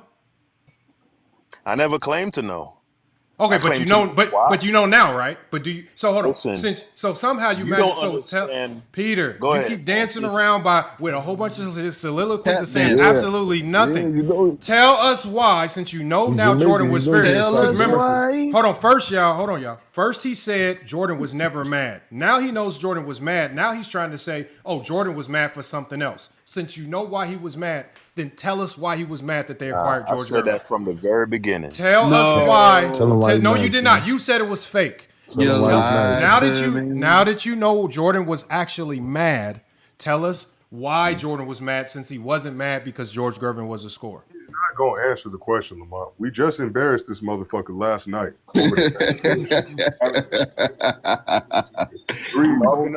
Talking over somebody and doing fake laughter. No, chill, y'all. Let him answer the question, y'all, real quick. Trying to mock Juan Boy last night, copying the nigga voice and shit. You ain't talking no. You did it to me when they did it to me. Don't get on you now. Don't get mad. Peter, tell us why. I get to my points. You still. Oh shit. Hey, he just don't know how to listen, man. That's all. Funny as hell. Read either. Lamont tried to do the 3-card box, and I wouldn't let it go. Nobody having information. Okay, so hold on. Since Peter is too stupid to read the article, I'm going to read it for you guys, right? Because Peter could have went and looked it up to be more knowledgeable. Peter's just going to pretend as if this is all fake. He said this was all fake. Now we pull it up. Now he has to deal with the truth, so we're going to read it. No, you said this was all fake. Then I pulled it up in 2.2 seconds, and now you sit here scrambling and scraping for an excuse. Come on, man. Nigerian scam artist. Okay. Now I got you, Peter. We got your scam. We got your scam. Remember, y'all. He just told y'all this was fake. 2 seconds ago. Now he has to pretend that he didn't say it. So we're going to read it, y'all. We're going to read the article. After years of mediocrity, the Chicago Bulls finally decided to move in a new direction, acquiring one of the greatest scorers of all time, George Gervin. Remember how they emphasized greatest scorers of all time? George Oh my Gervin. God! Just read the article, Peter. See, he tries to be disruptive, so we kick him. Why you gotta read it? You ain't gonna read it. He tries to be disruptive, so we have to kick him because he's mad that the truth. Remember, they hate us, me and A. Johnny, because when they ask us for information, we pull it up in 2.2 seconds. The other night when A. Johnny cooked Gio, is because Gio didn't think he would pull that video up or that sound bite up in 2.2 seconds and had him looking like a damn fool. Peter is now mad because we damn fool. Okay, so we're gonna read it because again, these guys do not have any type of reading comprehension. So it says, after years of mediocrity, the Chicago Bulls finally decided to move in a new direction, acquiring one of the greatest scorers of all time, George Gervin from the San Antonio Spurs. It says it was somewhat of an odd move as Michael Jordan was already developing brilliantly at the guard position, and it wasn't clear how much then GM Jerry Krause wanted to integrate Gervin. So hold on, this is how we know Peter Bagjuice lied again. Because according to the article, it wasn't even clear how they wanted to use him. But Peter Bagjuice came up here and said when they signed him, he was supposed to be Jordan's backup. Now, where did Peter get that information from? Because according to this article, the Bulls weren't even clear on how they were going to use him. But somehow Peter knows with no knowledge of this situation and not even knowing that Jordan was pissed at the move. Again, these guys come up here and speak on things they know nothing about. This is how dumb they are. So we're going to keep reading. It says Gervin came in with a reputation, a certain ego, and at the end of the day, the season before, what did I tell you guys before? The season before, he averaged 21.2 points on 50% from the field and 80% from the free throw line. Why would you be mad after years of mediocrity that the Bulls decide to bring in a 20-point per game scorer shooting 50% from the field, 80% from the free throw line? Why would you be mad? George Gervin wasn't running around clotheslining you, knocking you out the air. You have no reason to be mad at this guy. Hold on, please, Face shut up. Face Fed, shut up, man. Shut up. Told you, man. Jesus Christ. Now, so we tell, it says right here. So again, it says right here, when reporters asked Jordan why he was upset, Jordan just said, I have no comment on the trade. Just say, like a little baby, Jordan's pouting like a little kid because the Bulls brought in another elite scorer. Jordan says, just say I'm unhappy. Jordan briefly said after the Bulls acquired George Gervin during the 1985 offseason, everything that Peter Bagjuice said was a lie. The Bulls did not know how they were going to use him. Jordan did not even know. That's why Jordan was upset, because the first thing Jordan is thinking about, bringing in somebody that's going to take away from my scoring. I'm not gonna look good no more, because he was a big ass crybaby. He wasn't mentally developed. He was selfish, right? He wanted all the shots. That's why he didn't get along with Quentin Daly. That's why he didn't get along with Orlando Warriors. He didn't get along with anybody other than guys like Charles Oakley, who would just pass him the ball and get out the way.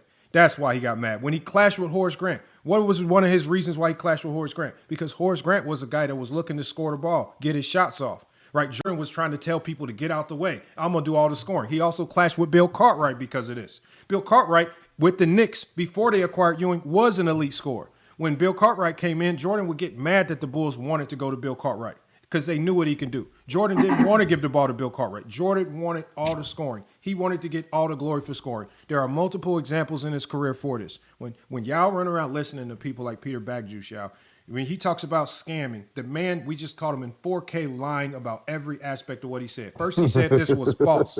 Secondly, he said that when the Bulls acquired George Gervin, they knew he was going to be the backup. Lying he and just lied. dancing. He lied about all of that. He's done no research on these things. He tries to speak. Well, who's the bigger scammer? A guy that comes up here speaking like his name is Joffrey from Beverly Hills, speaking all with this prestige and like he's living in the hills or something, but everything that he said was a complete lie. He did the same thing yesterday. He pretended that he knew all this stuff about the triangle and all this stuff, and we pulled up facts and data. We fact checked them every step of the way, right? Every step of the way. And then at the end of it all, y'all, you want to know, this is the biggest scam of it all.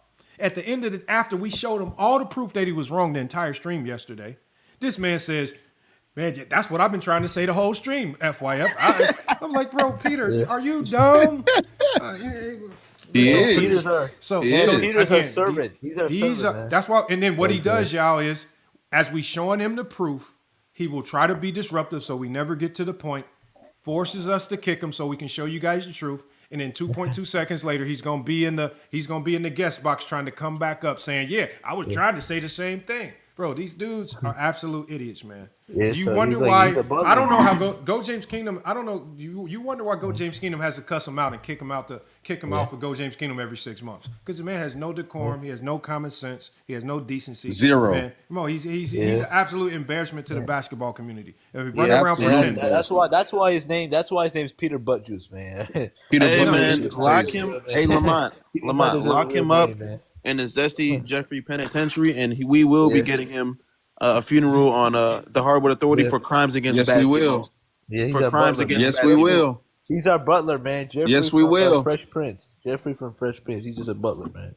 For crimes we will. against We're gonna get that funeral. He's a servant, man. Hey, we got him and Herm. Well, we already gave Herm his today. Peter Buttjuice, man. That's his new name. Herm already got his memorial service today. But y'all see how quick he was willing to say that we lied about something that he knows that me and Johnny be fact checking, and we do this all the time. And the fact he can test anything like this is absolutely asinine. He thinks we just know this stuff for no reason. Here comes. But like I said, just like clockwork, Peter Bagjuice is coming back. There it is. Both of them came back. Both of them. Yeah.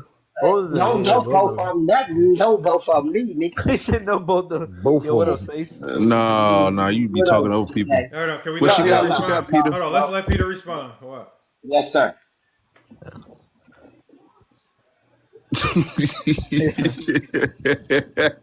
Talk to the people, Peter.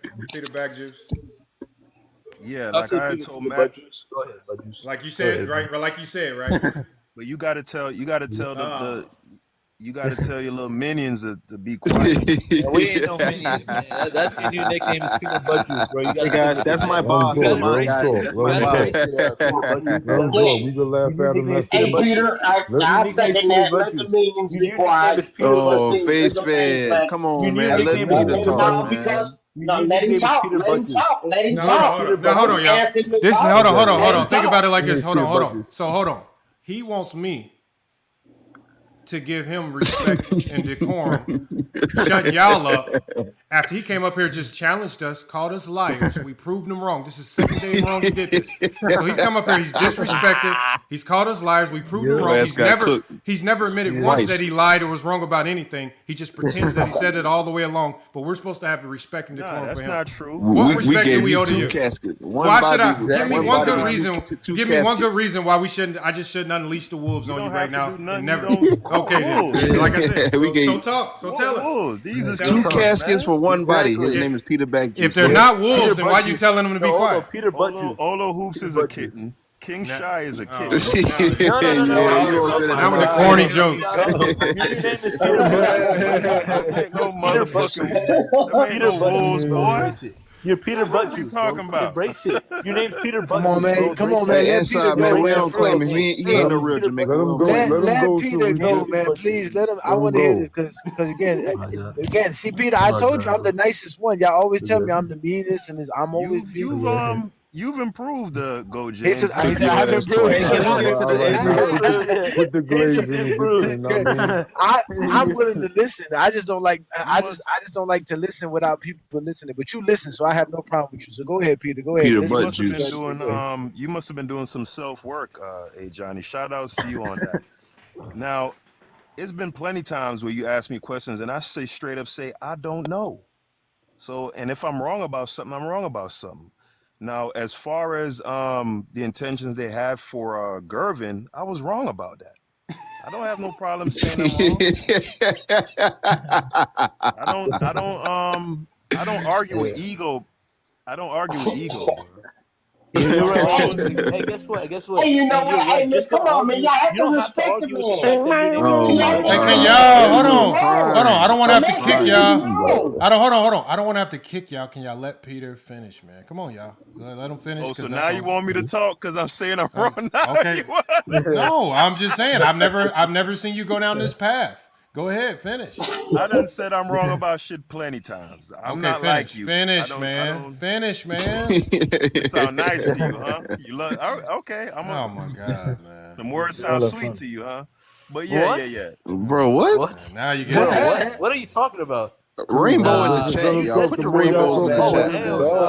Y'all let him finish, bro. We gonna be at it all night. We gonna be at it all night. Yeah, man. Y'all acting like the GJK City Girl Groupie Posse, man. Chill right quick, man. Let the man talk. Go ahead, man. And I'll put this on it. While you talk, I'll put this on the screen while you talk. Okay, so, yeah. So I was insofar as their intentions for Gervin, I was wrong about that. Like I told Master at Arms, Jordan was immature early on in his career. So yeah, that's about it. It's a combination of factors. Jordan's immaturity, Daly and Wooldridge being on that powder. Yeah, I'd say it was those two factors why, him and Wooldridge ain't really getting nothing done like that. I want to know if Jordan's opponents was. It ain't got nothing to do with George Gervin though. But I want to know if Jordan's opponents. I said I was wrong about Gervin, but was Rodman on that powder? Yeah. Shit, I don't know. Moncrief. Oh, Moncrief definitely was. Yeah, Moncrief. He looked like he was on that shit. I'm about to say, yeah, he definitely looked like he was on it. For sure. What about Gerald Wilkins? Dude, we know for sure Gerald Wilkins was on that butter for sure. Bro, let's just be like I said before. Bro, if I had to bet money on it, Jordan was on it too. It was recreational use in that time. Like everybody got to stop pretending. It was akin to just drinking. Jordan was big on cigars and drinking. You can't tell me that he didn't tap in it as well. He had the same flared nostrils that everybody else did. Stop acting like he was clean, man. Stop, Magic. You said Magic was on there. Bro. Magic Look, is man. a bigger name. No, hold on, Sports Feds. No, I don't care about Magic. I don't care about all that. All I'm saying is, look, I'm gonna tell y'all how common it was, bro. When I was in Mississippi, right, and I was little, I was in Mississippi. Holy shit. Right, my grandma, right, I told her, I was like, man, my tooth hurt. Bro, she dabbed her finger in some white powder and said, put some of this on it. My mom was like, hell no, don't put that on there. Right? My grandma was about to put the cocaine on my goddamn Yeah, you an 80s baby. You an 80s baby for real. Man. I never heard this story. Hold on. Face Fed, you're crashing out. Hold on, Face Fed. Yeah, man. I'm only saying it because hold on 1 second, y'all. I'm only saying it because the way we perceive it today is not the way they perceived it then. Then it was looked at like what people do with weed. Like today, weed is more common, right? So much so that they've legalized it. Back then, it was looked at like weed. Like for them to pretend. Now all of a sudden, when it became demonized, now everybody crackheads and all this stuff. Bro, your mama, your daddy, your uncle, all of them was probably doing it. Man, okay. All right. Good luck trying to play now. That's not true. Face Fed, you definitely sound like you was stabbing in it too. Boy,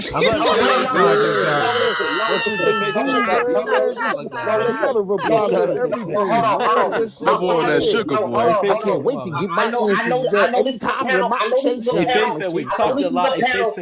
We talked a lot. Hold on, Shay. No. Nobody want to hear nothing that you got to say. I know You not up here educating nobody.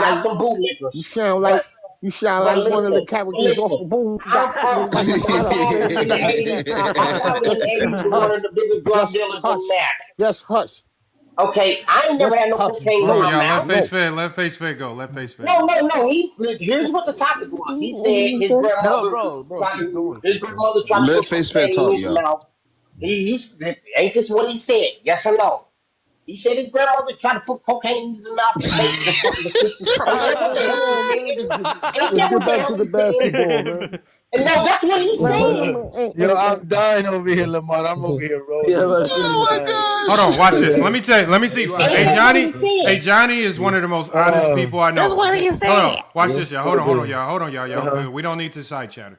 Look, hey, Johnny's one of the most honest people I know when it comes to stuff like this. Hey, Johnny, around that time frame, am I telling the truth? Was it? You honest. Let me tell you something. You talking about that story? Let me tell you a story. My father used to leave like a stack of I don't know how to call it, but it was like a stack of little bowls, like little caps, but used to be able to stack them up on top of each other. And I'm not gonna lie, in every one of those stacks there was some powder in it. It was white powder. As a kid, I didn't know what it was. He used to leave it by the side of his bed, and that's what it was. Now that's my daddy. Now you know what I'm saying. But again, this is in the mid '80s. It's New York, mid '80s. It was common. It was everywhere. It was common, man. There's a reason why Pablo Escobar had all that money, you know. And I would I'm sorry, Face. I'm sorry, Face. You look like you are recovering. So yeah, I think you sound like you're recovering. Oh shit! Oh shit! Look at my picture, nigga. I'm 47. Hey, you did that sugar. Hey Johnny, hold on. The tail is in the voice. It's in the voice. It's in the voice. Am I wrong? Oh shit! You've had a lot of great nights in your life. Because he sound like Willie. You had a lot of great nights. They all talk like Willie. Hey, Face, it's all deep. Listen. You had a lot of good nights, man. Everybody agree to what the host is saying, and then y'all get one or two guys on here that knows a little bit, and y'all troll them, and y'all kill them. And you know what, though? No. Hear me out. No crime in the GOAT debate. To y'all facts. You might get one or two guys on here that might say something wrong. Like Peter gangs up on him. No. Face. Hold on 1 second, y'all. Hold on, Face. You got to realize that we would have gave Peter some grace. This is back-to-back nights that he's come up here and he said the exact same statement. He said, Lamont, you making that up. I don't believe you. 2 nights in a row you keep challenging. And then when I pull out the facts, yesterday he just had to sit up here and suffer and never admitted he was wrong. Yeah. But we knew he was wrong. They just laughed at him. Today he's just trying to ease the pain so we can move on. So he came up here and said, damn, I was wrong. So we got to move on. Now we finally got common sense. It's 2 nights in a row. 2 nights in a row. Motherfucker said we was That's learning though. Yesterday, 240 pounds. Yesterday, he called us a liar, and then Lamont pulled up the Google image of KD at 240, and he didn't even admit that he was wrong. Nigga don't weigh. He tried to ignore it. That nigga don't weigh no 240. There you go again. That nigga don't weigh no 240. You love getting cooked, don't you? You love getting cooked. I don't give a fuck what that paper says. It's just like they say Steph Curry is not no 6'3". Yes, he is. These niggas love getting. Look it up, Lamont. Do it again, Lamont. I want to see it again. Put it on the screen again. Jordan is not 6'6". Steph Curry height. What? 6'6". What? Wait, hold on. Wait, have you? Michael Jordan is not 6'6". Peter Buttjuice, have you stood next to these people? He's not. Peter Buttjuice, have you stood next to This needs to be clipped. I'm gonna say, like, have you stood next to How tall is Jordan then? How tall is Jordan, 6'6". my man? How tall is Jordan if he's not 6'6"? About 6'4.5". So how tall is Gary Payton then? Hell no, I'm 6'4.5". Jordan is not my height. Hell no. Yeah, no, Jordan's taller, bro. I'm 6'4" and a third. The point that I'm making ultimately is just because he's listed at 240. So do y'all realize that Giannis Antetokounmpo weighs 243? So yes. I'm supposed to believe that Kevin Durant only weighs 2 pounds less than Giannis Antetokounmpo. Yes, because Giannis is 6'4". You just now listen to what he just said. He just said if Giannis is 243, I'm supposed to believe Kevin Durant is 2 pounds less. So 2 pounds less than 243 is 240. You dumbass. That's 3 pounds. That's why every time y'all talk, I'll be just listening, and I'll be like, "Yo, this Peter is why." Buttjuice can't even do the math. Lamont, let's just change the topic. Just ask Peter why he thinks he should be in these spaces around us. I don't want to be. Nobody wants to be around you, Juan. Peter's welcome. Peter's welcome, y'all. Let's not waste time. You're a No, beast we don't broccoli. learn. We don't learn nothing from Peter. Listen, I don't care what you learn, Juan boy. Doesn't So matter. we just want to talk basketball. I do want to We just gotta address turn it into the pound a stuff. roasting session. I'm not buying KD. I don't like resorting Okay, to Peter. that. So I do want to address that. Everyone's body is not the same. So just because you look at one person and they weigh this much and they look like that, does not mean that another person can't weigh that Common much because they don't sense. look like that. Common Everyone's sense. body is different. Quite literally. Common sense. Yeah.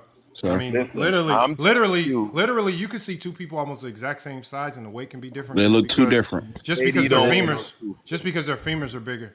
Like so, some people like your bone structure, where you carry your weight, all that stuff. Matters, man. That definitely is true.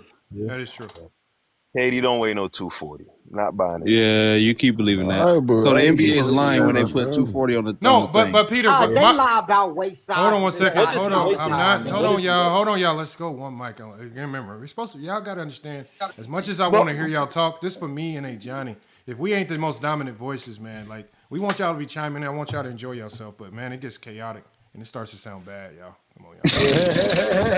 I'm for real though. I'm for real. It starts to sound bad. Hey, but I want to know if he's not 240 pounds. If he's not 240 pounds, what is he then? Exactly. He can't be 220. Nah, 220 tops. 220? Bruh. Wow. I thought you was going. I thought you was going to say something like 225. Because I know he's not 6'10". I know they got him listed at 6'10". He's not 6'10". Yeah, he's a good 7 foot. Well, hold on. These players, 7 foot too. Hold on, these players. Hold on. These players, as Gilbert Arenas said, these taller players will intentionally lie about their height because it's hard for seven footers to sell shoes. So what they try to do is KD is, they're going to intentionally go under because just statistically by the number, it's just harder to market 7 footers. Like why do you think, Giannis sells himself as a bigger player than what he is and his shoes barely sell. KD kind of markets himself as a shooting guard, as a guard. His shoes go crazy, right? Again, it's the position will kill your marketing. Like that's why you think Tim Duncan never wanted to be a center. He wanted to be that power forward. He didn't it's just a bad look. It's hard to market guys like that. So KD is right for lying about his height. He is definitely taller. For example, if you've seen Luka in person, you can't tell me. I promise y'all, you cannot tell me that Luka is not 6'8", 6'9". Luka is all of 6'10". I promise y'all. When I saw him in person, I was sitting courtside. Hold on one second, force fed. All I'm saying is, I was sitting courtside when I saw Luka. When I was sitting courtside and I saw Luka, the first thing I said was, "That's the biggest player on the court." Like but they lie about Luka. Like there's no way you can tell me that. Yeah, there's like some sources say he's 6'6". I think he's 6'8", a 6'8" flat. Yeah, Luka's 100% taller than that. He the same height as LeBron. I wouldn't seen them earlier this year. LeBron's 6'9", ain't he? LeBron's 6'9", so he's probably taller. He might be taller. He might be like half an inch taller than LeBron, but they like the same height. They shoulders that is puts him at 6'9", 6'10". Yeah, like T-Mac, like KG said, T-Mac was like 6'10". Luka is one of the biggest players in the league, man. And y'all be wondering why these guards, you wonder why he can move that slow and do whatever he wants. Bro, good luck trying to guard him. I feel bad. When I saw him in person, I said, well, damn, I do feel bad for these shit. God damn. It's impossible to guard. Hey, better than Shea. That's why you better than Shea. Go ahead, face it. Hell nah. One thing we'll see with Wemby, y'all, I guarantee you, unless Wemby can push this alien narrative, because his logo is fire, I ain't gonna lie. Yeah. He's gonna have to push something different than other 7 footers. It's gonna be hard for him to sell. Yeah. But he's gonna have to push something unique. What weight is Wemby listed at? Like 230, something like that. 230, 220. Yeah, 230, 220. That's 7'6". 7'6". Damn. He's probably like 235. What, he's 7'4"? Well, again, because not everyone's body is the same. So you have people like Yao Ming, who can be 7'6", and he's more of his body's more of a heavy set. He carries weight different. Then you have people like Wemby. He's more of a skinny set. It doesn't matter. Like the height doesn't exactly matter with the weight. Some people can be a different height and weigh different, completely different. Yeah, so that's called common sense. You know what? Wait, I want to go back to KD. What did KD come into the league weighing? Y'all remember what KD came into the league weighing? What? 225. Like 210, Hell 215. no. I don't think he was came like in that 210. much. 195, Yeah, 195. Nah, he wasn't that. He was I never thought under. it He was was never under 200. He was never under 200. Nigga I said, thought it was 185. God damn. Nah, he was never Damn, under 200. 185. He was never under 185. 200. Jesus He Christ. couldn't bench press. He couldn't No. bench press. Do y'all remember KD couldn't bench press a fucking Yeah, but 200, he's 175 way pounds or different. He some don't shit? need to. He never wanted to. He doesn't need to. He likes Yeah. his shot. He likes it. He's a basketball player. He don't need to do none of Yeah. that. But I think he's a good 240. You know, on a good day 235, maybe not. But Yeah, but he's hold on. not a Hold on. Let me ask y'all something, right? Because everybody wants to get on KD for not being able to press 185. Yeah. How many of y'all can press 185? Hold on. I'm gonna tell y'all right now. Anybody that works out knows if you can rep 185, you strong as fuck.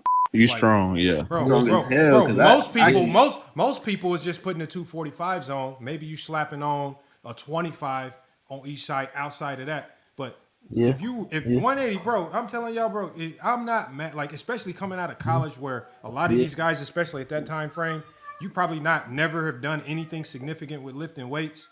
Bro, I would love to see some of y'all slap 245s on and go out there and rep it out. So, bro, some of y'all would let that thing drop to y'all chest. That's 135. 2.25? I'm saying.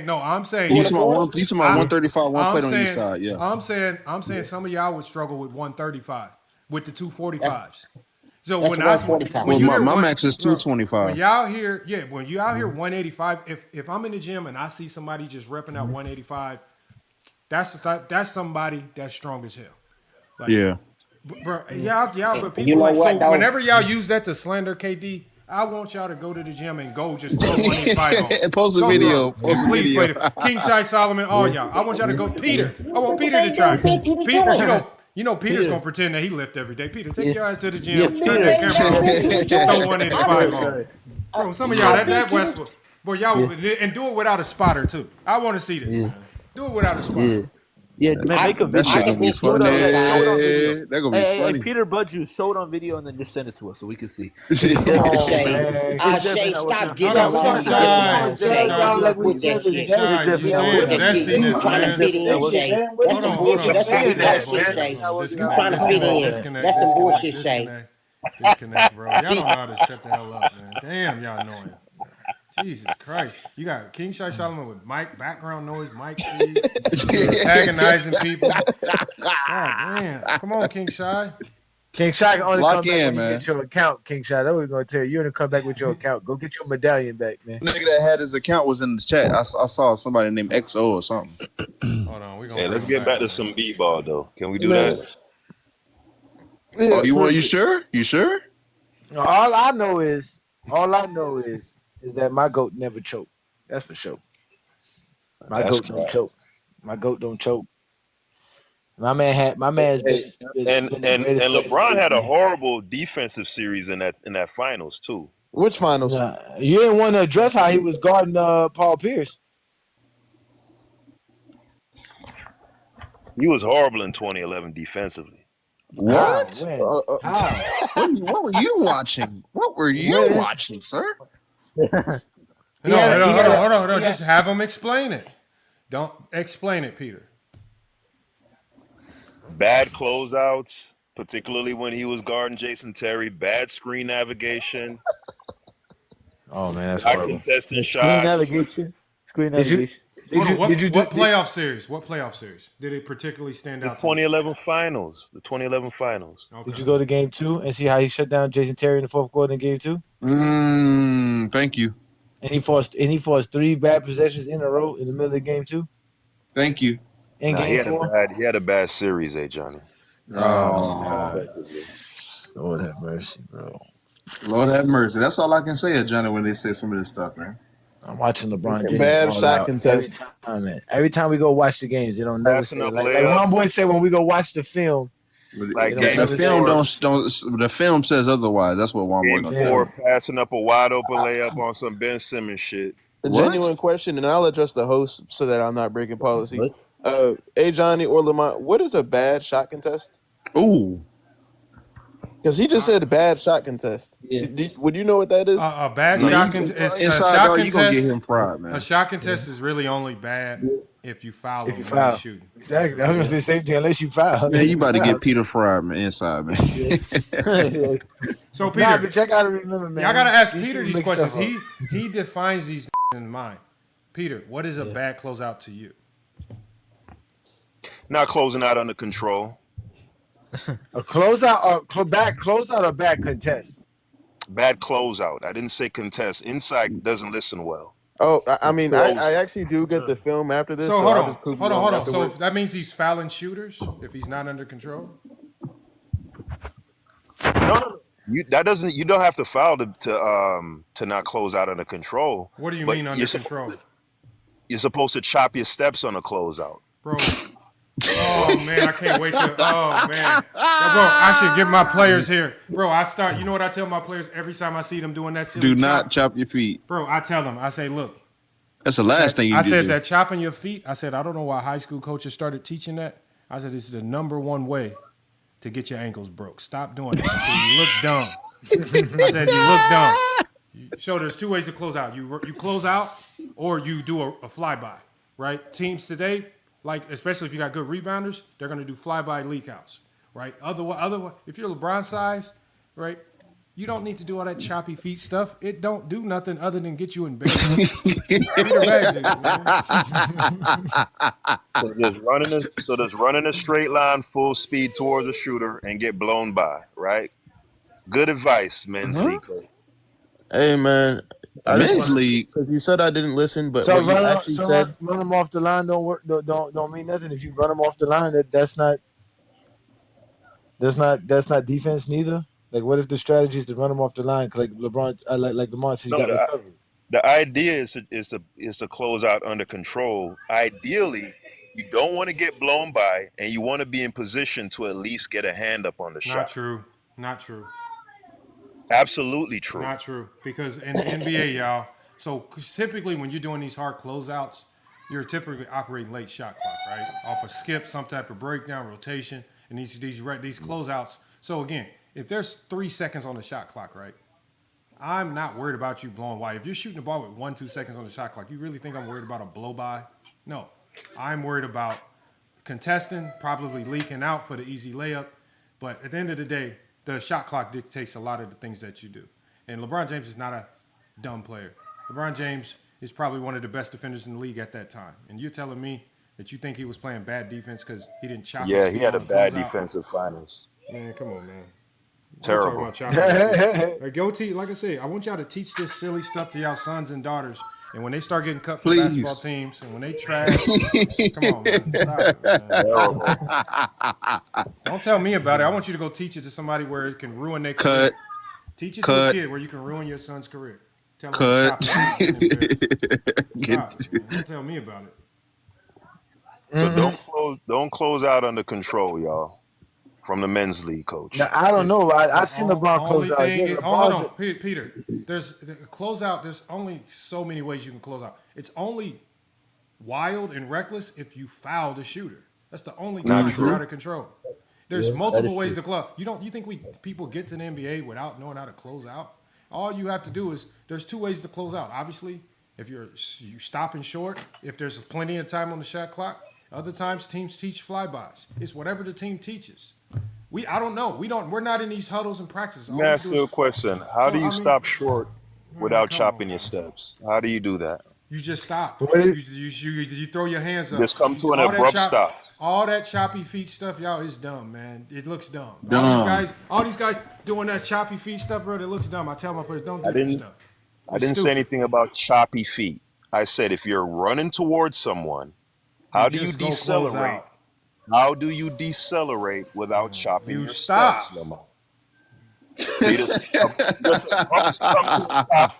Just like that. Yes, man. Play basketball. Bro, go to the basketball court, man. Try some of this stuff in real life.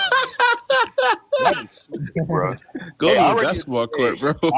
Listen, me and Johnny is in the same city. I already done told him what? we could get it in. What basketball? I'm Yeah. 45, man. That man, Oh, listen, man. what? I'm 44. What that mean? Just having sexual activity requires medical insurance for me, sir. I'm good, man. I'm good, brother. I'm I get good, my friend. maybe because I'm a fit 44. You know what I'm saying? I Yeah, still get it. maybe Oh, so. you Yeah, can. shut Oh, up. you can Yeah. bench press I'm not saying I'm not 185. fit. I'm not saying I'm not fit. I'm just not playing Congratulations, bro. basketball. I'm good. I tell you that much. I can run from police and a dog. I tell you that much. So you don't hoop? You don't hoop, eh, Johnny? You I'm done with hooping, Peter sir. Bag Juice, you don't hoop. I don't hoop, but I haven't played basketball in like almost. I would say maybe 10 years for sure. Yeah. Oh man, For what? another hooper. I've been playing How basketball tall you since is, I was Lamar? How tall you is, Lamar? I'm 5'6". You a No way, goofy. Lamar. You're not 5'6", Lamar. Lying. I'm 5'6". Limont. He's 6'1", man. Come on, bro. I'm I ain't gonna 5'6". lie. Lying. This is what Viz be In talking that about, video you man. made See, of this is what yourself Viz be with your talking about. friends, you are kind of short in that video with your friends. Sounds like Peter. Nah, this is what Viz be talking about, man. Lying. I'm 5'6", man. 5'6". But my brother's older than me. He plays hoops all the time. Nah, but you about he's 5'10", always at least injured. 5'11". My brother's He's like always 6'1". injured. The other day he had his wrist wrapped up because he fell on the Hey, basketball Johnny, what? court. 6'5", 6'4", 6'5"? 6'4", and a third. That's what people be saying, or the quarter, however you want to see it. 150 pounds. Nah, I'm a $180. That's good. 150 pounds. I'm healthy. That would be crazy. That's a I'm healthy. very Yeah, healthy. that's a healthy 6'4". I ain't gonna lie. That's a healthy Yeah, I'm good. I'm chilling. I wish I was a $195, but don't get me wrong. But Hey, Lamont, if you ever in Miami, I'm gonna put my Oh, bro. Why, bro? Please, man. Don't. I would love to. You know what? I would Yo, love to hear what I would love to hear what Peter be telling them dudes when he's at the LA. or what city you in, Lamont? Because I be Playing moving basketball. around too. What Phoenix. city? Oh, Take bro, I'm in Arizona. I'm in Lamar, Phoenix. man. Phoenix. Hold on. Hey, Phoenix. Lamar. Hey, please video this. Please video Hold this. on, because I'm trying to Hold get on, look what King Brandon said. Bro, Hold on, y'all. I'm Is trying to. Zesty Jeffrey trying to come up, bro? Hold on, y'all. I'm really trying to. Cause niggas say I can't hoop. Nobody So. is coming to no Arizona to play. You're not gonna fly across the country to get embarrassed, man. Don't please. Exactly. I got and look. Yes, do it. I got access to it 24/7, man. So look. Please do it. Please do it, Peter. Hold on, shut the fuck up, man. God damn. Shut up, bitch. Stop it, Come on, man. Keep the dialect good, man. Come on, Stop man. it, man. Like there's Fuck only, you talking hold to? on. Hold on, y'all. Why are we cussing you? There's only one person that seen me dribble a basketball here. That's Tony Styles. Hey, my little brother stay in Arizona. Then you tell him to pull up, and I do it for. I beat bro, him for you. What I'm trying to tell you is, I come out to Arizona once a year, bro. Oh, then look, y'all be acting like it's hard to contact me. If you hear it, Yo, hit me up. go, James. You see what that dude saying in the comments, bro? I don't even know who this person is. They don't got a name, nor do they got a. No, you know who you seen him before. His name is Juice, bro. Saying I gotta remove Olo. Oh, yeah, what happened? Juice. Saying I gotta remove Olo. I don't know what. Oh damn, Olo, what did you do? They just be randomly picking people up. Olo, I give you 10 minutes, man. Hold on, I don't know what Olo did. Yeah, it's that nigga Juice. He think he Olo, they reported you for bullying. It says my live visibility is restricted for 10 minutes because of bullying.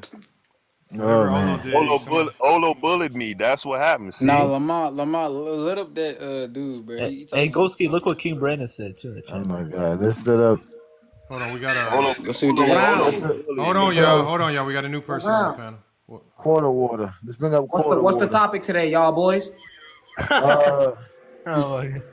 The biggest choke jobs in NBA history. Lamont has the prompt up. Yeah, I'll put the prompt I don't see no prompt, my brother. I'm about to put it back up. I know he's gonna bring it up. He's about to bring it back up. Okay, let me see. Yep. Damn. Oh, they got a whole crew in the background. Shout out to all the crews listening to us. Let's get your own phones. Look what King Angel said. So listening there. Yeah, get your own phones so we can all listen together. Follow FYF Goat James Kingdom. Download Prop GPT so that you can get your bets in. Yeah, see? Let's bring them up. Let's show it to them. All right. They're going to be completely upset with this. They're going to be unhinged. So these are all the greatest jokes in NBA history, all right? Yeah. And tell me what you think. Hold on. So, first of all, where's LeBron? It's not top 5. He's not top 5. He's in the top 20, but he's not in the top 5. So FYF, hold on, let me land, and I don't want no one to talk over me. So look, FYF, you telling me a star player averaging 17 points in the finals, getting outscored by a 6 man or whatever he was, doesn't have a top 5 choke job in NBA history. No. So you can ask me why, or you can cry about it. But you can which one? Why? Okay. Oh, why? So remember my criteria for this, because I said when I make this, I have to use Michael Jordan fan logic on choking. I'm using Zesty Jeffrey logic, and so basically my thing was I'm only picking if I designate a choke from a specific year, I'm only picking one choke from a specific year in my top 5. So in 2011, obviously there's a couple different moments in 2011 that I could identify, but I think the biggest choke of 2011 was the back-to-back defending champs and Kobe Bryant getting swept by the Dallas Mavericks. Kobe Bryant, 17 points in 2 closeout games, completely disappeared in that series. This is when Kobe could have really etched his name in NBA lore. He could have had a second three-peat. He would have put his name up there with Michael Jordan without a doubt. 2 three-peats is absolutely unheard of, right? He would have been right there, and he completely wet the bed. And this is with a championship roster. This is with the best coach in the league. Kobe Bryant was the best player in the league. He had a fully functional team, right? His team wasn't just thrown together over the summer with has-beens on the bench. This was a team that won back-to-back championships. And when this team gets swept, remember, we talk about getting outplayed by J.J. Barea and Jason Terry. Well, Kobe got severely outplayed by the same 2 players. This is the defending champs, the best player in the league, with help, with the best coach in the league. You let everybody down. That was one of the biggest chokes I've ever seen in NBA history.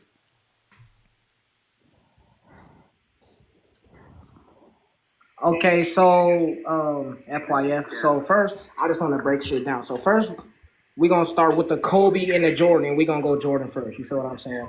So you put up a series where Michael Jordan is averaging 31 points, 7 assists, and 6 rebounds. What series? Hold on. Let's just start with number 1. Start with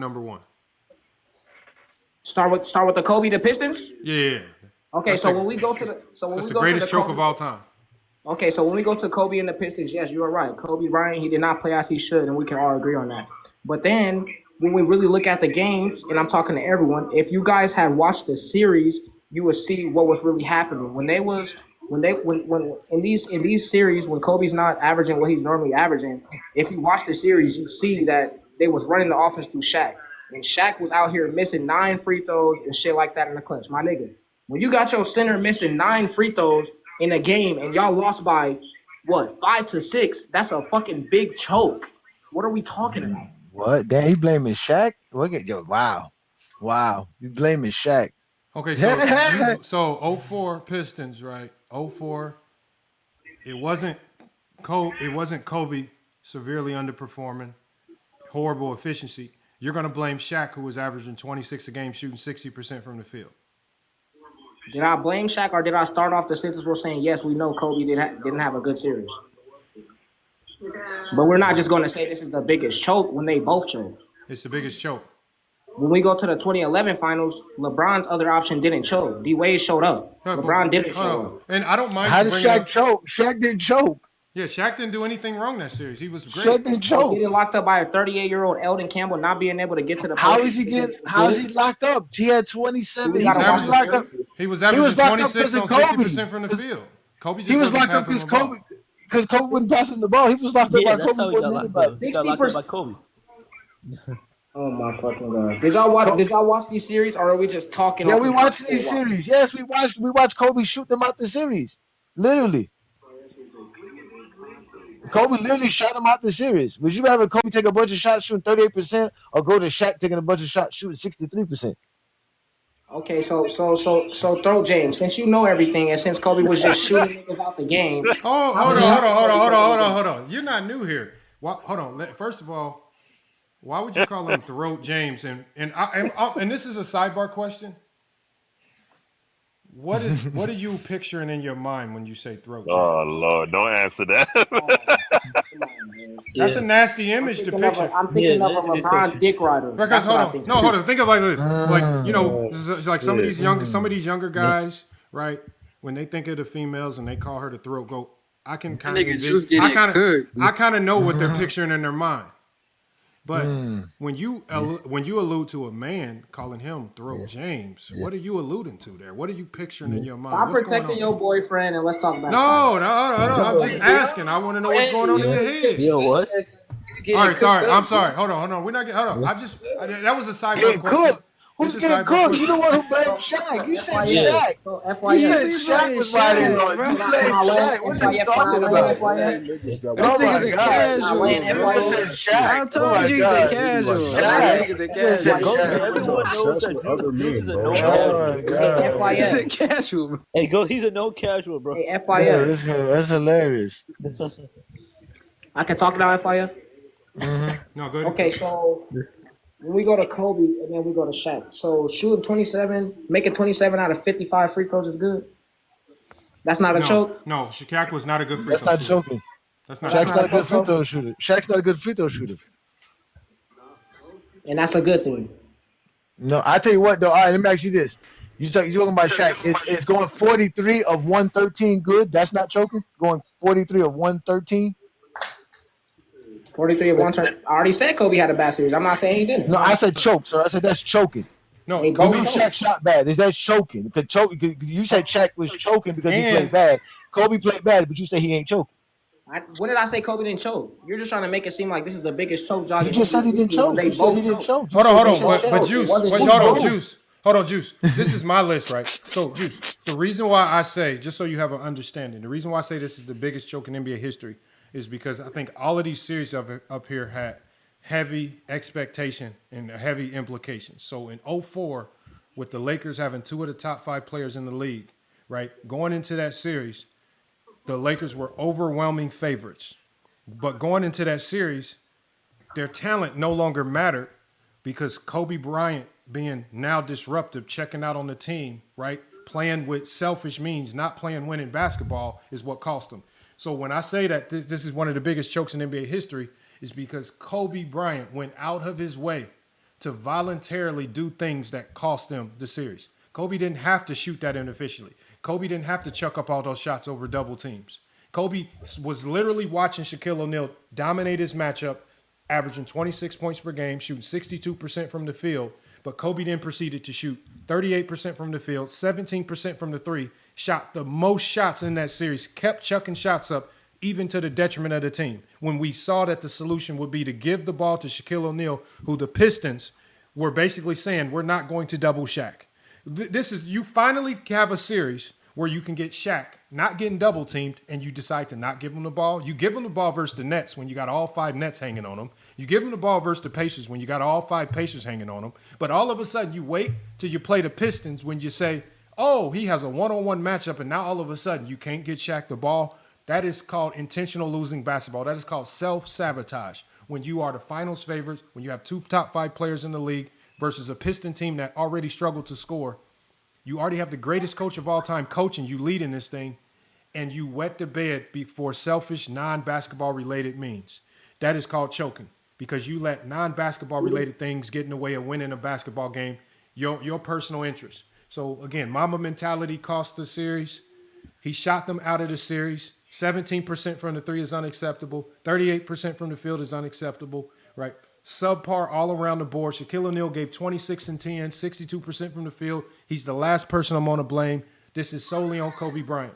And do not tell me it was because Karl Malone got hurt, because if you lose because of a third option, well then Jesus Christ, you don't belong in any conversation for great players.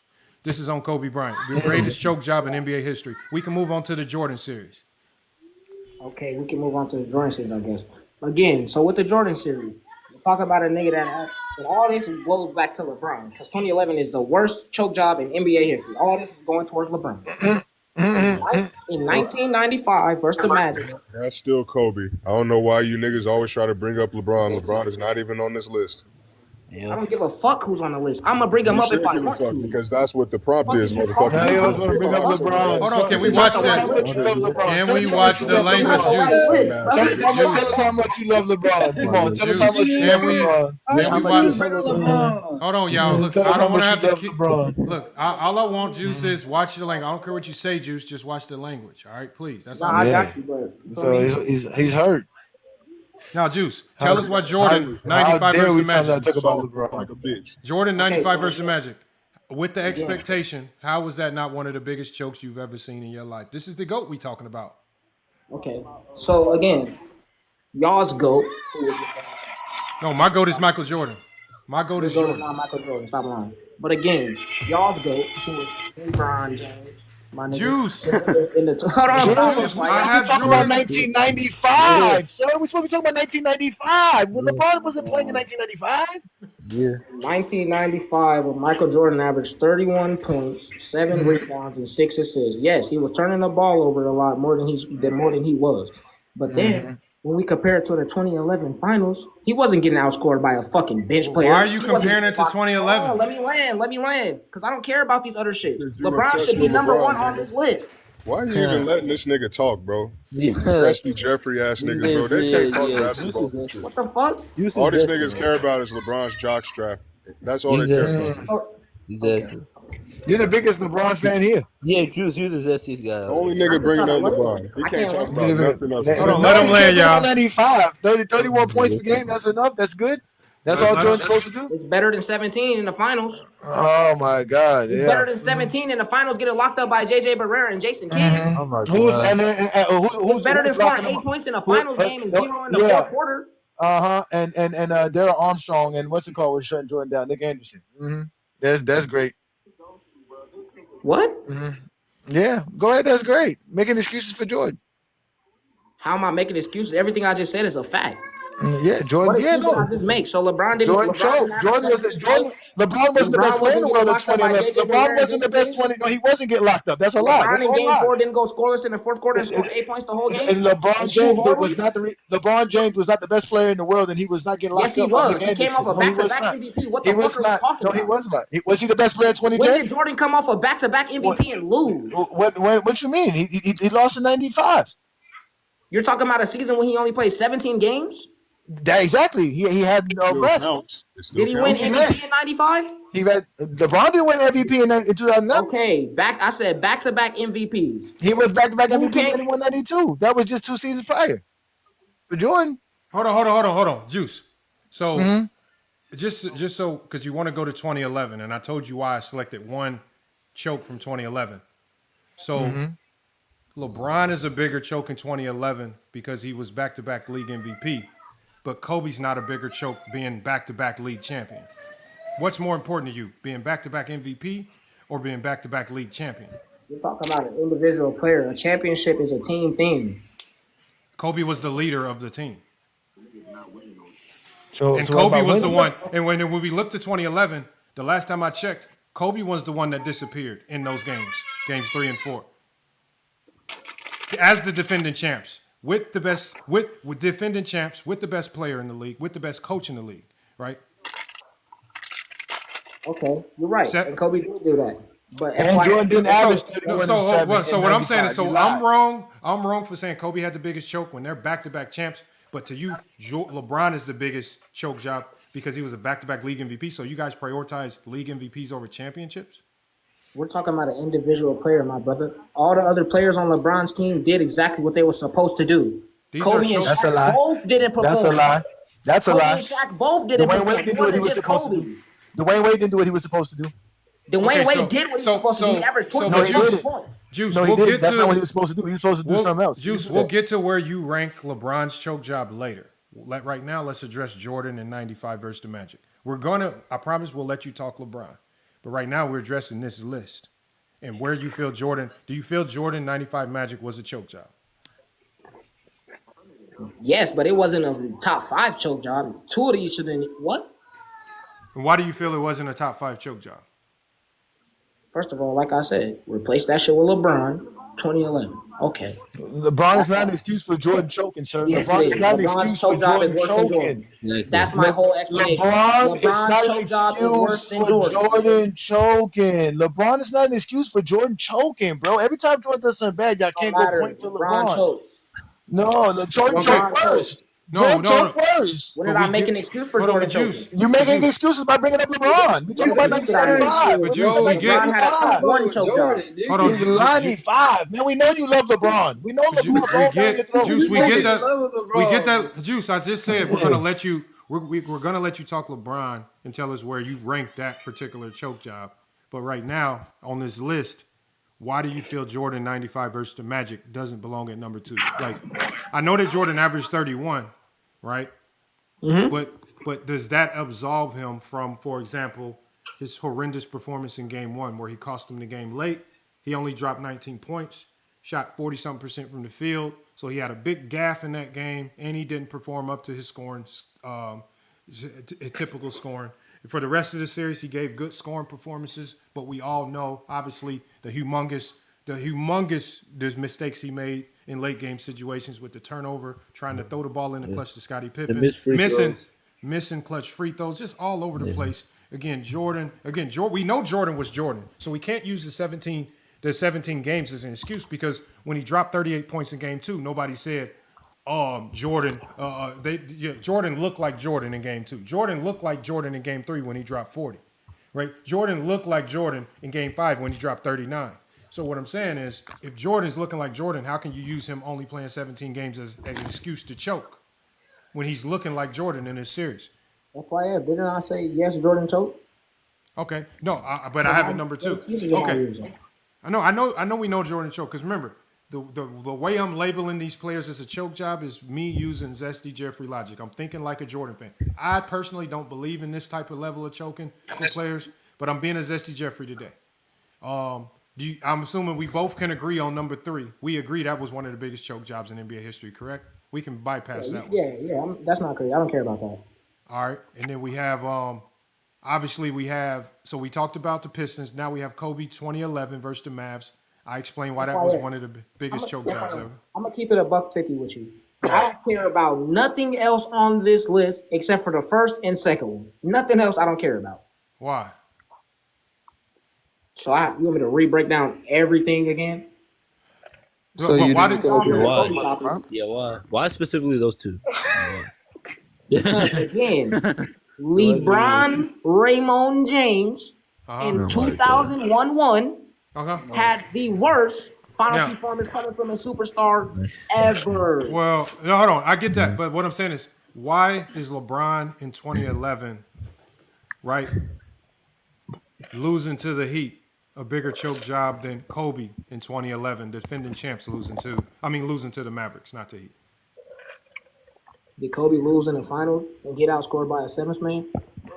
No, hold on. He lost in round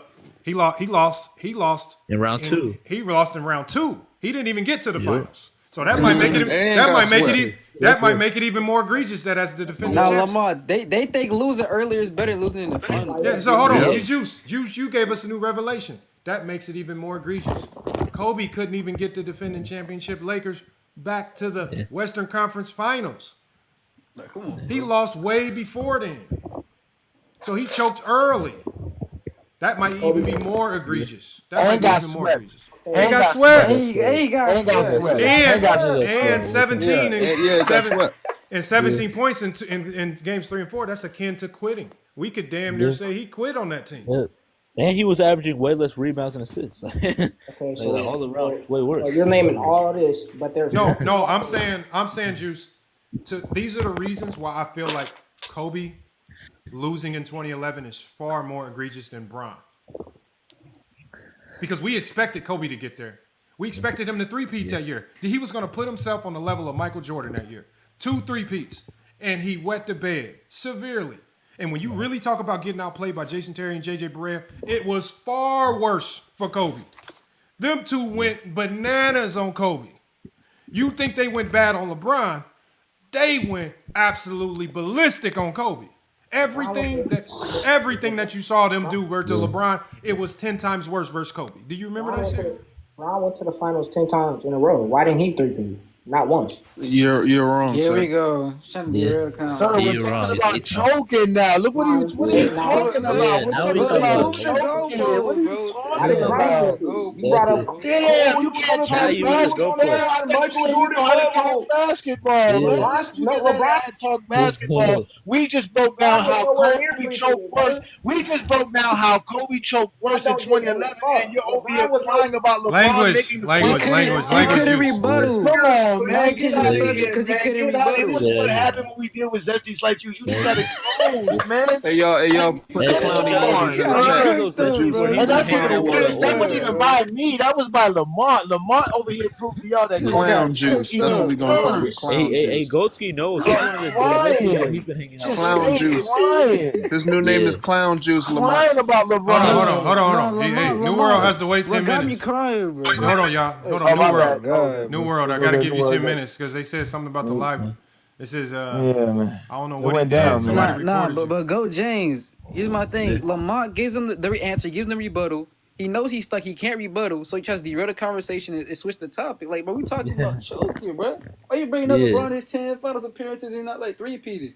Exactly. We were just talking about Kobe. They love LeBron, Goldsky. But hold on, y'all. Am I wrong, right, Goldsky? Am I wrong for thinking like this? If Kobe wins the championship in 2011, that second three-peat, am I wrong for saying that second three-peat will now put Kobe in a completely different stratosphere? Like, completely. I guarantee you 2 3-peats. I guarantee you only having 1 league MVP will no longer matter. You got 2 3-peats under your belt, you got it. That's almost an instant top 5 conversation type player. We can argue the rest out later. But with Kobe losing in the fashion that he did with the team, remember, Johnny's so eloquently explains how the Miami Heat team just was not fully developed. We saw them struggle to start the year. Kobe had the team that was back-to-back champs with the best coach in the league, with Kobe, the best player in the league, right? Sufficient help, right? Solid bench. And you get walked down by the Dallas Mavericks the way you did, and they keep bringing up Jason Terry and J.J. Barea. I keep telling y'all, you think them two went crazy on the Miami Heat. Boy, they was treating Kobe and them like they was an 8 seed. Preach. Walking all over them. Honestly, Kobe did worse than LeBron did in that year, bro. Thank you. You got swept. Bro, you go look at what J.J. Barea and Jason Terry was doing. Jason Terry was looking like Kobe. Kobe was looking like Jason Terry. That's how bad it got. Like, that's crazy as a motherfucker, bro. Really, yeah. Juice falls in the category of this. You learn something new every day, don't you, Juice? And I thought we was Too cool. many Juice came up here with hostility and stuff. I knew he doesn't like Go James Kingdom, man. He was mad at me and stuff, man. Salute to Juice, man. Yeah, nah, man. Juice been hanging out with too many He be calling older niggas throat James for no reason. Hey, Ghosty, you know, Juice got cleared by the older Zesties, man. He got bullied by them like Jordan and Kobe. That's what it is. Exactly. He think he part of the OGs now. Because like these niggas like, come on. A lot of the young Jason Terry averaged more points versus the Lakers than he did versus the Heat. Yeah, like Juice was in kindergarten when the 2011 finals happened. Man, this dude did not watch no Jordan. Now minute of it. Like, come on, man. Stop letting your uncles bully y'all, man. Exactly. Come on, bro. Come on, man. No, Juice is cool, man. Juice is. I feel like Juice is gonna come around pretty soon, man. Juice is not a real. To be honest, Juice is not a bad dude. Man. Juice is not a bad dude. And Juice knows basketball. When he's not caught up in his emotions about LeBron, he actually can talk basketball. So again, I think there's hope for Juice, man. He's not going. I don't think he's always going to be that. Yeah, that's a lie. Yeah. You don't think? Hey Johnny don't give nobody. Mine strikes again. As long as there's Go James Kingdom, they ain't never gonna be non-zesty. They always zesty. They can't help themselves. They don't know how to talk basketball, man. So once a zesty, always a zesty. Once a zesty, always a zesty. That's right. We gotta add that. Hold on, we gotta add that scripture in. We gotta make sure we put that scripture in. We gotta remember. Zesty, always a zesty. Once a zesty, always a zesty, man. You can never stress them, man. Shout out to King Shy. That's why you shouldn't trust her. Watching these kids to think Jordan's the GOAT, bro. Like, that shit's crazy. What up, Goski? I'm just saying, it's crazy how they brainwash these kids to think. Oh, we got Jonathan up here too, y'all. Salute to Jonathan. I seen him in some other panels. What's good, Jonathan? Salute, panel. The problem is you said you created that list using zesty logic. But you get a Sensei on the panel, you can't understand their logic. They can't understand. You see what I'm saying? Because here's the problem. If he admits to Kobe losing, getting swept in the second round, right, being worse, he has to admit that Jordan losing throughout the 80s, right, not making it to the conference finals or whatever, he has to admit that's worse than LeBron losing in the finals. Yeah. So he will never admit can't do to that. Kobe losing, getting swept in the second round. It's worse. Yeah.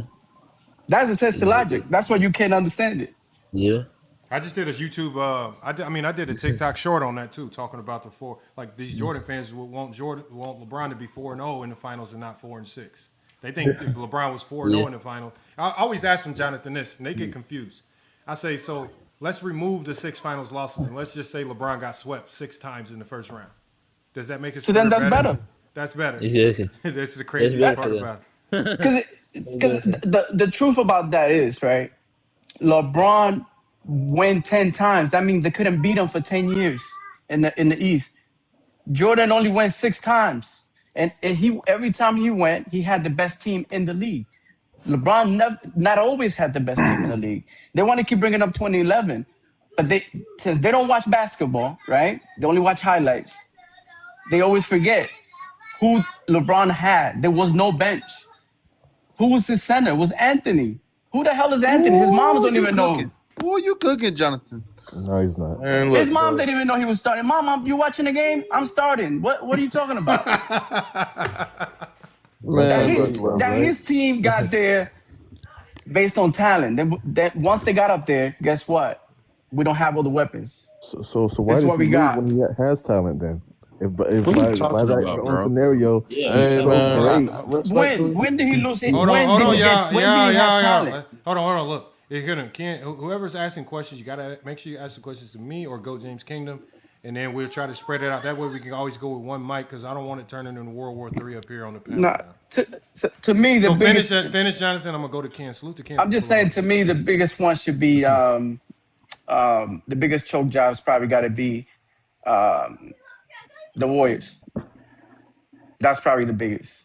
You know, the only reason why I didn't put them number one, because you guys know how I value defense and defenders. Like Draymond Green was a significant loss, and then like basically Bron and them turned into like pit bulls. Yes. They turned into pit bulls. Like it's just like the other team got a pit bull.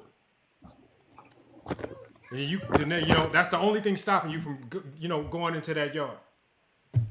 Then one day the pit bull gone. Like we about to break in the house now. Shit, you're like the pit bull that. We about to break in there now. Like basically no, and even Draymond Green talked about even Tristan Thompson talked about this. It was like when Draymond got hurt, he was like they lead dog. Like that's the guy that put the fear factor in the Warriors. He gone. Yeah.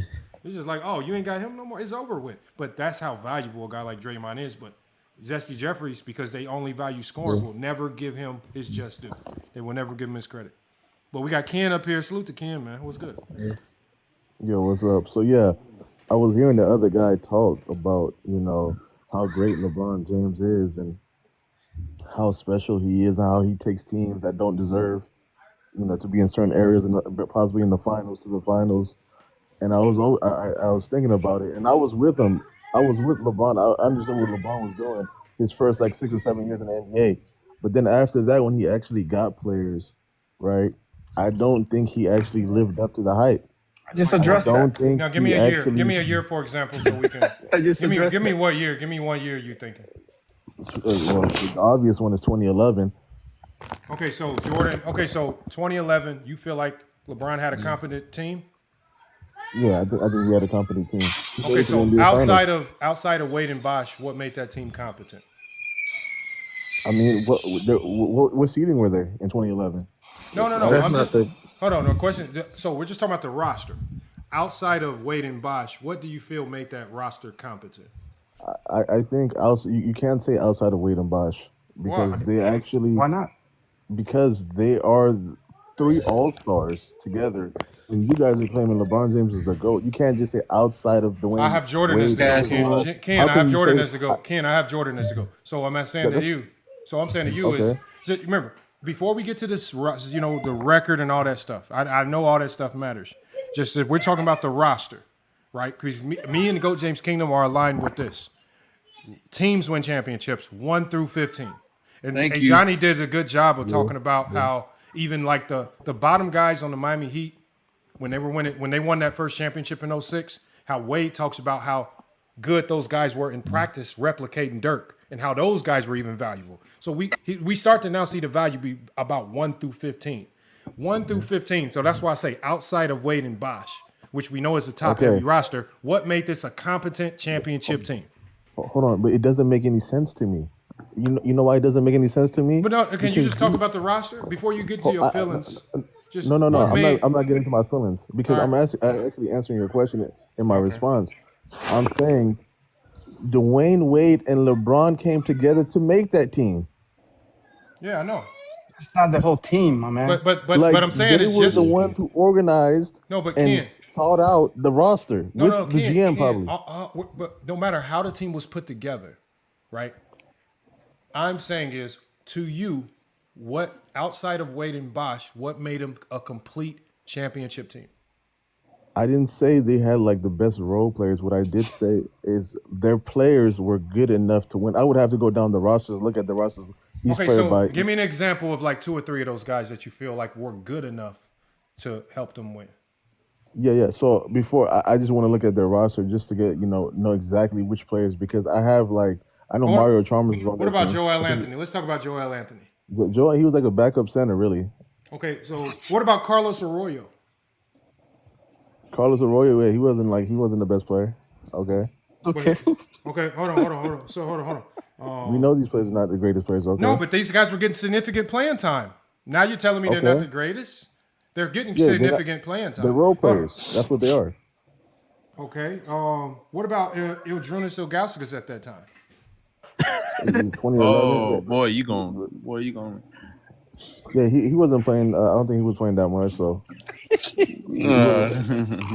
Okay, hold on. Let me go to some more names. What was he averaging? Hold on. What about Mike? Hold on. What about Mike Bibby? We saw what he did with the Kings. What about Mike Bibby at that time? How you feel about Mike? Don't you cook yourself? That season? Huh? What was he averaging that season? Oh, Mike Bibby that season. Hold on. Mike Bibby that season averaged. Mike Bibby averaged points per game. He averaged 7 points per game. Okay, 7 points per game. And Ilgauskas, how much did he average? Ilgauskas averaged 5. Okay. Okay, so they're okay. And what else were players? Okay. Okay. You have Mario Chalmers. You like Mario? Yeah, what was he, 7? No, he averaged 6. Oh, nice. Okay. Yeah, that's real nice right there. That's real nice.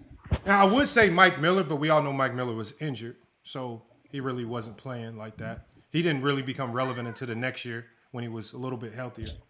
How you feel about James Jones? How you feel about how you feel about him? James Jones was. I'm trying to remember their stats for that season. James Jones averaged 5 points per game. Okay. Oh, nice. Hold on. I'll give you all their stats since scoring isn't everything. He averaged 5 points, 1 rebound. 2 rebounds. No. He averaged 2 rebounds, 0 assists, 0 steals, and 0 blocks. Hell no. But James Jones, Mike Miller, all of these guys are, and even Mario Chalmers are they're not going to be those type of players that, they're more shooters. But this is their team. This is the team. That's what they had. No. But the whole point I was making, right, was LeBron James, he didn't go into attack mode in that series. He didn't even shoot he should have been. Why did he only average 17 points a game? Because that wasn't the game plan. Ken, hold on. Let's just say, for example, hold on, Ken. Let's still say again, GOAT James Kingdom will probably fight you to tooth and nail on this. Casual. Look, let's just do this. Let's just say for him, yes, because of LeBron James's role, he wasn't as aggressive as you would like him to see. We get that. Right?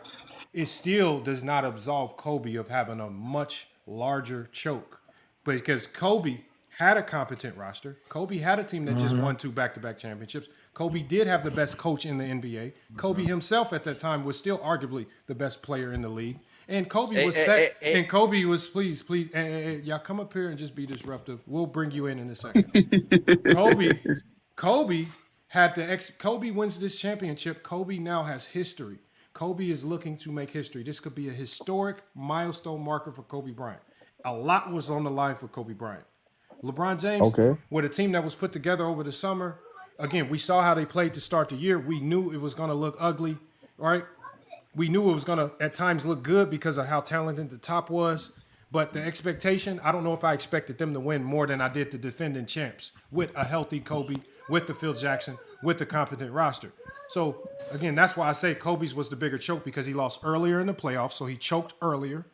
His performance was far below, right? When you talk about what J.J. Barea and Jason Terry did, they played like all-stars versus Kobe, and their numbers versus Kobe and the Lakers were far better than their numbers versus the Miami Heat. They looked otherworldly, and they shut Kobe down 17 points in 2 closeout games. He went out sad, akin to essentially quitting, right? That was so if that was games 3 and games 4, if you want to say that LeBron didn't play up to expectation, okay, I get that. But Kobe, for sure, as the defending champs, did not play up to expectation. No. And, so hold on. And so why does LeBron get a? Hold on. Okay. LeBron doesn't get a pass because I've already said I do rank it. He's just not in my top 5.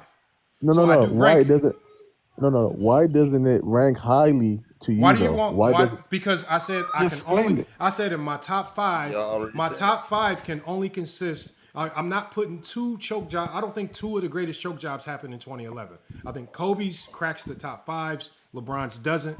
Kobe, that was egregious. I have high expectations for defending champs. I have high expectations for great all-time coaches. I have high expectations for teams that are looking to make history.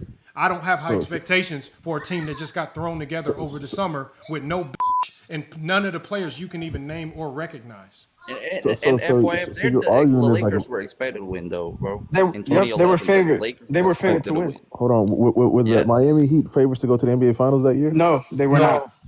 They were Eastern not. Conference. They were not favored to go to the NBA Finals. No, they were not. No. The Bulls. There was 2 teams. There were 2 teams that had a higher.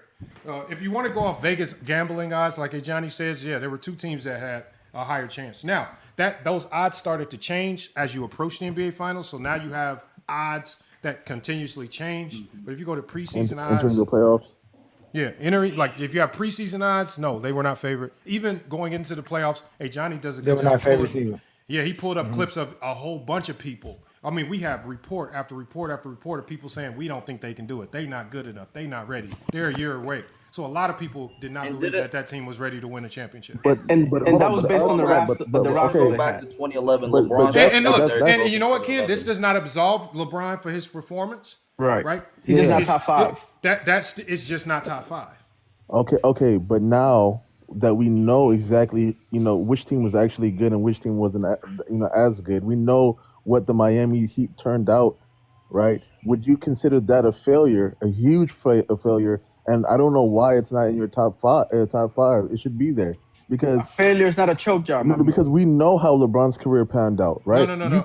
You keep talking about at that specific time, right? Hold on. These choke jobs are not about your career. It's about what you did in the moment. And in the moment, Kobe's choke was bigger because there was more on the line. Kobe's legacy was on the line. Right? They could have had a second You're debating like a lawyer. Exactly. That's how smart it is. That's how smart and logical this argument is. Because exactly. you bringing up points, right? And secondly, hold on, Ken. You're making this about LeBron versus Kobe. You want LeBron. I didn't bring up Kobe once. Hold on. What I'm saying is, this is my list. Why do you so desperately want LeBron to be in here? Why can't it? Hold on. Let me ask you this. How come nobody's come up here and said the Tragic Johnson moment belongs in there? How come only Herm has come up here and thrown out all these other moments? Why is the LeBron moment that y'all so desperately want in the top 5, but all of these other crazy moments in NBA history don't belong? Because a lot of people here are not going to defend Magic Johnson like they're going to defend LeBron James. And a lot of people in here are fans of LeBron James. Hold on. So this is Has anybody up here said... Okay, first of all, The thing What? is, the So one you looking for person. an argument? Hold on. Hold on. Hey Johnny, Zesty now hold ass on. Hey niggas, Johnny, man. he Did he just have wants a to. baptism today? Hold on. Oh One my second. Hold on a God. second. So Ken, since you want this debate and you want this argument, the one person that will argue you this, and he will argue it, he probably will dominate you in this argument because he has so much information on it, is you can have that conversation with. Now he's been silent. He's been letting me talk. Obviously, me and him don't fully agree on this. But again, hey Johnny, if you want that, it's like y'all been talking to me about it. I keep telling y'all I got Jordan as the GOAT. I keep telling y'all that LeBron does rank. He's just not top 5. Hey Johnny don't rank it at all. Hey Johnny says it's not a choke at all. Do you want to have the conversation with him? Because you keep saying y'all. I don't know who Johnny is, but we can. Yeah, why y'all gotta pretend like y'all don't know, man? Yeah. Y'all don't know. No, he don't. He knew, obviously. He don't know that we watch I film promise here. you. That's a lie. I promise you, I don't know who Johnny is, man. I don't pay attention to any. Hey, Johnny. Okay. But somehow you knew we was gonna argue for LeBron, right? But you knew that. You said what? But you knew that. You didn't know. You don't watch people. You don't know none of us. But you knew we was gonna argue for LeBron. No, Instead of arguing about you these dudes, guys were a LeBron James fan when I came in here. I knew why. that. How would you know that? I just looked at your name. Hold on. What name is that? Hold on. What name is that? FYF Sports? You said you didn't know no names. Now you know names. You can obviously look into the live, my guy. What did you look into the live and see? How did you look into this? What did you see? Hold on. As I was saying, the LeBron James shut down D Rose in the NBA Eastern Conference Finals. Held him under 40% from the field while being guarded by LeBron. That's what I'm saying. That's what I be trying to say, man. Okay, gotcha. Go, hey Johnny, finish your conversation, please. Yeah, I'm just trying to figure out like Lamar said, why does LeBron James have to be mentioned when he's not mentioned at all? If this is a LeBron live and we didn't mention LeBron, why did you feel like you had to mention LeBron? Because that is one of. Did you hear what I said in the beginning? I don't think you were paying attention. Okay. I got to repeat myself. I said that you literally, you guys defend LeBron anytime. At the time that I was in here, you guys defend LeBron and don't hold the fact that he averaged 17 points per game in 2011. When did we defend that? No. When did we say that was okay? He's not listening. When did we say that was okay? Nobody up here said LeBron. Like again, there's one person up here that will argue on that. He didn't even say a word.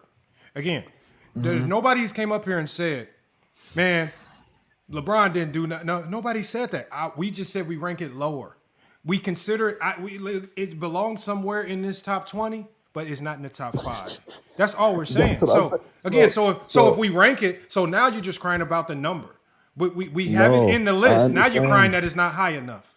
I've already explained to you. I've already explained to you with logic. I already explained to you with logic why in 2011 I feel like Kobe's was worse than Bron's because of expectation. Kobe lost earlier as the defending champs. He lost far more egregiously with a sweep. He allowed 2 players that really don't dominate series dominate him and himself. He did not perform. Again, we can say similar things to LeBron, but the expectation is much lower. They're not the defending champs. Their roster is not complete. So again, I ranked the one higher because Kobe let us down when we thought he had the team and the roster to get back to the promised land. Right? If he wins it again, there's much more on the line for his legacy. He let the world down. And then also there are markers in there. There are identifiers that tell us Kobe Bryant possibly quit and sold out and sold on the team. 17 points in games 3 and 4. He can't quit it. So again, just because I feel like 2011 Kobe is far more egregious than 2011 Bron, why do you keep bringing up Bron? Again. No.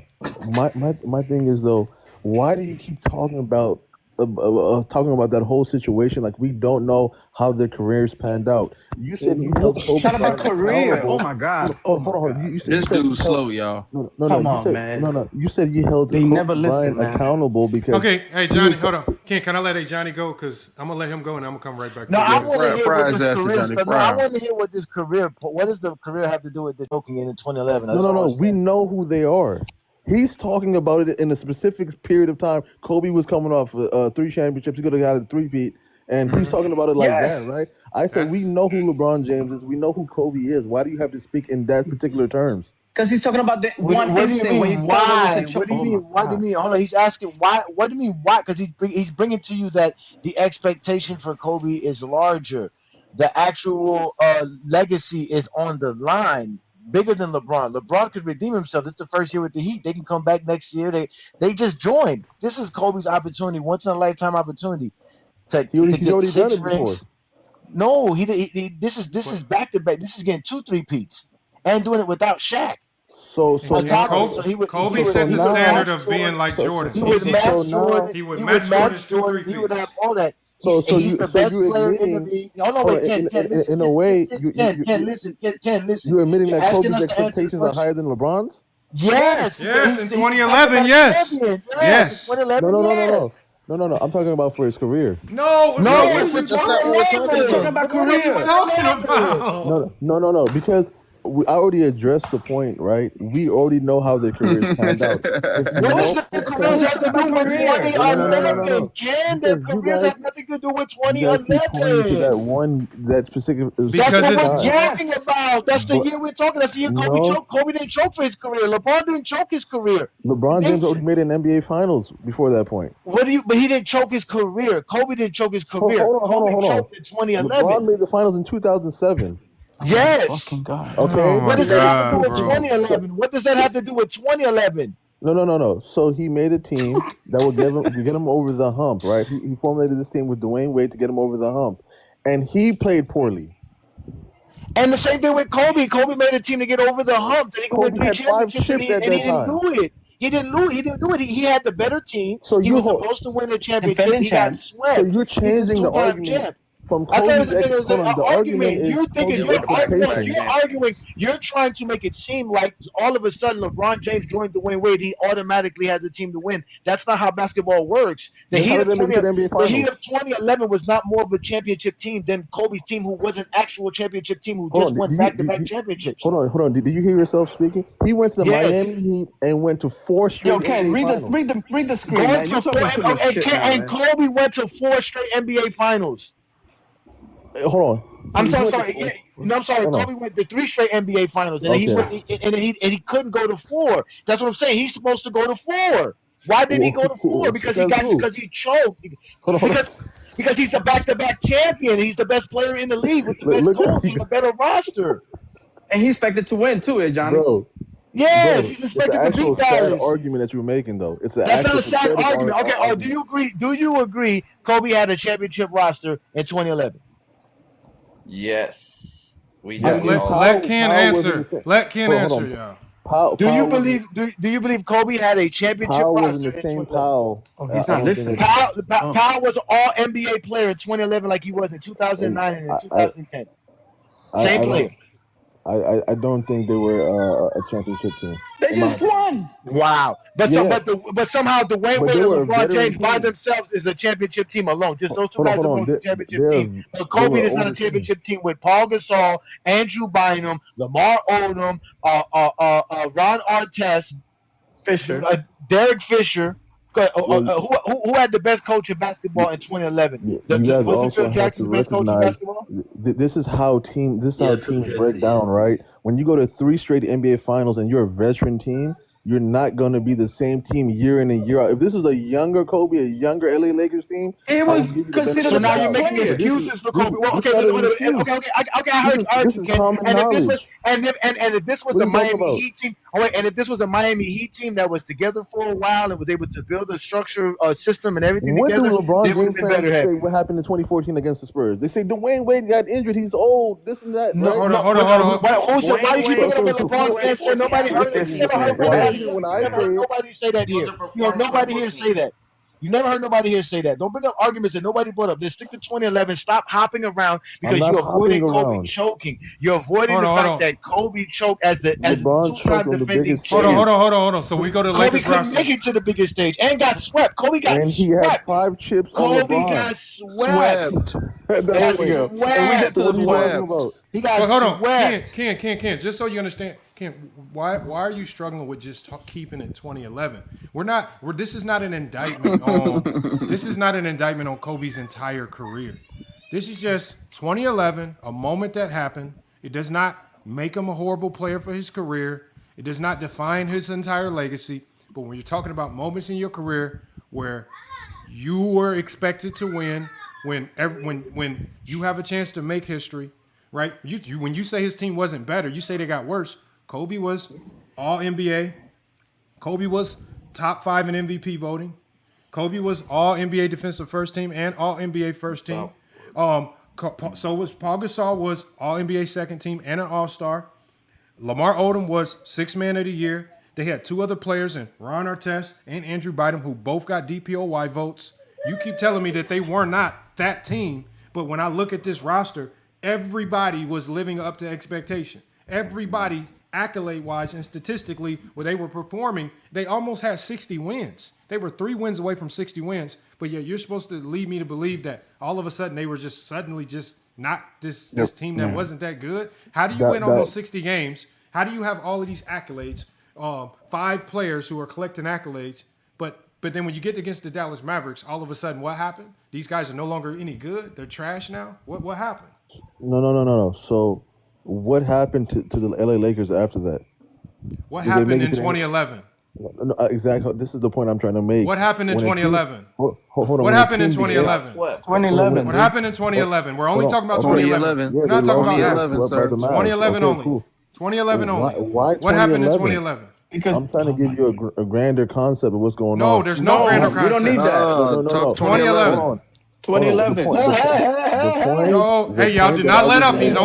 Do not let up off of him, y'all. Okay. We're only talking 2011. 2011, sir. Because you know what? In the grand scale, LeBron James won back-to-back championships, back-to-back league MVPs, something Kobe never did. So at the end of the day, LeBron didn't choke either. 2011. I don't get it. He didn't choke either. Points per game is a choke. 2011. Hold on. That's all they like his points per game. But Ken, you want to confine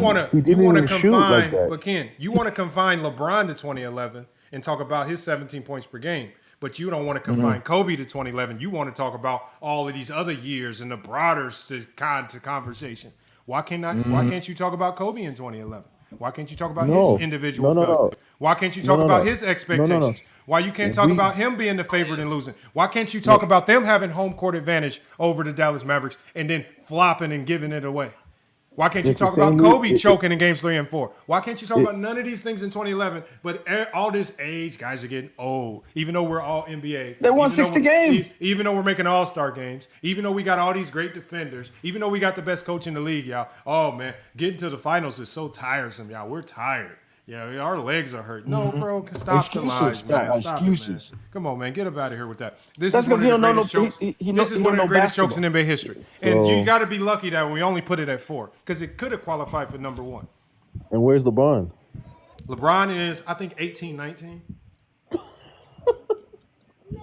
You laughing because you don't know basketball, Ken. Your biases speak for themselves. No bias. You don't know basketball, my man. Your biases speak for themselves. Finals is a team concept.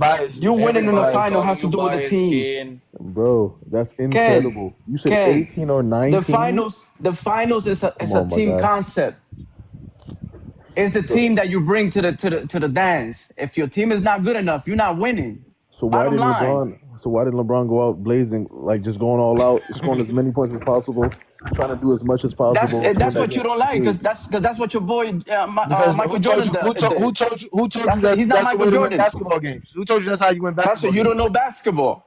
Obviously, did you hear they had a scoring deficiency on that team, right? Points per game, scoring. That's all they like. That's all he talks about. Okay, so cool. Okay, we can talk about scoring with LeBron James. It's okay, guys. Who had a scoring deficiency? Did you say the Lakers had a scoring deficiency?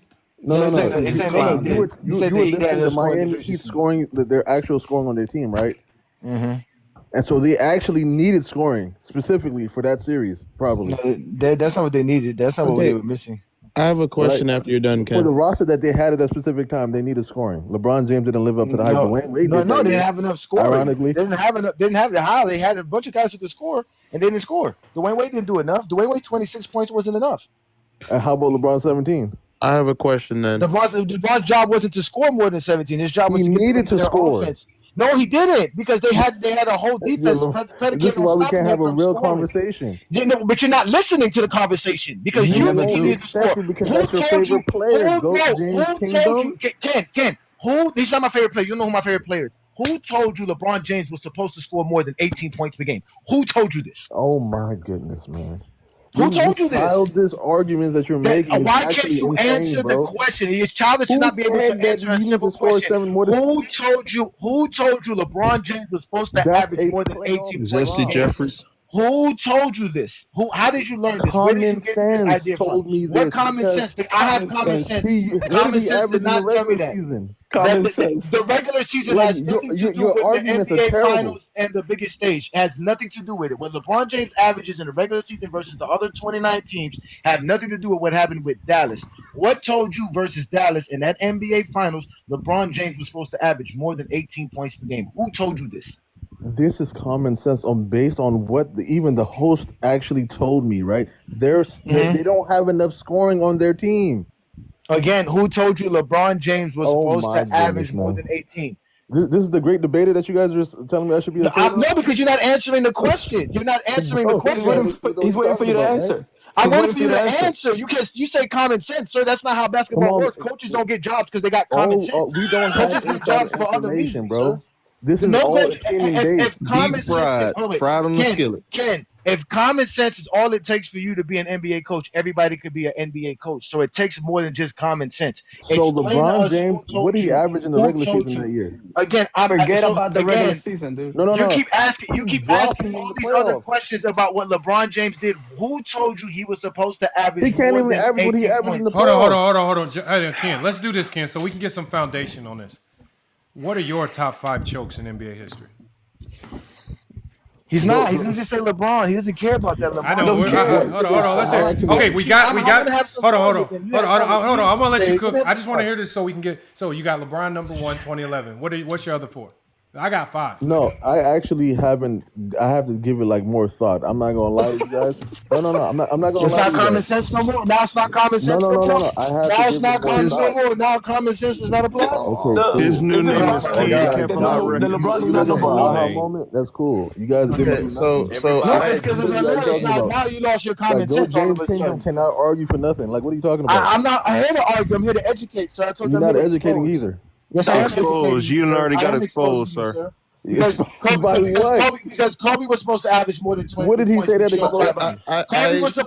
Kobe was supposed to average more than 20 points. You cry about that. Jordan was supposed to average more than 27 points. You're gonna cry about that. But LeBron James supposedly has the only person that we need to go to for that. All of these situations. Kobe was the best player in the league. He had a better team. He was on a championship team. He choked versus the team and got swept. Jordan was the league MVP, defensive player of the year. All of that lost versus the team with no All-NBA player and no All-Defensive player on their roster. Oh, did you ask me my opinion about Kobe in 04? No, sir. You just assumed something. I didn't say anything about that. I'm telling you this because all of this is bigger than LeBron James' supposed No. You said you never talked about Kobe in 04 yet. Nobody asked me about that. I didn't say 04. I didn't bring up 04 just now. Hey, Johnny and Lamont, I want to. Don't let me bring up 04. 04 is worse. I want a chance to attack because let me not bring up the 3-1 choke job Kobe did as well. And let's not bring up 03 when he choked at 03 points on 23 shots. Don't get me started on Kobe. 23 points. Yeah. I wanted to try to attack the logic that was used because I heard some contradicting logic. He said, "Why didn't LeBron James go out scoring a bunch of points and giving his team a chance?" And he talked about the number 17 points. And if I'm not mistaken, and Lamont can correct me if I'm wrong, but in games 3 and 4, how many points did Kobe Bryant score? 17. So why didn't Kobe Bryant go out scoring a bunch of points to get his team back in the game? Cook him up. I'm trying to figure out if you're saying that that's the case, why didn't Kobe Bryant do the same exact thing you're saying LeBron? So do you have the shot attempts in front of you? Records.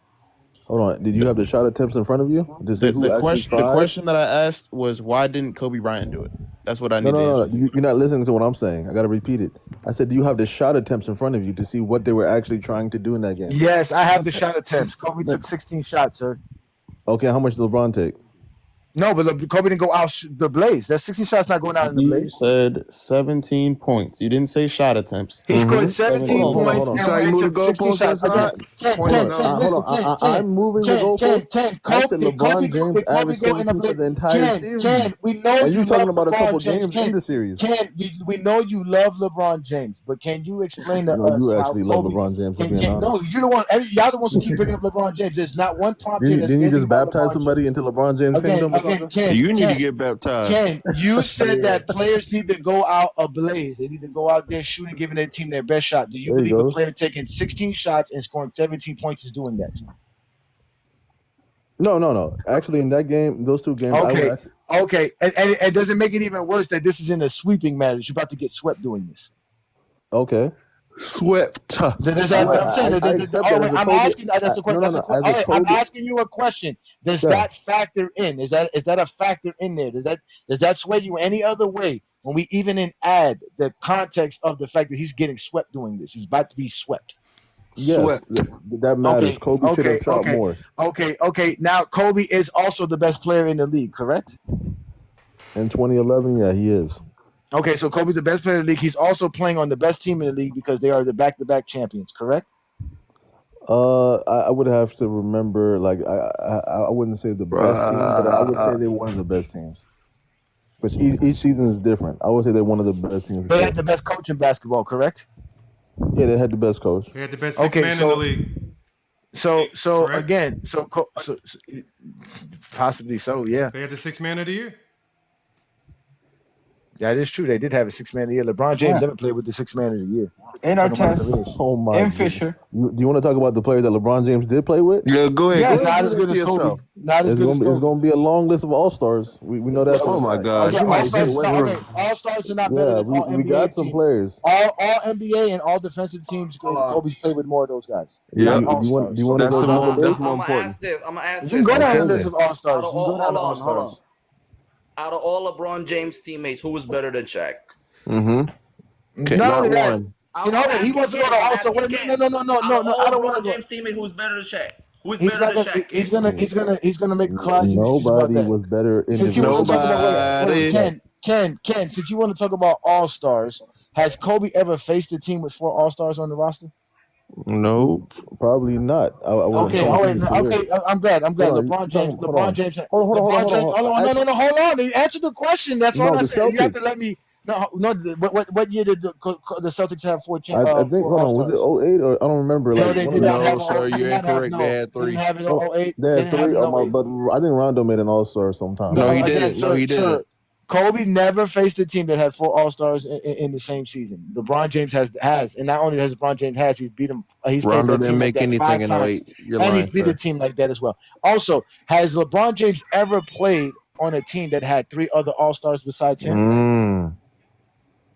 So you're comparing him to the Golden State Warriors now? That's what we. No, I'm telling you. I'm comparing him to Kobe. Can I do a quick promo? Kobe's played on a team with 3 other All-Stars on the team. Hey Johnny, I got to do. So don't come over here talking about. Hold on 1 second. I'm talking about All-Stars, sir. Don't start crying now. They're All-Stars. Hold on 1 second, y'all. I need crying now. Hold on. We're talking about All-Stars. There's different kind of All-Stars. Just before we start, y'all, I just got it. Look, y'all, man. Look, I just want to. The only reason why I'm stopping this is just a quick promo break. It has nothing to do with the conversation. But again, I always got to give my flowers to Prop GPT. I wish I could make it bigger here, y'all. But y'all can see the 3 green lines, right? I used the 3 picks from Prop GPT today, right? I turned 20 into 120, right? 3 picks, 3 correct. Y'all see it right there. Just cashed it in. Yeah. Again, download the app right now. Y'all see it right above me right here. Download Prop GPT. Again, you could try it free for 7 days. Just download the app. Just try it again. I'm telling y'all right now, I went with the 3 picks for the day was, I don't even know who this guy is, but I guess he must be doing something for Detroit. His name is Dennis Jenkins. Oh, he's nice. He's nice. Prop GPT told me to go under 16 points, right? He scored 13. Naz Reid, Prop GPT told me to go under 24.5 points, rebounds, assists. Naz Reid obviously wet the bed with 13. And then Prop GPT said for Tyrese Maxey go over 28.5 points and rebounds. He hit 33.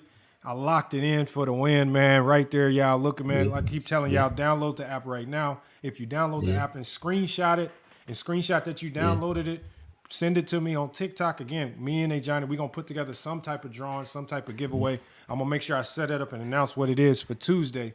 But again, download the app right now, man. I keep telling y'all, get it right now. right? Yeah. Again, for people like Ken, obviously Ken, you see how flawed these guys be thinking and seeing the game. There's no way in hell he can win a prop on his own. These guys need aid and assistance. These are all the guys that are going to tell you to not use ChatGPT. These are going to be all the guys that tell you to not use Prop GPT. They're going to say, trust me, bro. Trust me. Dennis Jenkins was going to drop 40 tonight. That's what they're going to tell you. Common sense. They're going to say common sense. They're going to say it's common sense. So again, download. I'll keep telling y'all, download the app. It's the proof right here. I'm telling you, Prop GPT. I know. Good luck doing it on your own consistently. If you want to be a consistent winner, right? If you want to be a consistent winner, man, download the app right now today. It don't cost nothing. Everybody needs tools and resources to be better in life. Like I say, why use a saw when you got an axe or a chainsaw? Come on, man. Just be better. That's what we do. FYF Sports, man, Prop GPT. Salute to Go James Kingdom. Y'all can go ahead and finish it. My bad. I didn't mean to cut in. I just want to make sure we get that in there in Prop GPT, man. But Ken, man, you got to let this zestiness go, man. Lamont must have just cashed it out just now. He had to pay. I just saw it, man. I got to make sure I just saw it, man. Look, bro, I'm not one of those that's going to lie and act like I hit my parlays every day. I don't. When you win one, you gotta be happy. No, man. I'm not These dumb. dudes come up here talking about, Herb come up here talking about, I won $75,000 betting on LeBron James. Good lying ass. Just be lying. I bet against LeBron, bro. You guys are not betting no money like. I'm about to say, if you got all those free bets, man, you'd be fucking millionaire by now. But no, something's going on with Ken, man. I don't know what happened with Ken, man. Ken is on coffee break right now. My bad. I didn't mean to. Lamont, they getting their notes. They checking their notes. Back to what I was saying, though. Kobe took 21 shots and only had 23 points. 23 points on 21 shots, and he's also fucking inefficient. Atrocious. Hey man, check out the hard. These dudes don't watch film. They hear and then they hear somebody say something they like, and then they repeat it. They start believing it. But then, even when you show them the film, they still don't believe what they're watching. Yeah. So then, and then Lamont wants to make them sound normal and put some on the panel, and they sound dumb. And they can't. Okay. Lamont, what you mean make them sound normal? What you talking about? Because he's not making sense, Lamont. Like he's not making sense of anything that he's saying, and you keep telling him what the point of the conversation is. It's right there in the screen, and he's going somewhere else that has nothing to do what the conversation is about. It's a moment in time. It's a choke. It's not the career, but they go and deviate all the way down. 9 shots in game 1. Are you serious? That has nothing to do with anything. Yeah. So it's frustrating. Like Jonathan, the problem is he don't listen. They don't. Not him. They don't listen. Because look at the other dude that came in talking. Sorry, he don't listen, bro. That's none of them do. Jordan Zesty fans. Yeah, none of them do. None of them do. Yeah, King Brandon said in the chat he probably downloaded the app. Hey, make sure y'all keep telling y'all download the app, man. The people at Prop GPT is good people, man. I had a conversation. Hey, FYF Sports, I'm gonna tell you something. Didn't Kobe in game 4 only had one good game in the entire series against the Pistons? That was game 2, and he shot 57% from the field. Under that, in game 1, 3, 4, and 5, he shot under 40%. How many shots he took? 30 shots per game. But let me give y'all a little bit of grace, y'all. I know sometimes when we say that a person took 20 shots to get like 20 points, think about it like this. If I shoot 8 of 16 and have 16 points, right? That means I took 16 shots to get. That's not horrible. I shot 50% from the field. That's not really that bad. Right. Sometimes it's not as nasty as it sounds. I know it sometimes in theory can sound kind of bad, but sometimes 20 points on 20 shots isn't as bad as it sounds. Because if I shoot 10 to 20, if I don't get the free throws, if I'm not taking threes, right, 10 to 20 is 50% from the field. Right, maybe I don't get free throws. Hold on, do you value true shooting though, FYF? No, I value the raw numbers, man. I don't get into that extra stuff, man. The raw numbers. I don't need to slice up field goal percentage to turn it into something that is not. I just because if you shoot 17% from the 3, I don't need you to break it down to try to convince me that you're a good 3-point shooter. You're some trash. You trash. Yeah. That's what. Look, I don't need to do. I think the numbers are very simple. Right, field goal percentage, 2-point field goal percentage, 3-point field goal percentage. I don't need much more than that. Hey man, check out the Hardwood Authority live on Mondays 3 p.m. Eastern time here on my page at Inside the RX. Also, check us out on YouTube.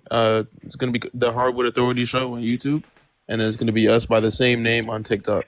So we have current NBA talk. The last episode we did is going to be premiering soon on Lamont's channel, which is the top 20 point guard seasons from the 2000s to the 2020s. The next one's going to be that, but for shooting guards. So check us out, man. Yes, sir. Make sure y'all check them out, man. Good show coming up, man. Wait, is that your YouTube channel inside the Yeah, that's a YouTube channel. Hardwood Authority every Monday, 3 p.m. Hardwood Authority. Hardwood Authority Show on YouTube. Yep, All right, look it up. I'm subscribed to that YouTube channel, man. Hardwood Authority. Hey, we just got our don't forget, Lamont. We just got our TikTok channel profile too. There we go. Make sure y'all follow them on all platforms, y'all. Again, we trying to. These guys are all glowing up, and then for the guys that's on FYF, all of these shows that they do is going to be available on FYF Sports, man. And all they links is going to be in the description, man. So wherever you find them, make sure you follow them on all platforms, y'all. Yep. That's what's up. But man. Okay, Ken's back. We got Ken back. My bad. I interjected. I cut him and Johnny off. I didn't mean to do that. I just wanted to do the quick promo. Yeah. So I was looking at a little bit of the stats just to make double check. LeBron James, pretty much, I think he averaged like 15 shots in that series, right? That was the average. And Kobe shot 21 shots against Dallas. Okay, so the point that I was making earlier was that Kobe Bryant was still more aggressive overall in that series that they had, even though they got swept. He was more aggressive. LeBron James needed to be more aggressive. More aggressive when he had 2 17-point games in games 3 and 4? I said overall. Elimination. Overall, he was more aggressive than LeBron. LeBron only averaged 15 for the entire series, and they played again with up to 6. So because Kobe's not asked to do nothing else but score. That's the point. Kobe's supposed to score more and he didn't. Kobe's supposed to take more shots and he didn't. You see how you're saying you're supposed to, and earlier on you were trying to drill me. How do you know Kobe? That's supposed to because Kobe's not a facilitator. Kobe was never created as to be a facilitator. Okay, but isn't LeBron James versatile enough to score and facilitate? Not in the way not the way the game plan was built against Dallas. No. So is there anything called an adjustment? They didn't make the adjustment. That's on Spoelstra. That's on a coach. Players don't make random adjustments mid-game. Yeah. So you're telling me the game plan in that series, there was no adjustments. LeBron James could, there were no adjustments. There was no adjustments. The game plan was to let Dwayne Wade be the closer in the closeout games and be the main, be the first option. And that's why. And Ken, I like that you said LeBron James that. to be the facilitator and be the one to set up the offense. And Ken, I like that you said that because that's one of my biggest indictments on Spoelstra that series is that. You know what? They might have still lost the series, but we didn't even at least see them try to make any significant adjustments. They kept trying the same thing over and over against the same zone, right? And Dallas probably surprised, saying like, "Damn, y'all not gonna really do nothing different. Y'all just gonna let us." And I've watched Game 3. The Lakers were still up by 6 minutes left in the fourth quarter, and who was carrying that? Andrew Bynum. Kobe had one layup. Hold on. I watched that series. Kobe had one layup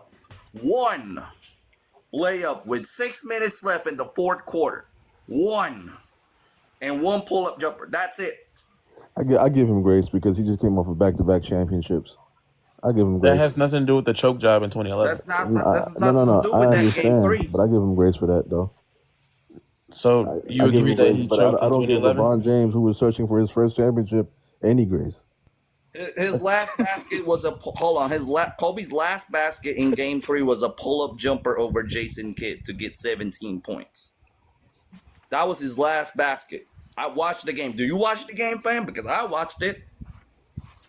Yeah, man. I watched the game. I'm pretty sure Kobe was still more aggressive than LeBron. Did you know that was Kobe's last and basket? That was my initial argument, that Kobe Bryant is still going to be more aggressive. Even though the last 2 games he only shot 16 times, he could have been way more aggressive, I believe. But he's still more aggressive than LeBron when they needed to. Like, he's still even. Kobe was more aggressive and lost worse. So what does being more aggressive do if you lose? No. But the whole point is. Hold on. If Kobe was more aggressive, why he isn't aggressive in games 3 and 4? Why isn't he aggressive in games 3 and 4? Why only had 17 points? Why isn't LeBron James aggressive the entire series?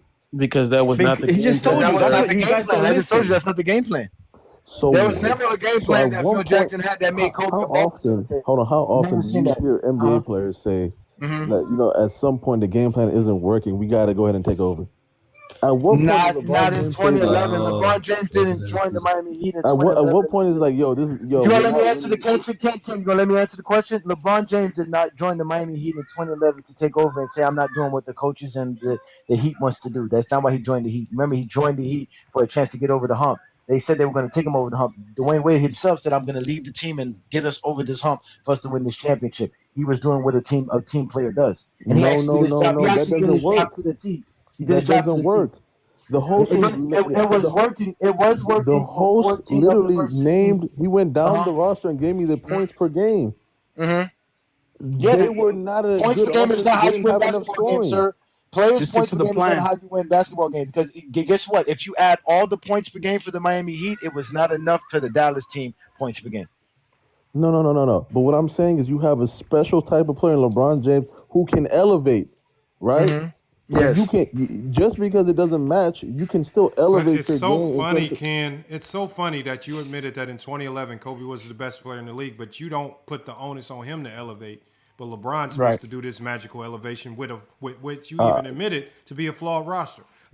Kobe can't elevate with Phil Jackson. Kobe can't elevate with a team that just won back-to-back championships. Kobe can't elevate with a team with Bynum, Ron Artest, Sixth Man of the Year, Lamar Odom. Kobe can't elevate with Paul Gasol next to him. But Kobe don't have to elevate, right, when his legacy's on the line. But Bron on this has-been team that's put together with a whole bunch of guys that you don't even know, admittedly, he's supposed to just do this miracle elevation, right? And I think all of us can admit that, one, Eric Spoelstra completely changed the offensive scheme, and two, the Dallas Mavericks ran a defensive scheme that was designed to slow the Miami Heat down and make them think, right? Agree. That combination ended up being detrimental for the Miami Heat.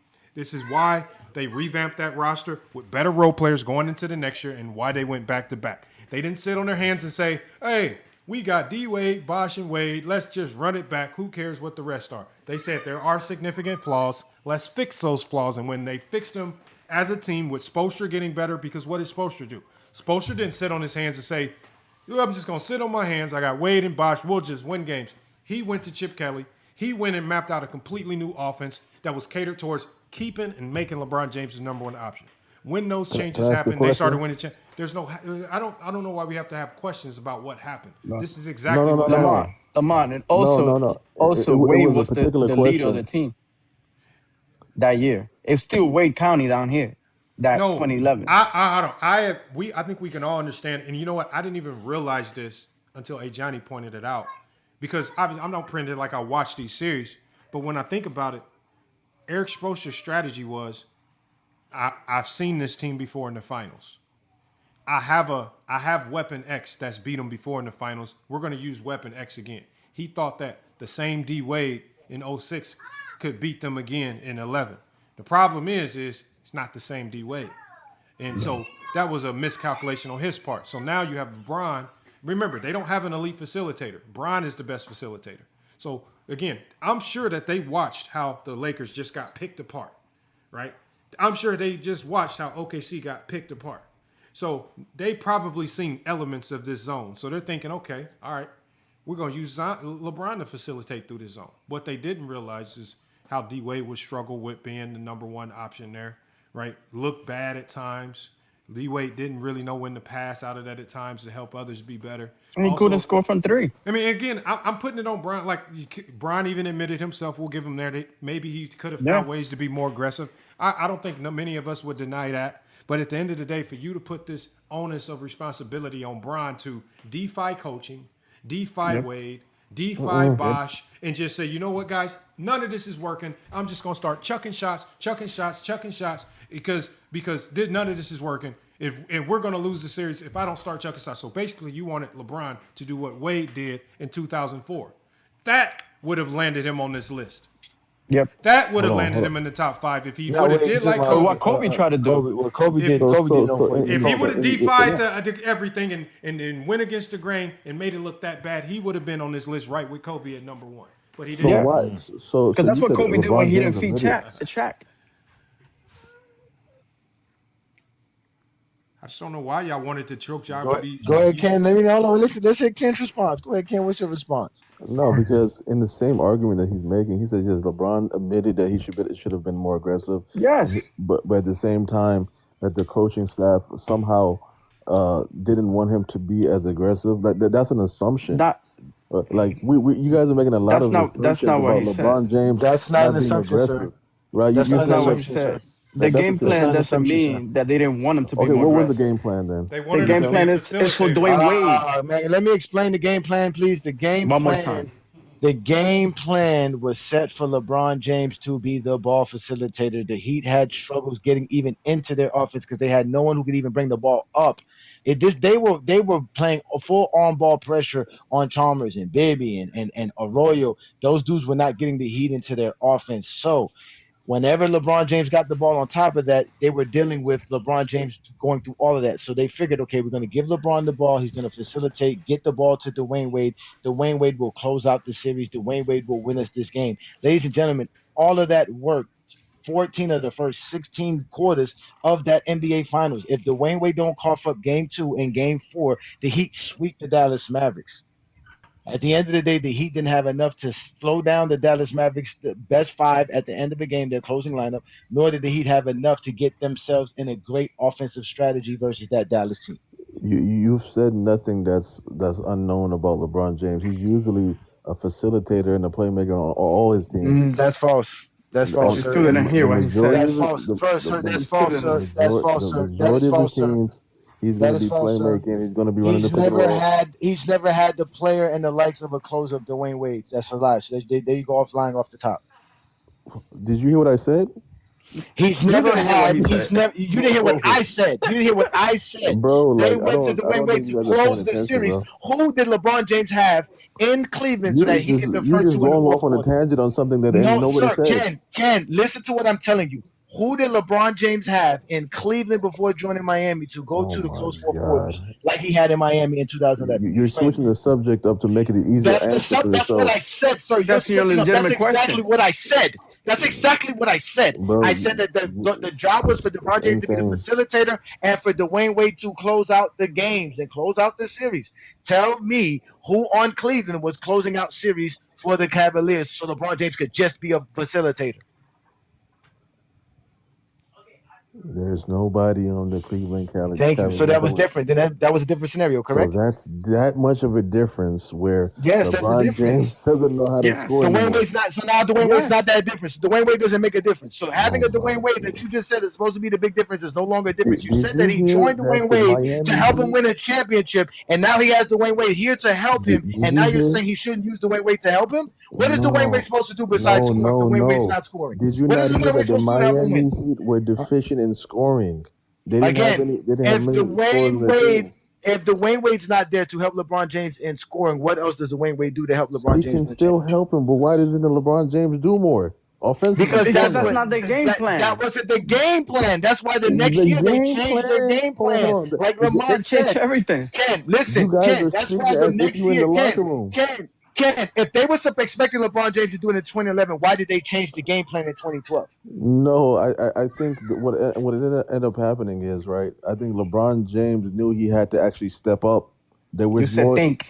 No, you guys think. LeBron James had nothing to do with LeBron James had nothing to do with Spoelstra going to Chip Kelly and learning a brand new offense for basketball. What? LeBron James had nothing to do with that.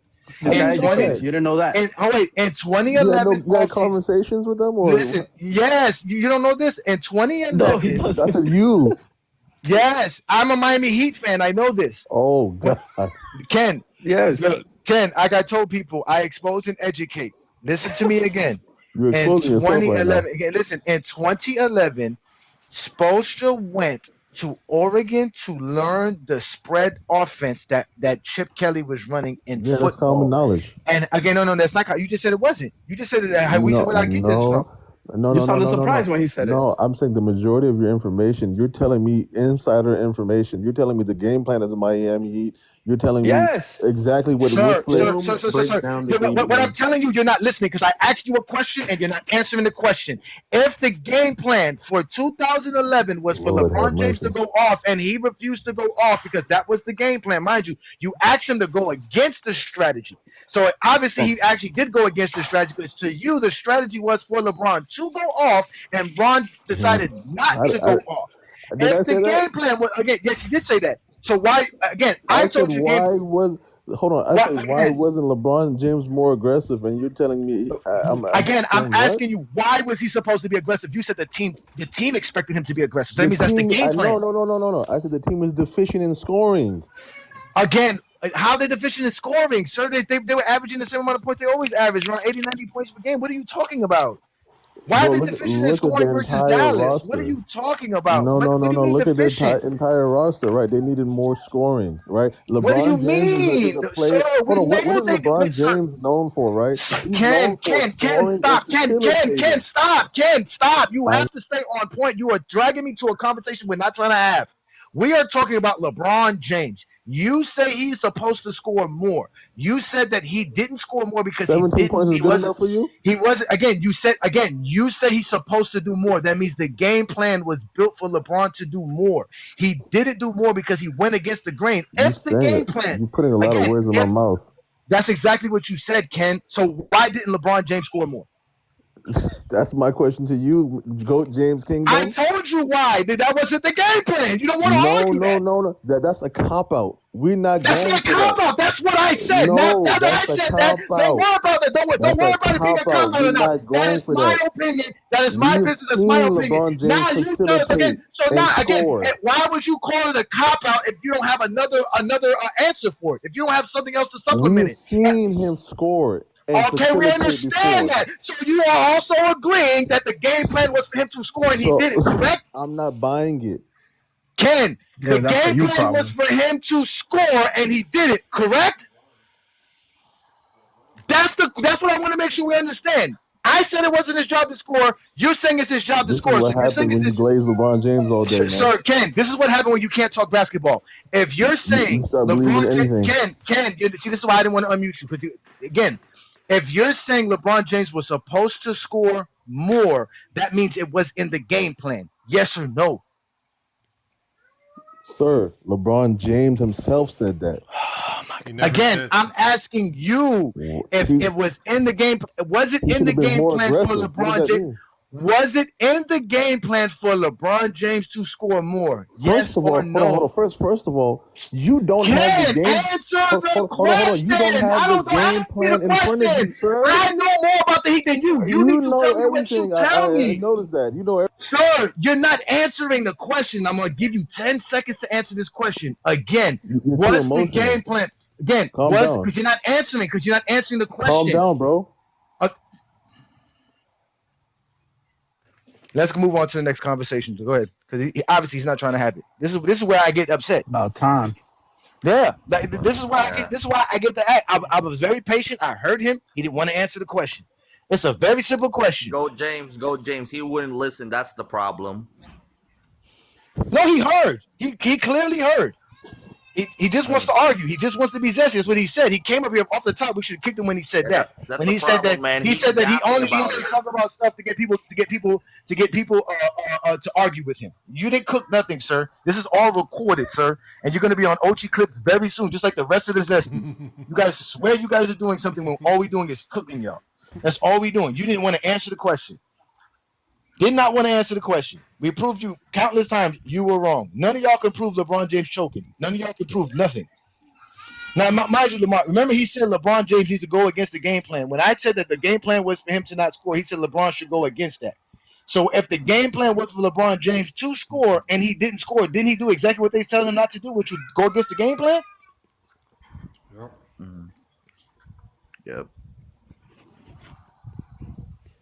And if the game plan was for LeBron James to be a scorer, why did they change the game plan going into the next season?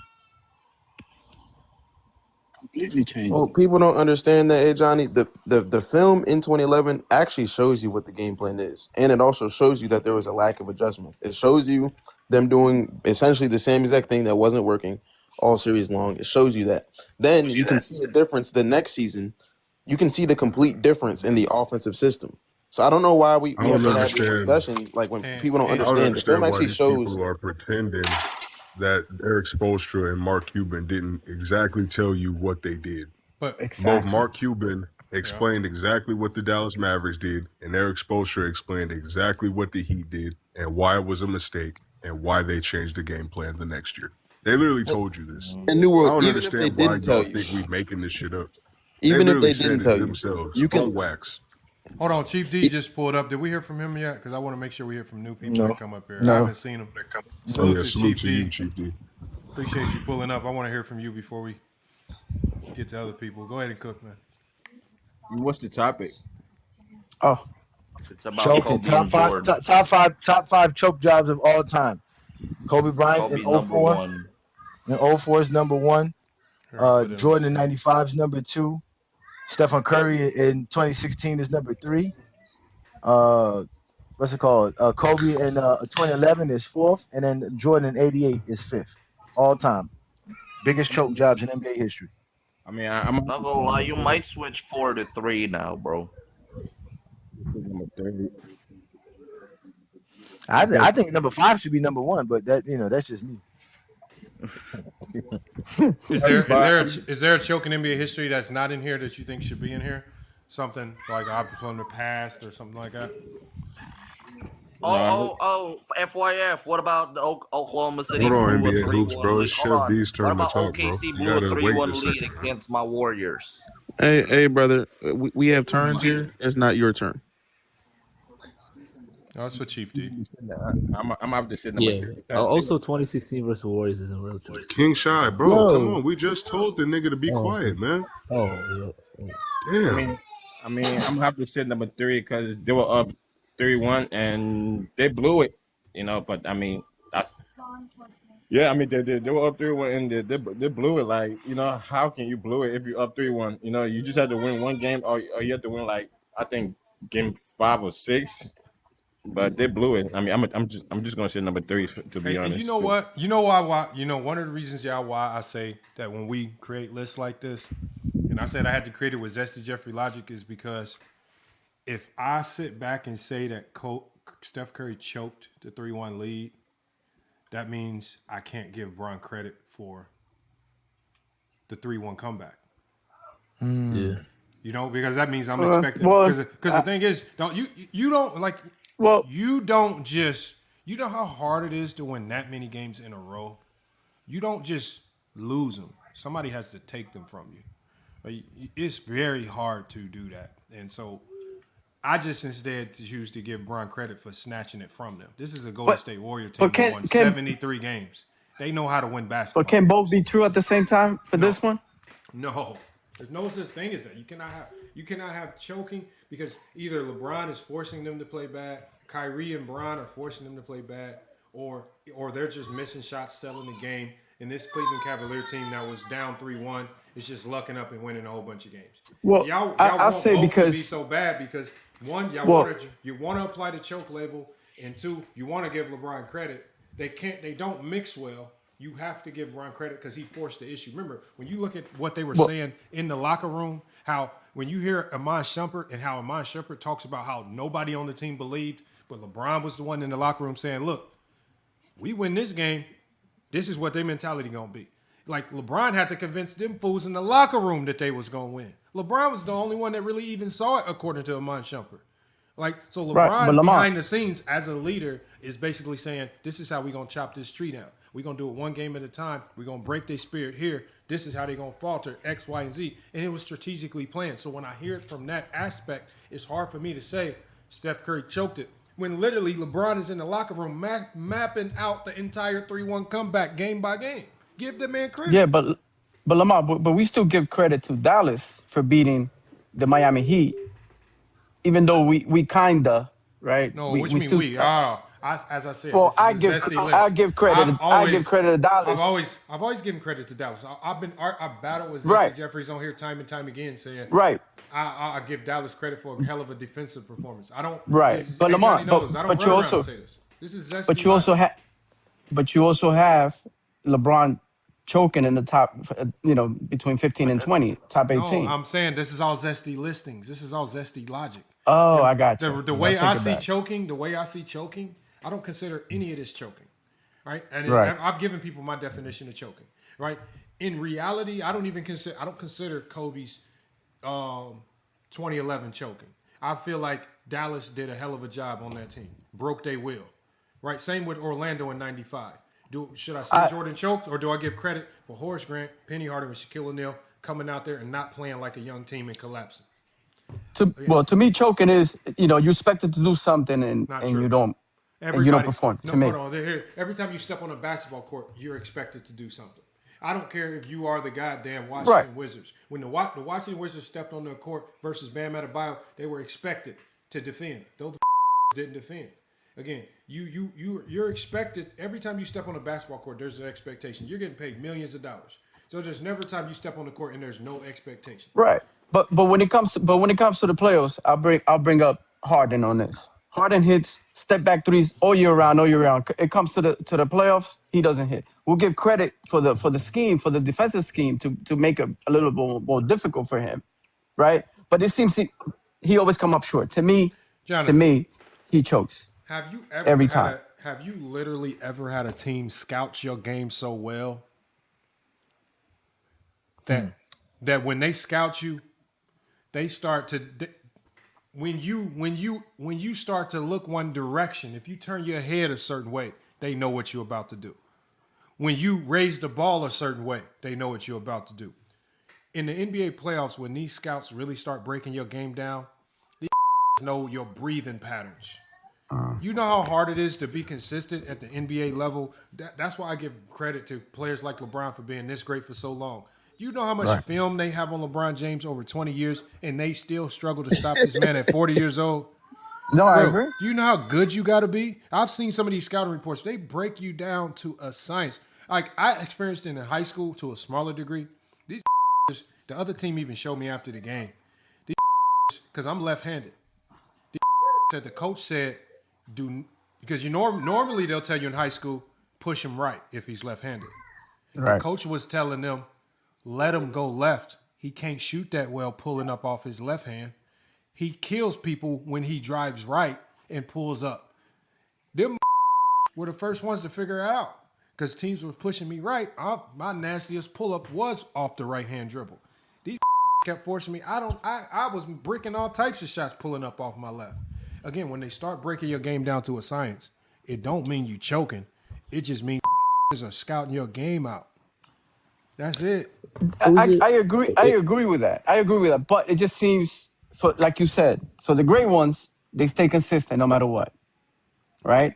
But again, we give credit to Dallas for having a great defensive scheme, right? But I can also agree that LeBron could have hit a couple more shots that he missed. And I'm pretty sure he could have said the same. I agree with Johnny. The game plan wasn't for him to be the number one option. I get it. I understand it. But could he have hit a couple more shots? Fine, right? But we still give credit to Dallas. We could give credit to LeBron for winning that series and the Warriors for choking because they were up 3-1. The best team in the league by far. I just feel like I think both things could be true at the same time. You can do everything right and on still the offensive end and still miss. Like you can literally hit somebody with your best move, drop them wide open, shoot the ball. It feels like it's going in. It rims in and out. Is that choking? Yeah. No, that's not choking. That's not choking. You just making missed shots. You win and lose basketball games. You making missed shots. That's not choking. It's just part of the game. No, if right, but if you do it throughout the series, to me, it's a problem. You're in your head. I know they're making it difficult, but you missed a shot at the end. To me, that's nothing. I don't care about that. That happens. That's what I'm saying. I give both credit because LeBron did everything right. They were thinking about giving him the MVP when they lost, and they still lost, right? So you could do everything right and still lose. That I understand. I'm just thinking. I think you can do both. You can give, LeBron his flowers for bringing that team back, but also kind of, shame on the Warriors for letting that go. I'm kind of with Lamont. That means LeBron didn't bring him back. That means LeBron didn't bring him exactly. back. Exactly. I'm kind of with Lamont with this. It's one or the other. It's either you give somebody credit for winning, or you give somebody the blame for losing. That's why, to me, it's always the credit for winning, because it's hard to win. It's hard to execute. It's hard to get to this point. It's not easy. I mean, just think about it. You're only one win away. That's how hard it is. That's, you know what I'm saying? Like you're still far away. Imagine that you're only one game away from winning the NBA championship, but you're still super far. So again, it's more credit on how great Dallas played, more credit on how great the Cavaliers played, on how great the Pistons played. But people don't want to give credit to the teams who win, because it's again, there's nothing to argue about. And they love tearing down. And they love tearing down the stars that they don't like. So they just use this as a way. Remember, they're going to pretend like Kobe 2011 didn't happen, but they're going to try to tear down LeBron for 2011. It don't work. It'd be much easier to just give Dallas their flowers. They smacked both of them. At the end of the day, Dallas went through. Like to them, Michael Jordan career started in 1991, 92, and LeBron's career ended in 2011. Nothing happened before, and nothing happened after. That's how they think. That's the logic. And all their arguments revolve around those two dates. Hey Johnny, we got Sports Live up here. He got a lot to say about your takes, Johnny, man. He be wanting to debate you. He was up here. He got mad with me. He got on my live one day and got mad at me because he was just this can't get mad at me, because I start asking them questions that they can't have no answers to, but they're not. That's why they hate me, Lamont. Because they talk about this is easy as a cake, man. It's easy. Just start asking them silly questions. You see, he couldn't answer the simple question. I would love for them to tell me, like I said, all of them to tell, at least Ken admitted it, that Kobe was the best player in 2011. Because they all love to tell you Kobe was the best player until 2010. I want to know how he lost being the best player in 2011. Like, how did he lose that title of being the best player in 2011? In 6 months. Come on, man. And like Lamar said, it's true, man. Like, come to think about it, what would be forget LeBron James if he would have won 2011, what his legacy would be? What would Kobe's legacy be if he had 2 3-peats and he had 6 championships? And he won 3 championships without Shaq. What would Kobe's legacy be then? He would have a top 10 career. He would be better than Mike. He would be better than Mike. But all of a sudden, remember, LeBron could have won 2011, still losing 5 other finals. Being 5-5 is no better than anything. Like, how does that make LeBron James' legacy better? Being 5-5 don't help LeBron. Since he wanted to take the remember he said we got to talk about the overall career. Finals win. You just won the win. That's just one. But this 6, you at the end, like they said, this is the last hoorah. If losing in the finals means something because you're at the end and this is the biggest thing, then this is your last chance right here. 6 championships, back to back. Not back to back, but 2 3-peats, 3 straight championships. Alongside Michael Jordan. And more finals appearances than Jordan. More All-Stars, more All-NBAs, more All-Defensive selections than Jordan, more points than Jordan. In a tougher era, defensively. So how's that not more of a bigger legacy? And like I said, Lamont didn't even put that as the top one. He put 2004, which we all know was clearly that. He literally tried to blame Shaq missing 9 free throws. Lamont. He said Shaq missed 9 free throws. Yeah. That's why they lost that series in a gentleman's sweep fashion.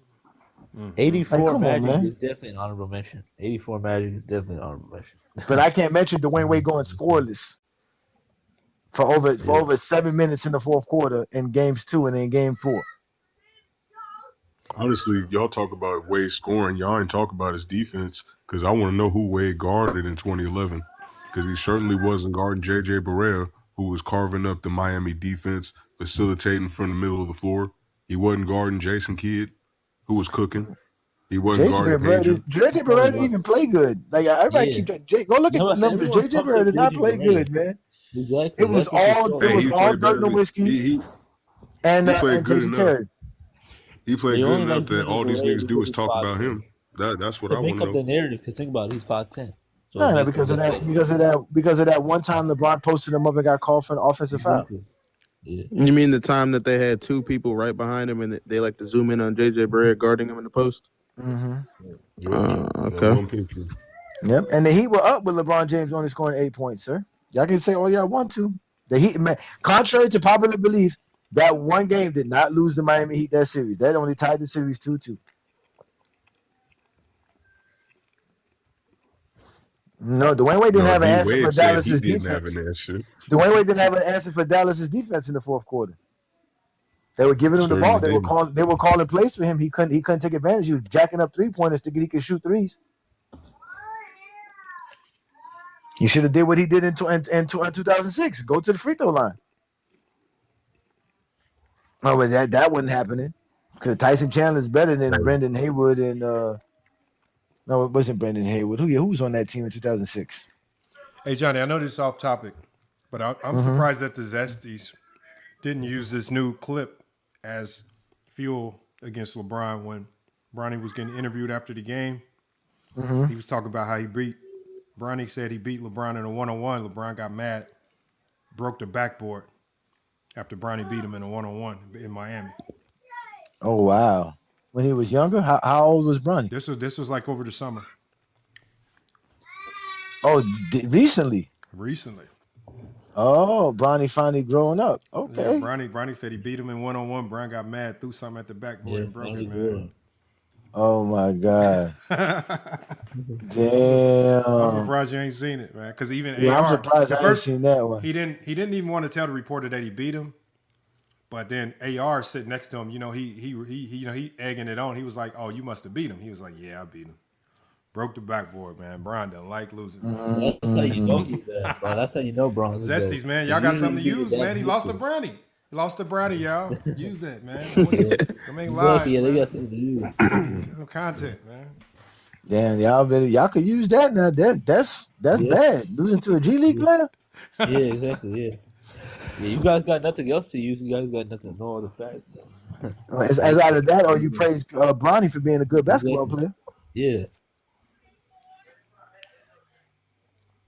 That is crazy, though. I mean, eventually you lose to your son. That happens to all of us now. Except for Michael Jordan. Well, not to you, Zesties, because y'all don't even be blind, y'all kids. Y'all just pay child support and hope that they don't come looking for you. Yeah, man. Speaking of kids, LeBron's son is in the Final Four. Yeah. Oh yeah, Bryce. Yeah. Man, shout out to Bryce, but man, shout out to Bryce. You got 0.0. Hey, look, y'all. I'll tell y'all what. It don't matter who you are. You get a ring. If you win it, they get a ring. So again, he's a champion. He's a champion. I hate as much as y'all want. Hey, don't matter. I'm happy for it. Don't matter how but trash I've been seeing all the comments all day. Y'all been hating on Lil Bro. He about to be red shirted with a championship.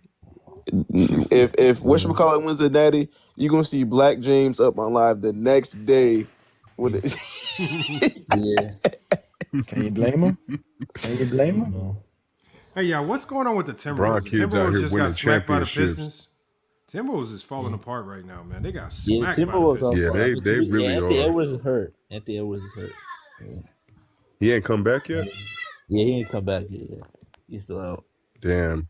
Hold on, They Wemby's now going into the playoffs. Wemby's now Shea on the The Lakers don't play till Monday. And Luka is suspended. Yeah, I heard. Yeah. Who they play? Who they got? Yeah, Why Luka got suspended for?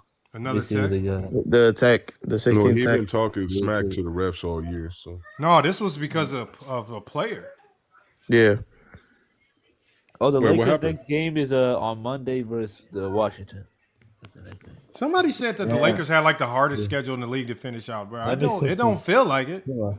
We've had some heavy hitters, but not OKC. I guess they thought And we Houston got was a going to be Suns tougher than what it game. was. They smacked Houston. Yeah, we got smacked Cleveland Minnesota. and OKC. Cleveland and OKC is really all we got. It's really big deal. Yeah, it was Well, the really Lakers are going to be Cleveland over and 50 OKC. wins. Johnny, did you predict that? Lakers over 50 wins this year? I know I did.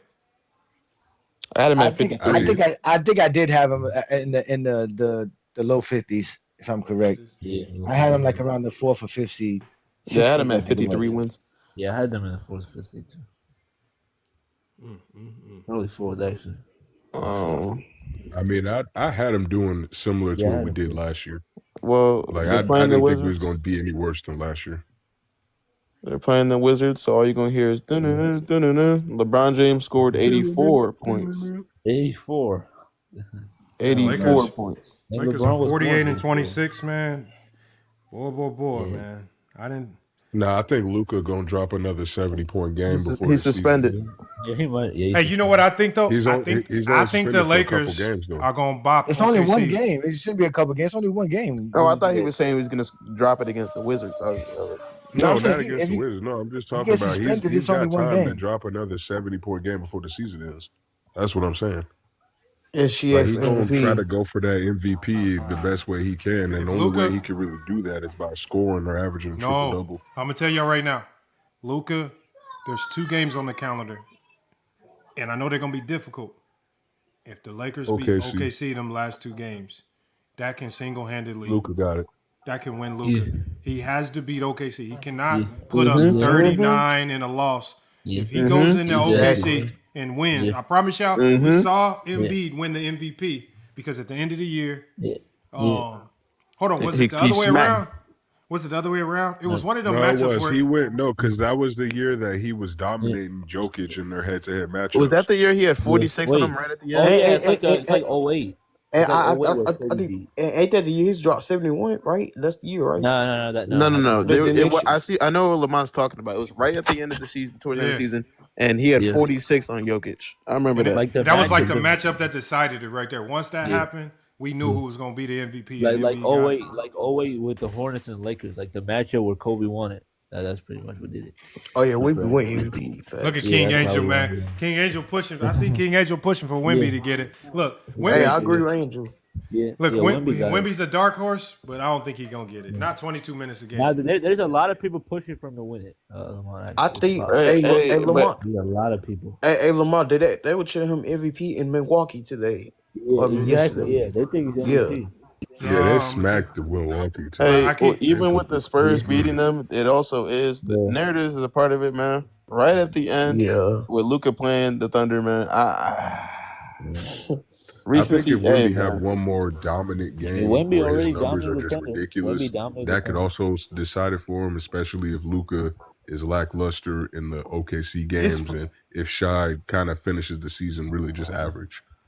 Man, I thought his numbers aren't as crazy as I thought they would be this year. He's still averaging great numbers, but I thought he'd probably be averaging like maybe 34 points a game. I thought he'd be the leading scorer this year again. But surprisingly, Luka was the one doing it. Timo in the chat, he said, I thought, there is no set. Timo, just so you know, today I made a zesty list.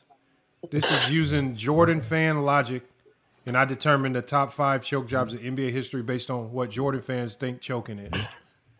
So again, I don't believe in choking.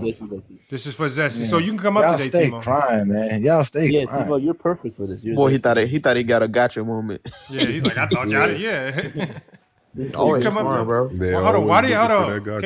Tayshaun. We running from Superstar. I told y'all we're not gonna kick one of these guys' platforms. If I've already been over there. He said he was gonna come pull up on FYF. We have not seen him. I've sent him invites. I've sent him a DM about setting up debate. He wants no smoke.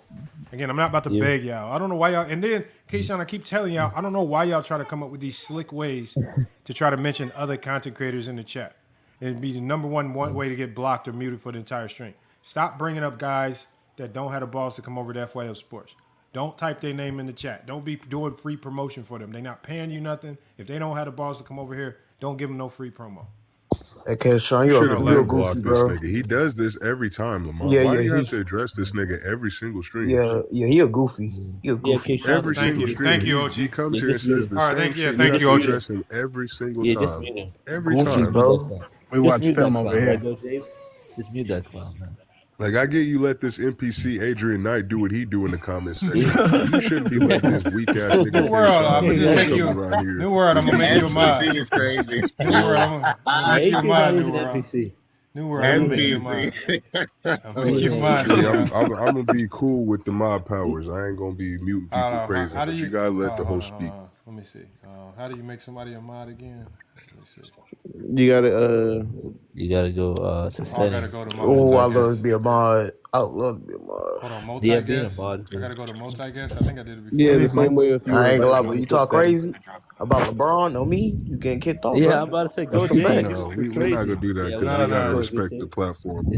Like, Y'all we gotta, I want keep to telling talk to y'all, these man. people, Y'all gotta so. understand, man. We are having this GOAT debate to talk basketball, even though they don't talk Are you basketball. serious? But letting us talk is what exposes them. Yo, just don't even react to what? Adrian Knight. Adrian Knight is go James. I'm done with Adrian Knight, bro. Yo, bro. What did he say? Yo, this dude is weird. What said, did he say? I love you. Hey, I ain't gonna lie. It's He this said, time you go to bed. Lamont. He Hold said, on, what did New World do? What did New World do? No. Hey, Lamont, he said, New World, I love you, kisses. Like, come on, man. Come on, man.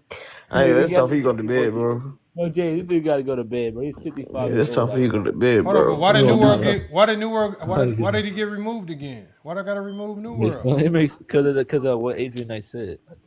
Bro, it gotta be somebody in the chat. It gotta be somebody in the chat reporting him. Yeah, it was. I think it was Adrian Knight. New World didn't say anything. Yeah. Nah, he didn't even say nothing. Y'all be trolling. Bro, it makes no sense. Block Adrian. Yeah, go James. Bro, it's time for you to go, bro. What you just said, bro, as a grown man, you need to go, bro, He's for real. 55 too, go James. He's like over double or eight. That's crazy. Don't block him. This dude probably like in his educated. 50s, bro. He said he got He's reported. never gonna get educated. You know why, Jonathan? He's been on FYF platform for 5 years, bro. He ain't never gonna learn nothing. You've been here for 5 years. You ain't learned jack. Hey man, salute to Adrian Knight for the engagement, man. Salute to Adrian Knight. Bro, I'll tell y'all right now, y'all. Adrian Knight. Adrian's been supporting us for a long time. Adrian Knight got over 10,000 comments on FYF Sports on YouTube. I'm not joking, bro. In my studio, it keeps a track. I can literally go to my studio. I can show you. Oh, this dude's a stalker. Bro, no. He's a fan. He watches our shows. Oh yeah, you're right. You're right. He a fan. He a fan. No. Shout out, on a real note. Salute to Adrian Knight, man, for its engagement. He comes in every show, everything that comes through. He comes down below, man. Salute. Absolutely cooked in the comments by everybody. Every single stream. This man just has a humiliation kink or something. Well, yeah. Like, he's a real bum. Like, he's 55 with no job. Like, oh yeah, I think Adrian Knight changed his YouTube name. I think he changed his YouTube name. He's still a top commenter. Yeah, he did. Because I think he heard Womboy or somebody tell me to ban him, so I think he changed his name. The name is different. I'm not lying. Yeah. Say it right here. I am the greatest debater of all time. What? I swear. He's a master. No. I swear. He didn't hit the link. He didn't even hit the link. What you mean you're the greatest? I swear. I swear, man. We don't even know if you're a real person. We actually think you're a bot. Exactly. You're a bot. Exactly. Like, he's AI. That would got me, bro. That's not me, LOL. Nigga, stop lying.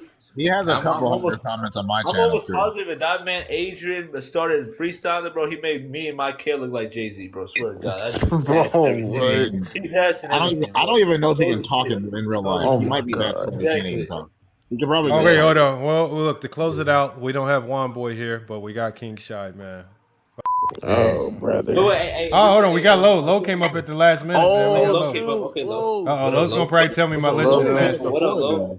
What was watching earlier? Yo. It's good, brother. Low, the number one beef starter. Hey, y'all, I don't know this, but Low is responsible for about 79% of the NBA basketball beefs you see on YouTube. Y'all don't know it, though. That's them behind the scenes, secretively not liking each other. Bro, it's a lot of drama going on. I've been just trying to, stay out of it. Just let the wind blow over. But it is what it is, man. True. Nick been going in on them too. Yeah. Who, Nick at 30? Yeah, Nick 20. Yeah. Swaggy P. Oh, good. No, Swaggy P. What you think about the list, Lo? The greatest chokes of all time. Yeah. Based on Zesty Jeffrey logic.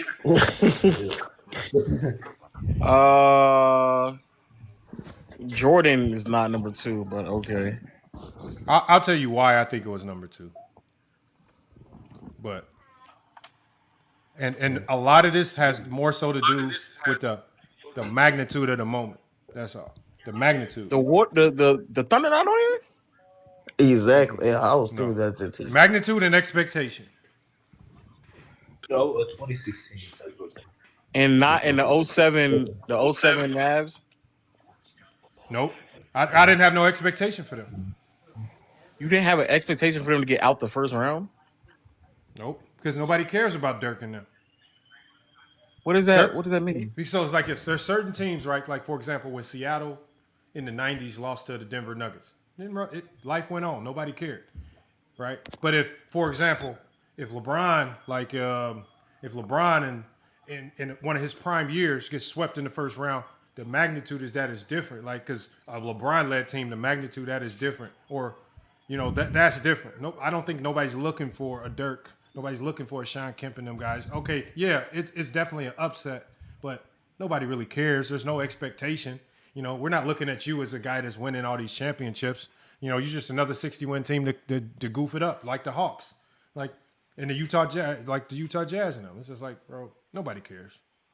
So any time when Shaq couldn't get past the first round or he got swept, then that don't matter either? No, I'm saying they are, in a sense, to Jeffrey's chokes. But when I rank them based on, because, Zesty Jeffries like to sensationalize. So I'm just using sensationalization like Jordan, biggest player of the 90s, coming back, the 55 in the Garden. Jordan is back. He completes that team now. I expect you to beat a young Orlando Magic team, and you lose in ridiculous fashion, just complete, absolute choke job fashion, just looking not like the Jordan we used to know. Obviously the Warriors. This list got something else. Then that's you pushing a nasty narrative. So if you're asking me, the biggest choke, 07 Mavs would definitely be, because boy, Dirk looked crazy in that series. I honestly don't even remember that series, to be honest, that much. That's probably why I didn't put it on here. I just don't remember it very much. I ain't gonna lie. For Magic for the too. It might, and OKC might be this year, man, when Wemby knock them out. So. Hey. What? Hey, you know what, Lo? I'm seeing something. What if the Spurs get the number 1 seed? It can't be a choke then. I think most people will still have OKC winning though. You think the Spurs get the number 1 seed? Can they? Is it realistic? They're only 2 games behind. It's only 2 games. No. It's only 2 games back. Only 2 games. And they play the Spurs again. I think they play one more game against each other. Wait, what? For real? I ain't know that. Oh yeah, they could get it. Oh, yeah, they're only 2 games back. Damn, these people have been winning a whole bunch of games. God damn. They had the best record in basketball since January 1st. I ain't gonna lie. If the Spurs get the number 1 seed, I think we can go win MVP. Yeah, Wemby gonna win MVP. Yeah, I don't even if they get first. He should though. Lo, let me ask you this, Lo. We were just talking about this, Lo. And I know it's never gonna happen. You're a Laker fan. If the Lakers beat OKC twice, Luka has 2 big games. Does that solidify him as the league MVP? Oh, you talking about for the rest of the season? Because I think we do play them twice. Yeah, you play them twice. I'm saying that's the only way. That's the only way this year he can win MVP. He has to win. Yeah, I do agree. That's if he does that, then I'll put him over the top. The problem though is that Wemby then also played them pretty well too. I don't know. Me personally, that would be a really hard way to not give him the MVP, to be fair. So if he does that, I do think his MVP odds shoot up, because then Shea would also have to go down. Yeah, that actually it'd be close. But in my opinion, man, what Wemby doing is ridiculous, bro. I ain't gonna lie. I want to see a defensive player get rewarded. If Wemby wins it, I'm not gonna be mad. It's time for us to start appreciating these guys that defend, and then you don't need to score 30 a game. Yes, sir. This is the new coming of Bill Russell. This is the new age Bill Russell. Yeah. Man, that ain't gonna lie. That's the best 22-year-old I've ever seen in my life, bro. I ain't gonna lie to you. Ain't better than LeBron. Wemby has a chance to do. I told everybody Friday. He's the best player in the league. That's it. I'm not arguing with nobody. He's the best player in the league. Yeah, best player in the league. He's the best player in the league. The way he been playing these past, to be fair, we can wait till the playoffs, but. For the second half of the season, I think he's been the best player in the league, bro. He's figuring it low. He's starting to figure it out. He's getting more confident. That's the problem. y'all letting a 7-5 guy start to figure it out. When he hit that game winner, I was like, he's starting to see something. Like there's something in the game that he's starting to see that he didn't see before. Now he getting comfortable. Yep. It's a wrap, bro. It's over with. Yeah. I thought it was a wrap for the league, man. And then like if he had like bad scoring games, bro, his defense still can't like win you games. Yeah, that's the crazy part.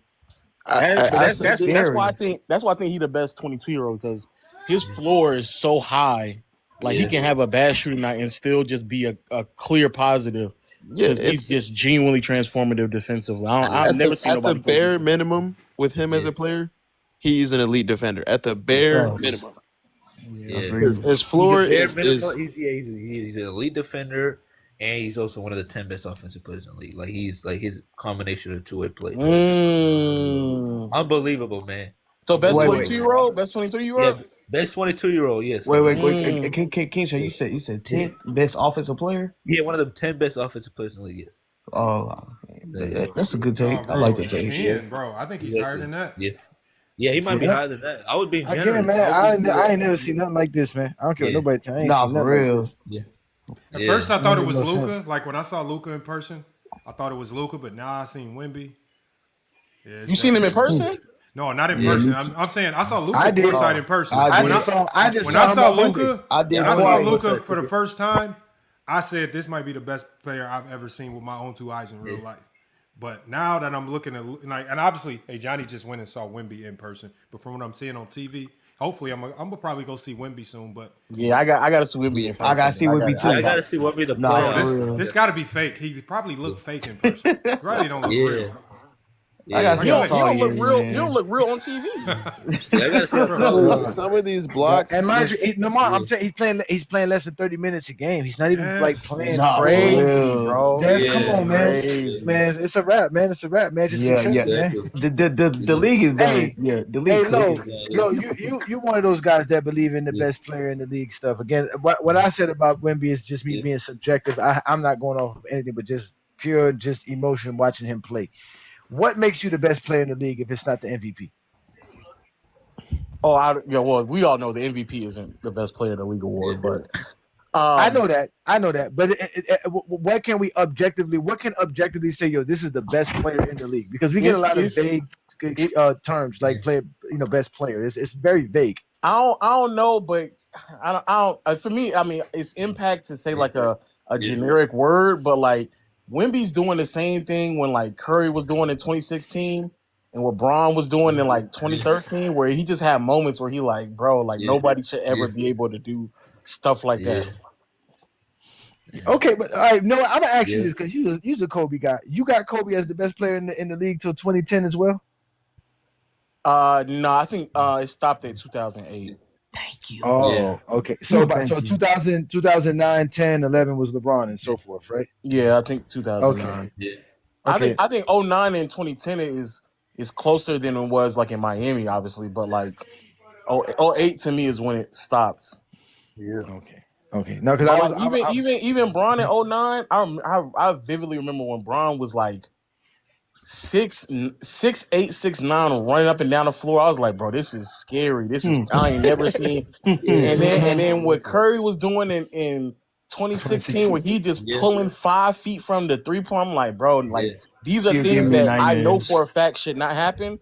Bro, Wemby did a behind the back hezzy, got by the defender, and then threw the lob to Carter Bryant. I was like, bro, what am I looking at, bro? When I see Wemby, he posts up and he just takes a step and a half and he's at the rim. I'm like, yes. No, like, what in the world? I watched him live, in the game against Miami where he contested Tyler Hero going to the basket, made Tyler Hero throw some crazy bull crap. They get the rebound. He runs full speed, full court. They try to throw him the alley. He gets the ball. They overthrow it. He gets the ball one-handed and then he darts it to the corner one-handed. Then tells the dude, "Yo, throw it back up." And the dude's like, "Okay." And he throws it back up, and they do that all on Bam. While Bam is there, mind you, it's not like he just did it. Bam was right there. I was like, one of the best defenders.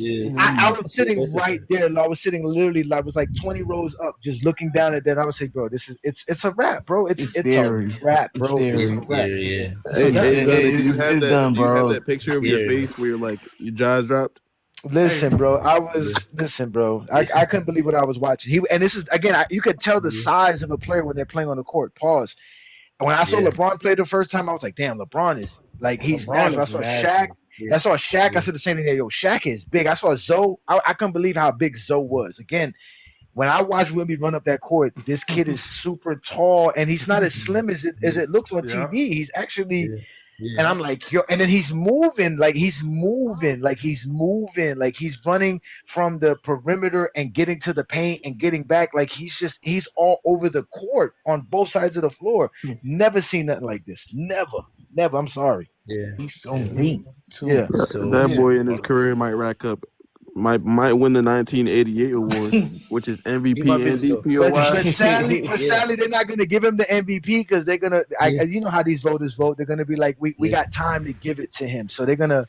But he's the best player in the NBA. He's the most valuable player right now. Like I said, if you said that we got a clear 30 team, there's nobody on the roster, and the team with the number 1 pick, I guarantee you 95% is gonna pick Wemby, man. Oh, it's not even 95. It's 100, man. It's 100. Especially you talking about like starting a franchise, like building for the next handful of years. I ain't gonna lie. Let's take it a step. Let's take it a step forward. Mm-hmm. Outside of like maybe LeBron and Kareem, I actually might believe if everyone of all time is available, bro, Wemby would be like a top 3 or 4 pick. And the only reason why I wouldn't even say number 1 is because I don't know how healthy he can stay. But like if he plays 12 to 15 years and he gets better than what he's at right now, bro, I think he would be a number 1 overall pick if you do the all-time draft. Like, he'll definitely be top 3. Lo, they're gonna play him 35 minutes in the playoff. Lo, we're gonna see it. He's gonna play like 35 minutes in the playoffs. The scariest part, Lo, he don't play a style that looks like he's gonna get injured anytime soon. It's not like Zion where you see these violent landings and stuff. This man, when he block your shot, this man is casually just loafing up. He ain't really getting off the ground. He ain't putting no stress on no joints. He's not putting no stress. He's not jumping. That nigga don't be jumping. He just loses arms, bro. Like, come on, man. And mind you, we saying all of this, and there's a player out here averaging almost a 30-point triple-double. Right? And Lo, here's the problem, Lo. It's another one coming from France. It's another Wemby. It's another one. Those many Wembys, And think about this, Lo. He got the blueprint now. He see Wemby. See, imagine already on the way to being Wemby with his size. Now he got the blueprint. What you think that one gonna look like, man? God damn. That's gonna be crazy. So Wemby might be the blueprint. Like, I don't know what France is doing. I don't know how France is doing, but they got another one coming, man. Yeah. And to Inside's point, unlike '88. He won't choke like Jordan would. Like he probably would MVP DPOI, and he won't choke it at all, man. This guy here, bro. I do gotta see it in the playoffs because I ain't gonna lie. Yeah. If he do it in the offs, man, I'm gonna be saying some crazy stuff on this platform. Even to that point, bare minimum in the playoffs, he could average 50 a game. He's still gonna affect the game at such an elite level on the other end. Like no matter what you do, bare minimum, he's in the league. Oh no! But what I'm saying is, if he go out there and just like if he just like because there's one thing that Wemby does like really well, he just like figures out things like within a 20 game sample size. So like what he's recognized recently is that he doesn't need to like stay on the top as much. So he'll direct his teammates to like. Go up and let me be backline, and I'll stay backline for the entire possession, even when they start like scrambling and stuff like that. So then he'll do stuff like that. So then Mitch, I think his name Mitch Johnson. I can't remember what the coach name is. They're now running like all guard lineups or like all offensive lineups because they know they can get away with it now because he knows how to like retreat and stay backline.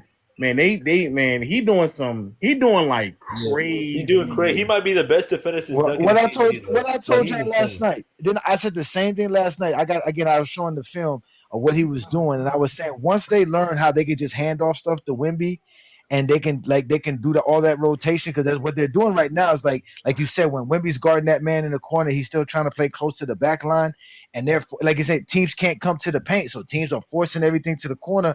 But they're learning to actually, like you said, make that switch now, so those guards go out there and cover that, and he still stays close to the paint. Yeah. Again, when the playoffs come around, it's like I said, man, because he's gonna play 35, 40 minutes in the playoffs.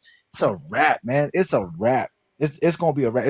He's not gonna be the problem. It's gonna be something else that they do to that team. It's gonna be Vassell or Castle or Johnson and them not hitting their shots. I gotta see the half court offense. Fox too. It's gonna happen, man. I keep telling you, man. You saw enough, Lo. You've seen enough, man. I gotta see the half court offense. I gotta see the half court offense. Yeah, he's in the worst half court, because, like I said, he can be posted up, or he can go to the high post. He can go to the wing. He can go to the top of the key. And what makes it crazy, like I said, he gets those blocks. He gets those crazy deflections on the defensive side, and he starts running like a big man's supposed to. On transition, he's just a beast, man. You gotta get somebody to Kevin Love him, like the old boy did to Kevin Love, man. No, they're gonna try to be physical with him first. Then we're gonna see they're gonna try to be physical with him. They're gonna push up on him. They're gonna try to guard him 30 feet from the rim with somebody that's gonna be elbowing him. And then once he gets used to that and realizing that that's all y'all got, it's a wrap. Well, I seen that against the Thunder, though. Hey, Go James. I'm not gonna lie, he might be the best defender since Duncan and KG. Like that's what if like they double him and then like they leave somebody in the corner like a Vassell or a Castle or Fax, where they hit the shots? That probably be the game plan, right? Just leave because they got shooters around. He's not bad. He's not bad. He doesn't have. That's what I was saying. But Vassell and Castle, all those dudes are balling, and they all know that. They're like, oh yeah, and those dudes be attacking. They finish well, right? So again, they play great team basketball. They're playing great, man, and it's all because of what Wemby could help them do. Wemby's doing, like I said, Wemby could just do so much. Hey, shout out to Greg. I get another ring. Shout out to Greg Pop. He might actually get another ring off that too. My boy Pop. Oh my God. If it wasn't for Pop too, the Zesties are not gonna know how to act, because how does this apply? Unless he beats LeBron, unless he beats the Lakers and LeBron, they're not gonna know how to deal with Wemby winning. I think a team this year is gonna win it that nobody expects. I don't know who it's gonna be, but I think either Luka? team in the East is gonna win. It might be like LeBron James. I think LeBron this James is the 3. year of something strange. Something strange is gonna happen this year. It's not gonna be normal. It's not gonna be OKC. Something weird is gonna happen. I promise you. Oh my God! Hell no! They're not in the point. Wait, we got to play a chance to win it. Is he in the plane, right? They in the plane, right? We like the ninth seed right now. Y'all good. Where he had been the 9th seed and 10th seed and 7th. They've been playing every year, man. Like they're big. Dang, man, I'm the only one who can talk about my team. The rest of y'all got to shut up about my fault. My fault. Hey, John, I used to be a Miami Heat fan, though. I used to be a Miami Heat fan. LeBron was there. LeBron was there. Because LeBron was there, yeah. LeBron was there. LeBron was. Now you're a Lakers fan, James. Now you got my jersey, bro. So James, now you Lakers down, but I'm gonna catch y'all later, man. All right, appreciate you pulling up. Yeah, man. But yeah, appreciate it, man. But Lamont, man, this was actually a good little live, man. It was good, man. Yeah, you had your cook session on somebody. Did we get Peter back just today? I think I couldn't remember. We got Peter. You got him. Yesterday, it was hard listening to yesterday's live for a little bit because y'all really wasn't letting him speak for. Point, like you said, where we know, like we listen to them say something and we know that they like move the conversation along. We already know this. Like they keep repeating stuff that we already know, established, and already factored in. Now that we know this, let's move on. We know all of this. And that's why at the end when he was like, I was saying this, but like, no, you wasn't saying all this for the last 3 hours. You was arguing. Yeah. And now you got proven wrong. You upset. Oh, he was hurt when he saw them text winning stuff. Well, he ain't know. Oh, he was hurt. He ain't know about what's called reverse ball action. He ain't know about that. No, when he said text winners created the triangle. and that Lamont was making it up. Man, it shows you how crazy that triangle offense was. Because when you look at all '90s basketball, man, that was really the only offense that had a lot of weak side action. Like most offenses in the '90s, majority of them, 95 of them, didn't have no kind of weak side action. It was just if they were to a strong side, everybody on the other side was just there to watch what was going to happen on the other side of the court. Nobody on the weak side was doing nothing. No cutting, no pin downs, no flare screens, no nothing at all. Just stand over here and we're gonna throw it to the low block or do a pick and roll over here. That's really when I seen the clip that Lamont showed of the John Stockton one where he's literally just being left open to shoot and he has the ball above his head like Marcus Smart in the inbound to pass to the post man. I'm like, man, shoot the ball. Like, come on, man. Seriously. Had the ball wide open for three. We know he's a 40% 3-point shooter, and he has the ball over his head trying to pass into the post, looking like Marcus Smart on the inbound.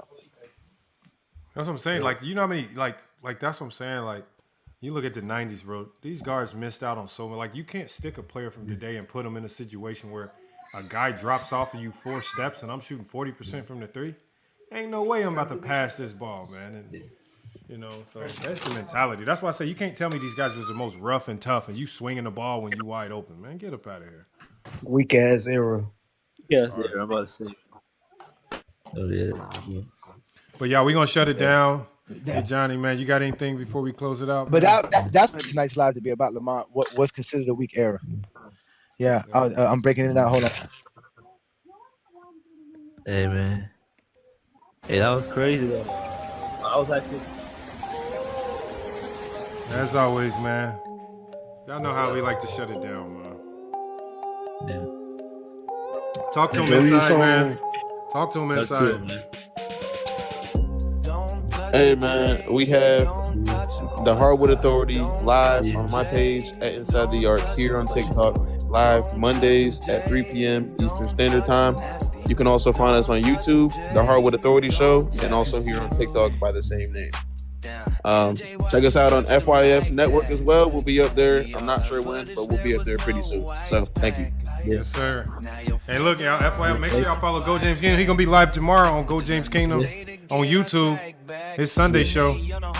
Hopefully we can start promoting. We can start promoting King Shai Solomon channel. Shout out to Steve for copying me and my kill. You know how we've been freestyling the past month? Yeah, but we got a real shout out for copying that, man. Well, salute to them, whoever that is. Salute to Ochi. Make sure y'all follow Ochi on YouTube. He's always cooking, man. Go James, what you got for? Yeah, man. It was a great live, man. I don't know what to tell y'all, man. We giving y'all what y'all want, real basketball. And at the end of the day, hide your kids, hide your wife, hide your credit cards. The Martin necessities are running around on TikTok. It's been another TikTok takeover. Peace and blessings from Go James Kingdom. Shout out to all the GJK assassins and the GJK members, man. It's always great having y'all here, man. All right, y'all. Catch y'all later on in the week, man. Peace and blessings.